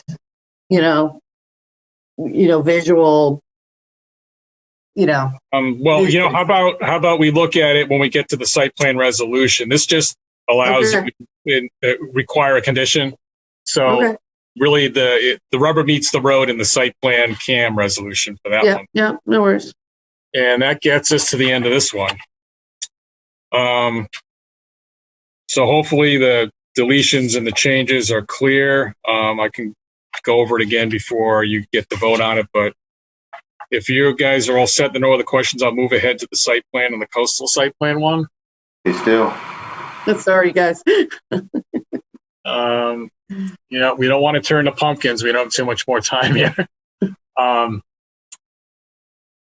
So I went through this one briefly. Also, a lot of the recitals are repetitive, so I'm not going to really go through that. Again, fire, coastal site plan, the comments back from DEP.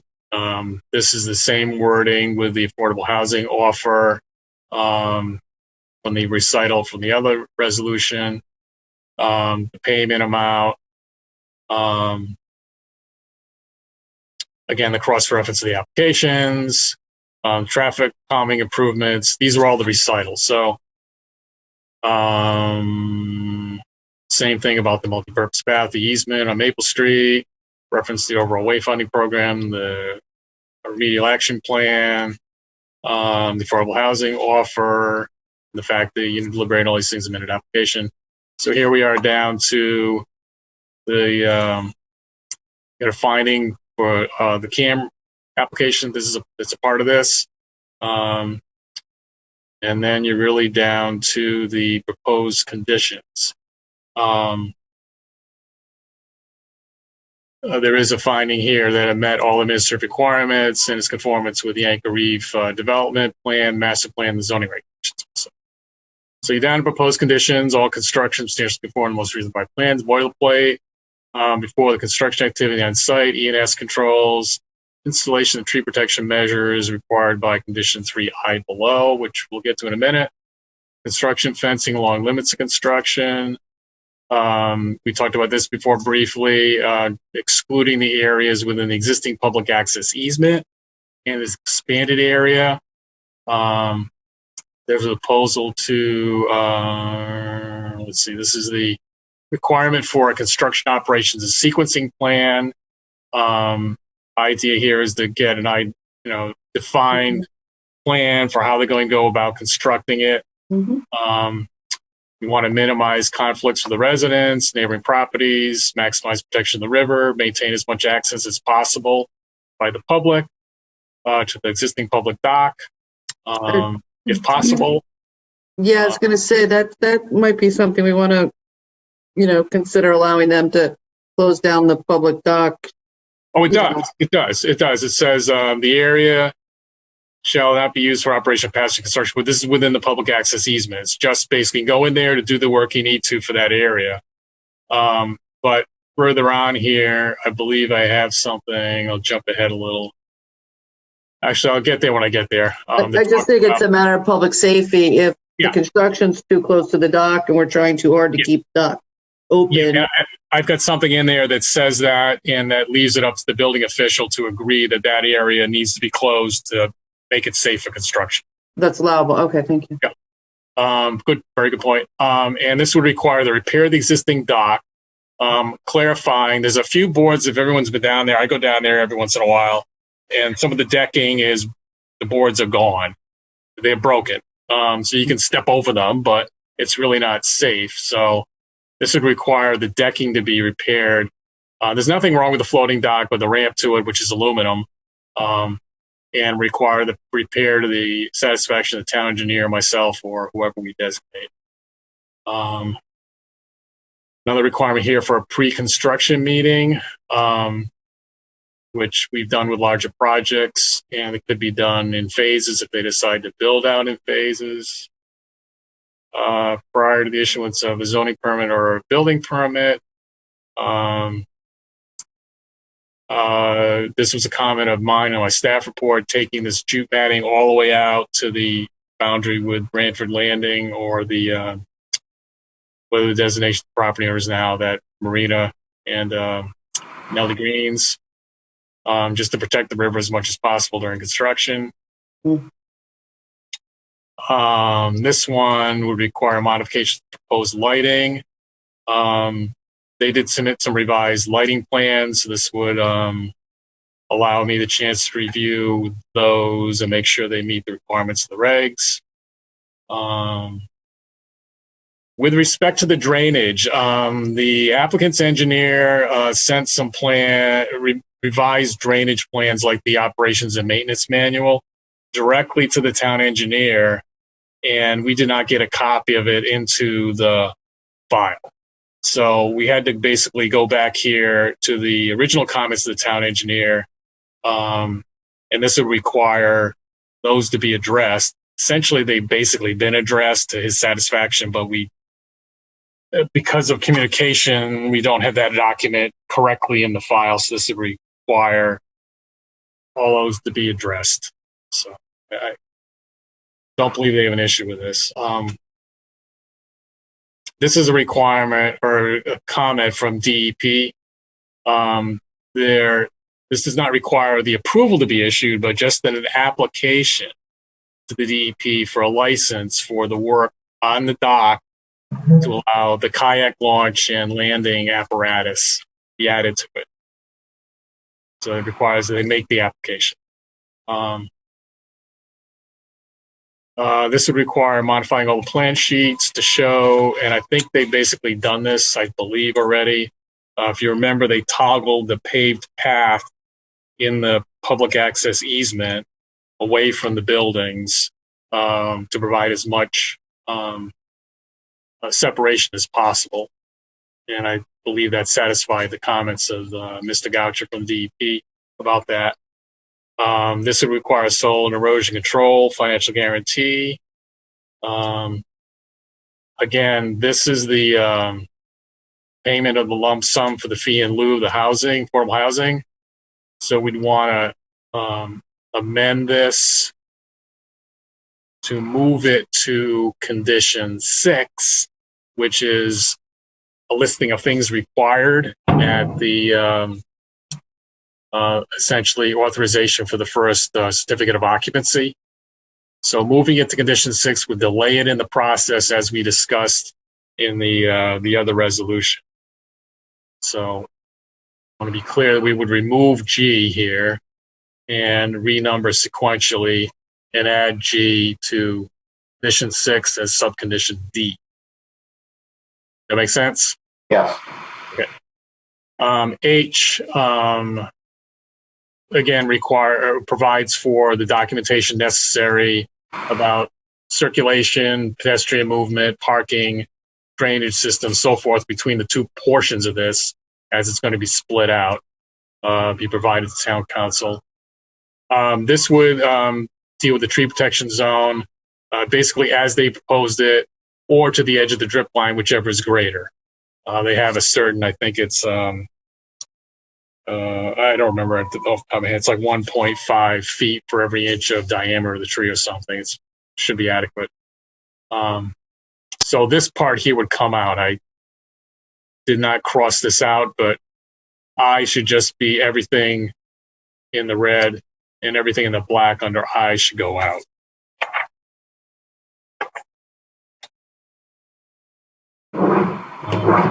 Again, J is the traffic calming improvements.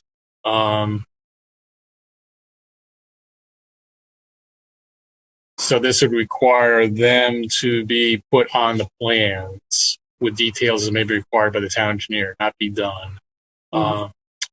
Here we get into the HVAC and utility equipment. So I will take it as staff on the record here that appropriate screening in the form of landscaping would be, as we've already discussed with Marcy here, that would reflect the overall landscaping design for the project and not necessarily consist of rings of arborvitae around these features, and adequately address all required clear zones around the equipment.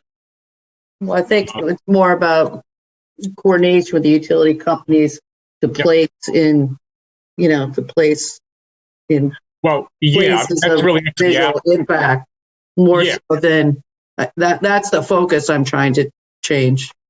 I think that's part of it. I'll certainly include that, but that's nothing I could do. It's really up to the applicant to do that process and sort of make sure that it impacts their design as little as possible, or adjust their design as they may need to if they can't get them to, place it where they want to place it. Well, right. There's, they have to do it where they have to do it sometimes. Yeah, exactly. Sometimes it's unavoidable, but right. Not all solutions have to be, ringing the thing. It could be there could be other creative ways of addressing it. It's all. No, I think it's a very good point. And, the language to say. Well, given the hour and the fact that I know. I'm happy to do it the way you're suggesting it, Marcy, and I will take it. And it's all on the record here, so this is all recorded. That's the way to implement this. So I think you're absolutely right. So moving down here, right now they're proposing gravel for the rest of the width of the what's really doubles as a fire access route around the buildings along the river. So part of that fire access route is the Riverwalk, and part of it is now proposed as a graveled strip right adjacent to the asphalted Riverwalk. I don't think that's a happy combination because the gravel tends to drift into the asphalt, and there's other ways to do this. And I think the appropriate way is with some kind of structural soil or equivalent that meets the requirements of the fire marshal, is acceptable to the town engineer, and gets rid of the gravel. I've seen this done. It was actually done at Founders Village up, and when they had requirements for the fire access road around there, and the grass grows on the structural soil. It looks like grass, but truck can drive across it, and it's appropriately drained, and it's available for fire access as needed. So that's a little pet peeve of mine, and hopefully you're okay with that. This would require all the actual dimensions and the exact content of the signage. It's required for public access through the coastal area management process. So it just requires a little more detail. They pretty much have the signage put on the detail plan already, but it's just not dimensioned. And some changes might be needed to make sure it matches everything DEP typically asks for. The last one, I think they proposed one electric vehicle charging station per garage already. 4 is apparently the requirement under the DEP electric vehicle roadmap guide. So I'm suggesting this, which would bring it into compliance. I think it's worthy. Up to you folks if you want to take it out. Let me know. So stop there for a second. You guys okay? Yeah. Keep it. Okay. So then we're down to before the issuance of a zoning permit, we need all these new easements or modifications to existing easements. And these are all the purposes I went through before. Public coastal easement. This is exactly the same language. And modifications of public access easement for the prohibition of events, activities, blah, blah, blah. Same wording, same language. Requirement for the maintenance of the existing stormwater drainage flow and necessary maintenance of the pipes. So this would allow the town to maintain its stormwater, these 2 stormwater lines. And then this is the same thing also, the widening and reconstruction of that sidewalk for the multi-purpose path and any map error correction necessary. And this, I believe, should be stricken also. Following up with striking of the similar language in the prior resolution. Everybody okay with that? All right, we're moving down to what would be needed prior to CO. A financial guarantee. I tweaked the wording up here a little bit, except not form surety bond, which we haven't been using because they're difficult to collect on. This would ensure, and this is required by PDD regulations anyway, this section 54G, so that all portions of the improvements are bonded for and not deferred.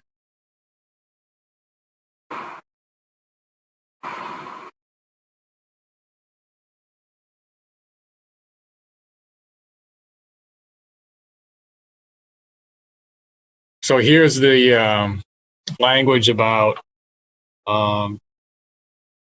any of the existing portions of the public dock and the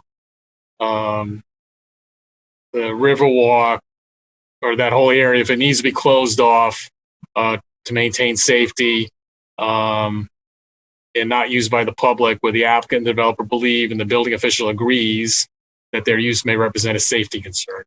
Okay, good. All right. This will require completion of all the site work or appropriate financial guarantee established. This would require the completion of the traffic calming improvements as may be directed by the town, as approved by the local traffic authority.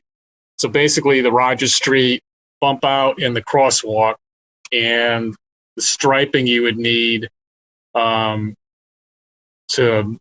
make the traffic move around the bump out correctly.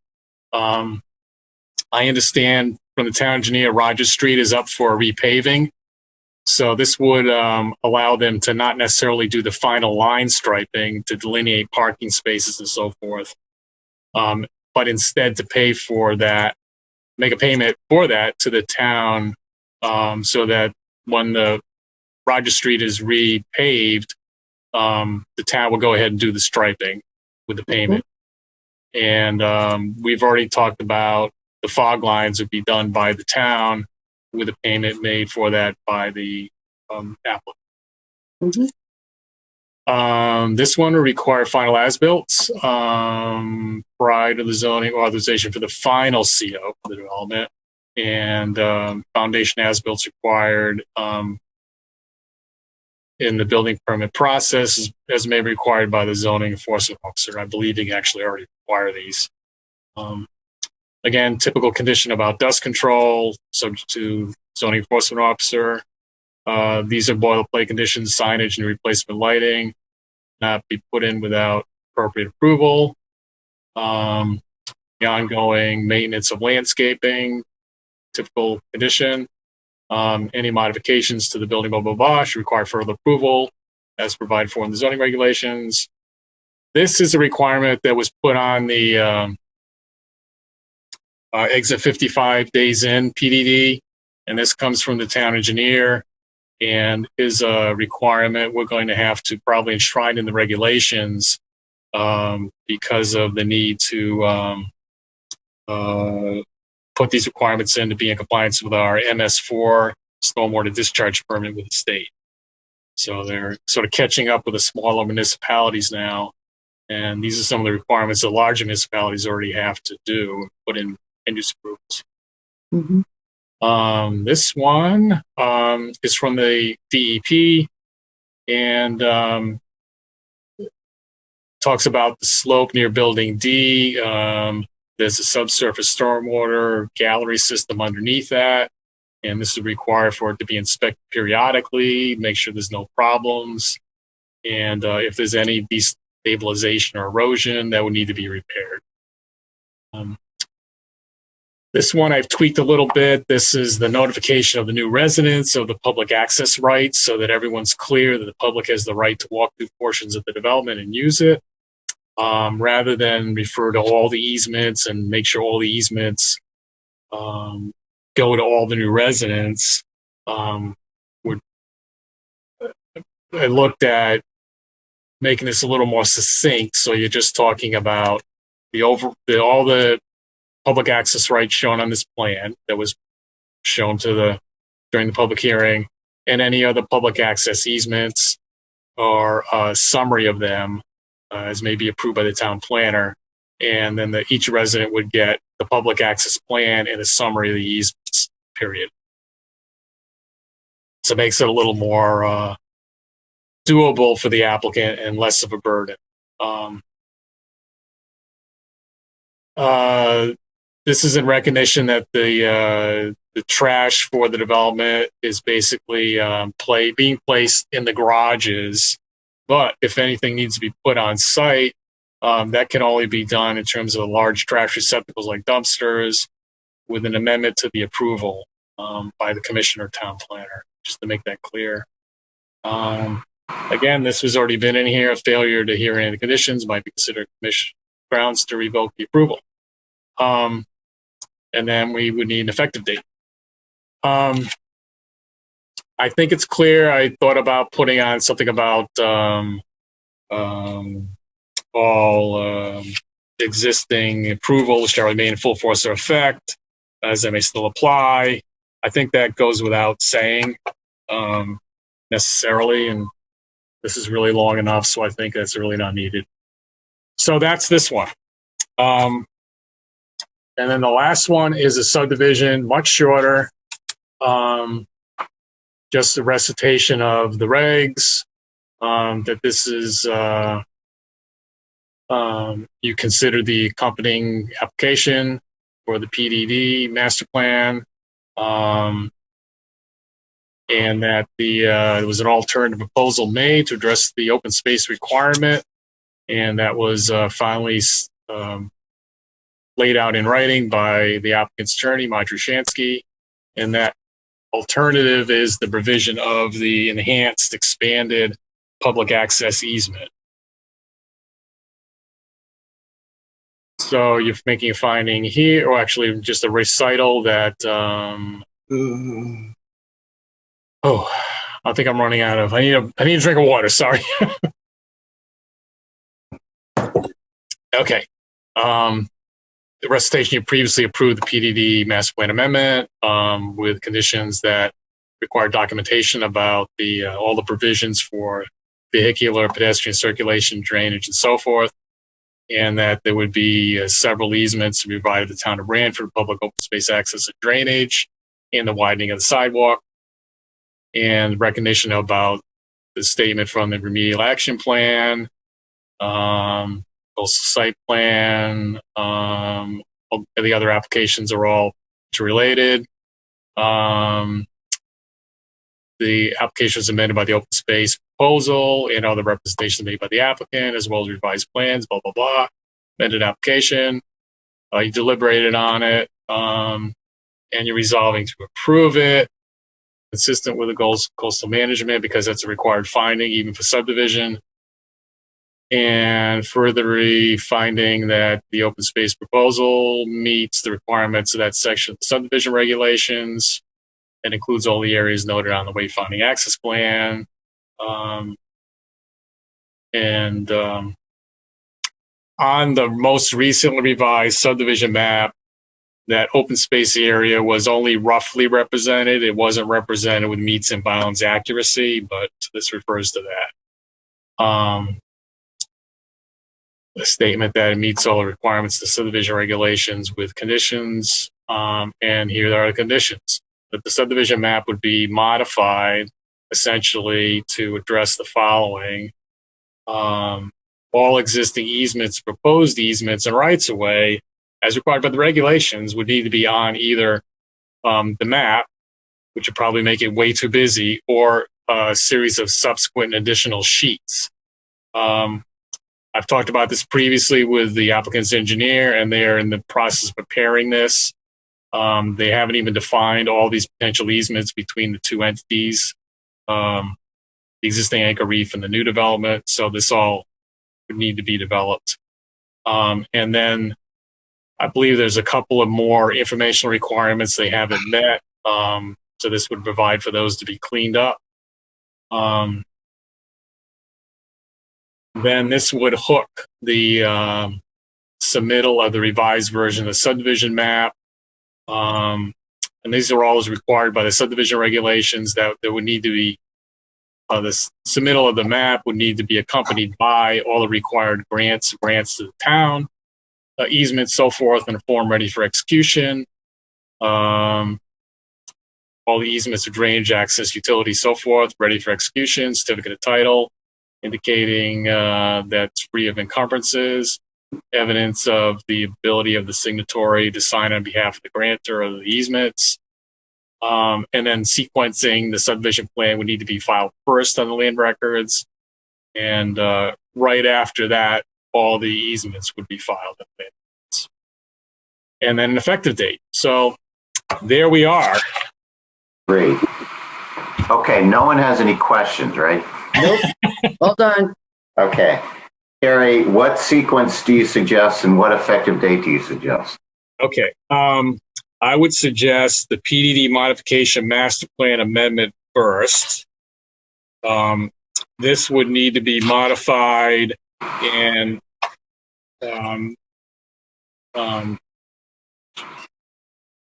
filed with the town clerk's office, so as well as published on the I believe town website now. So let's see.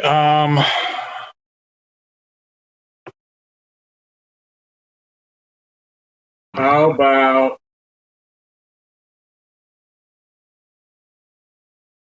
February 13th for this one? Town hall, was that around Washington's birthday? I just make sure it's not a holiday. Or I don't know if it matters. But I believe it's my mother's birthday. And I think it's the 14th. I'm avoiding Valentine's Day. The 13th is Saturday, so we could say by the 12th. How's that? Okay, that's enough time? I believe that's enough time. Let's say the 15th just to be safe. February 15th for this one. And I think we can make the coastal site plan. Let's see, that is really applicable to the property, so I think we probably ought to make the subdivision the next one. So I think the subdivision, we can make it a day after the PDD, so that could be the 16th. And then the site plan could be on the 17th. Great. Okay. Okay then. Someone want to make a motion then to approve the resolution approving the 60 Maple Street Anchor Reef Plan Development District PDD Modification Master Plan Amendment Application 20-6.3 as amended, as discussed with the amendments discussed by Harry. That includes an effective date of February 15th, 2021. So moved by Chadwick. Great. Okay. Close there. We'll give it, I think Fred started speaking first, so we'll give it to Fred. We'll give the second to Joe for this one. So motion made by Fred, seconded by Joe. Any further discussion? All in favor? Joe, are you in favor? Chadwick in favor. Fred, are you in favor? Fred's in favor. Marcy, you in favor? Marcy in favor. And Chair's also in favor. So one down. So the next one is the subdivision. Yes. The re-subdivision. So is there a motion to approve the, adopt the resolution of approval as our approval for 60 Maple Street Anchor Reef Plan Development District re-subdivision application number 20-6.2, adopt the resolution with the effective date of February 16th, 2021. Marcy Paluzzi, so moved. Marcy makes the motion. Is there a second? Chadwick seconds. Second by Joe. Further discussion. All in favor? Joe. Chadwick's in favor. Fred. Fred's in favor. Marcy. Yes, for Marcy. Chair also is in favor. Finally, we have the PDD site plan and coastal site plan. There's a motion to adopt the resolution of approval of the PDD site plan and coastal site plan application number 20-6.1 with the amendments discussed by Harry with an effective date of February 17, 2020. So moved, Chadwick. Motion made by Joe. Is there a second? I'll second it, Fred. Second, Fred. Further discussion. All in favor? Joe. Chadwick's in favor. Fred. Fred's in favor. Marcy. Marcy's in favor. Chair is also in favor. So, congratulations, guys. Woo! Okay. Okay, where are we? 12:11. I think it's the record. Okay, new business. We have item number 1, And all of these, item number 1, item number 2, item number 3, all number 4, these are all items that just came in, going to be tabled. I think there's a standing resolution to authorize Harry in consultation with me to set public hearings. So that's what we'll do. Harry, did I get that right? Yes, sir. For all the new business items. Okay. Yes. That brings us then to other business planners report. What do you got for us? Before we do that, I would beg your indulgence to add an item to the agenda to establish a bond and for driveway apron and landscaping for a new single-family residence at 11 Euclid Street. The bond is recommended in the amount of $2,000, and I have a memorandum from Daniel Brennan, the ZO, to that effect. So, first of all, it's a request to add that to the agenda, and after you vote on adding to the agenda, request to establish the bond in the amount of $2,000 for driveway apron and landscaping at 11 Euclid Street. Is there a motion to add this item to the agenda? So moved. Chadwick. Moved by Joe. Is there a second? So second, Marcy. Second, Marcy. Okay. Did we lose John Lust? I don't see him. We might have lost John Lust. Okay. So, okay. Motion made in second. All in favor. Joe, are you in favor? Chadwick in favor.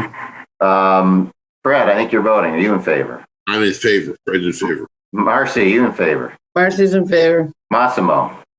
Massimo's in favor. And Chair is also in favor. Okay. So is there a motion to approve this? What are we approving? The bond of? You're approving the establishment of a bond in the amount of $2,000 for driveway apron and landscaping at 11 Euclid Street. Motion to approve that establishment of bond, $2,000 establishment of bond. Can I ask a question? I thought we just we moved to release bonds, not to establish them.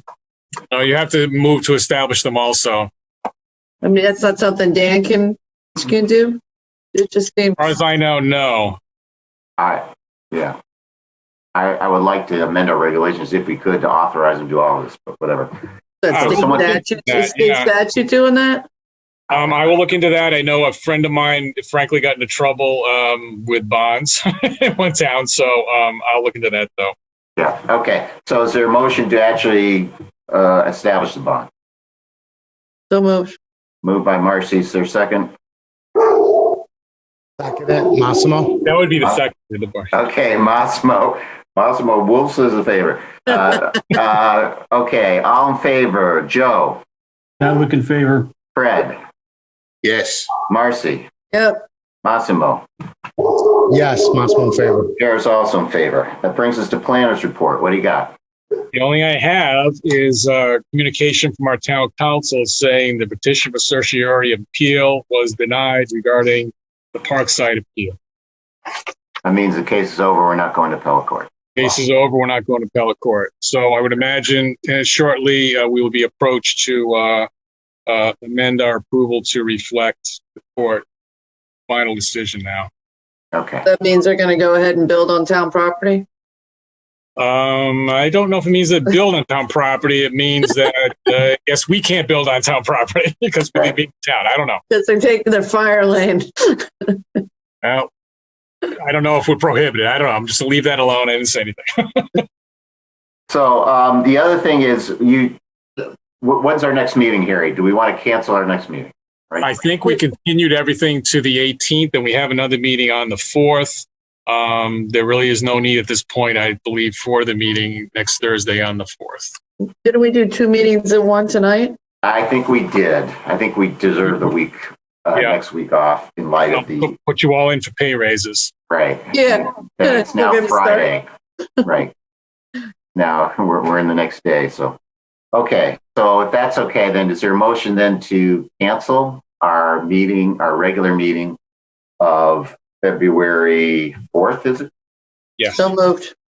Motion made by Marcy. Is there a second? Second. Fred. Fred. All in favor, Joe? Yes. Fred? Yes. Marcy? Yes. Massimo? Yes. Chair also says yes. Okay. Anything else? That is it. Is that enough? Actually, I just want to acknowledge Evan Brining, who is our new assistant planner. who has been here the entire length of this long meeting. Do this all night. This is normal. If you want to say hi to him quickly, we can introduce himself a little further at the next meeting. He comes to us from Port Chester, New York. And Eric Evans, you just want to say hi quickly? Yes. Yeah, I don't want to keep you guys any longer, but it's nice to meet everybody, and I look forward to working. An awful long commute. Good luck with that. I moved to New Haven on Saturday, so Oh, okay. big week. All right. A pleasure. Stick around. You should see our long meetings. That's right. Good luck. Okay. Yeah. Thank you. And you're saying, what was I thinking? I'm going back to Port Chester. Good. I don't know about that. That's right. There's no going back. There's no going back. Okay. Okay. Someone want to make a motion to adjourn? So moved. Moved by Second. Marcy. Second by somebody. Chadwick. Chadwick. Further discussion. All in favor? Joe. Aye. Fred. Yes. Marcy. Yep. Massimo. Yes. Chair also says yes. Okay. Good night, everyone. Thanks. Good night. Buona Bye, notte. everybody.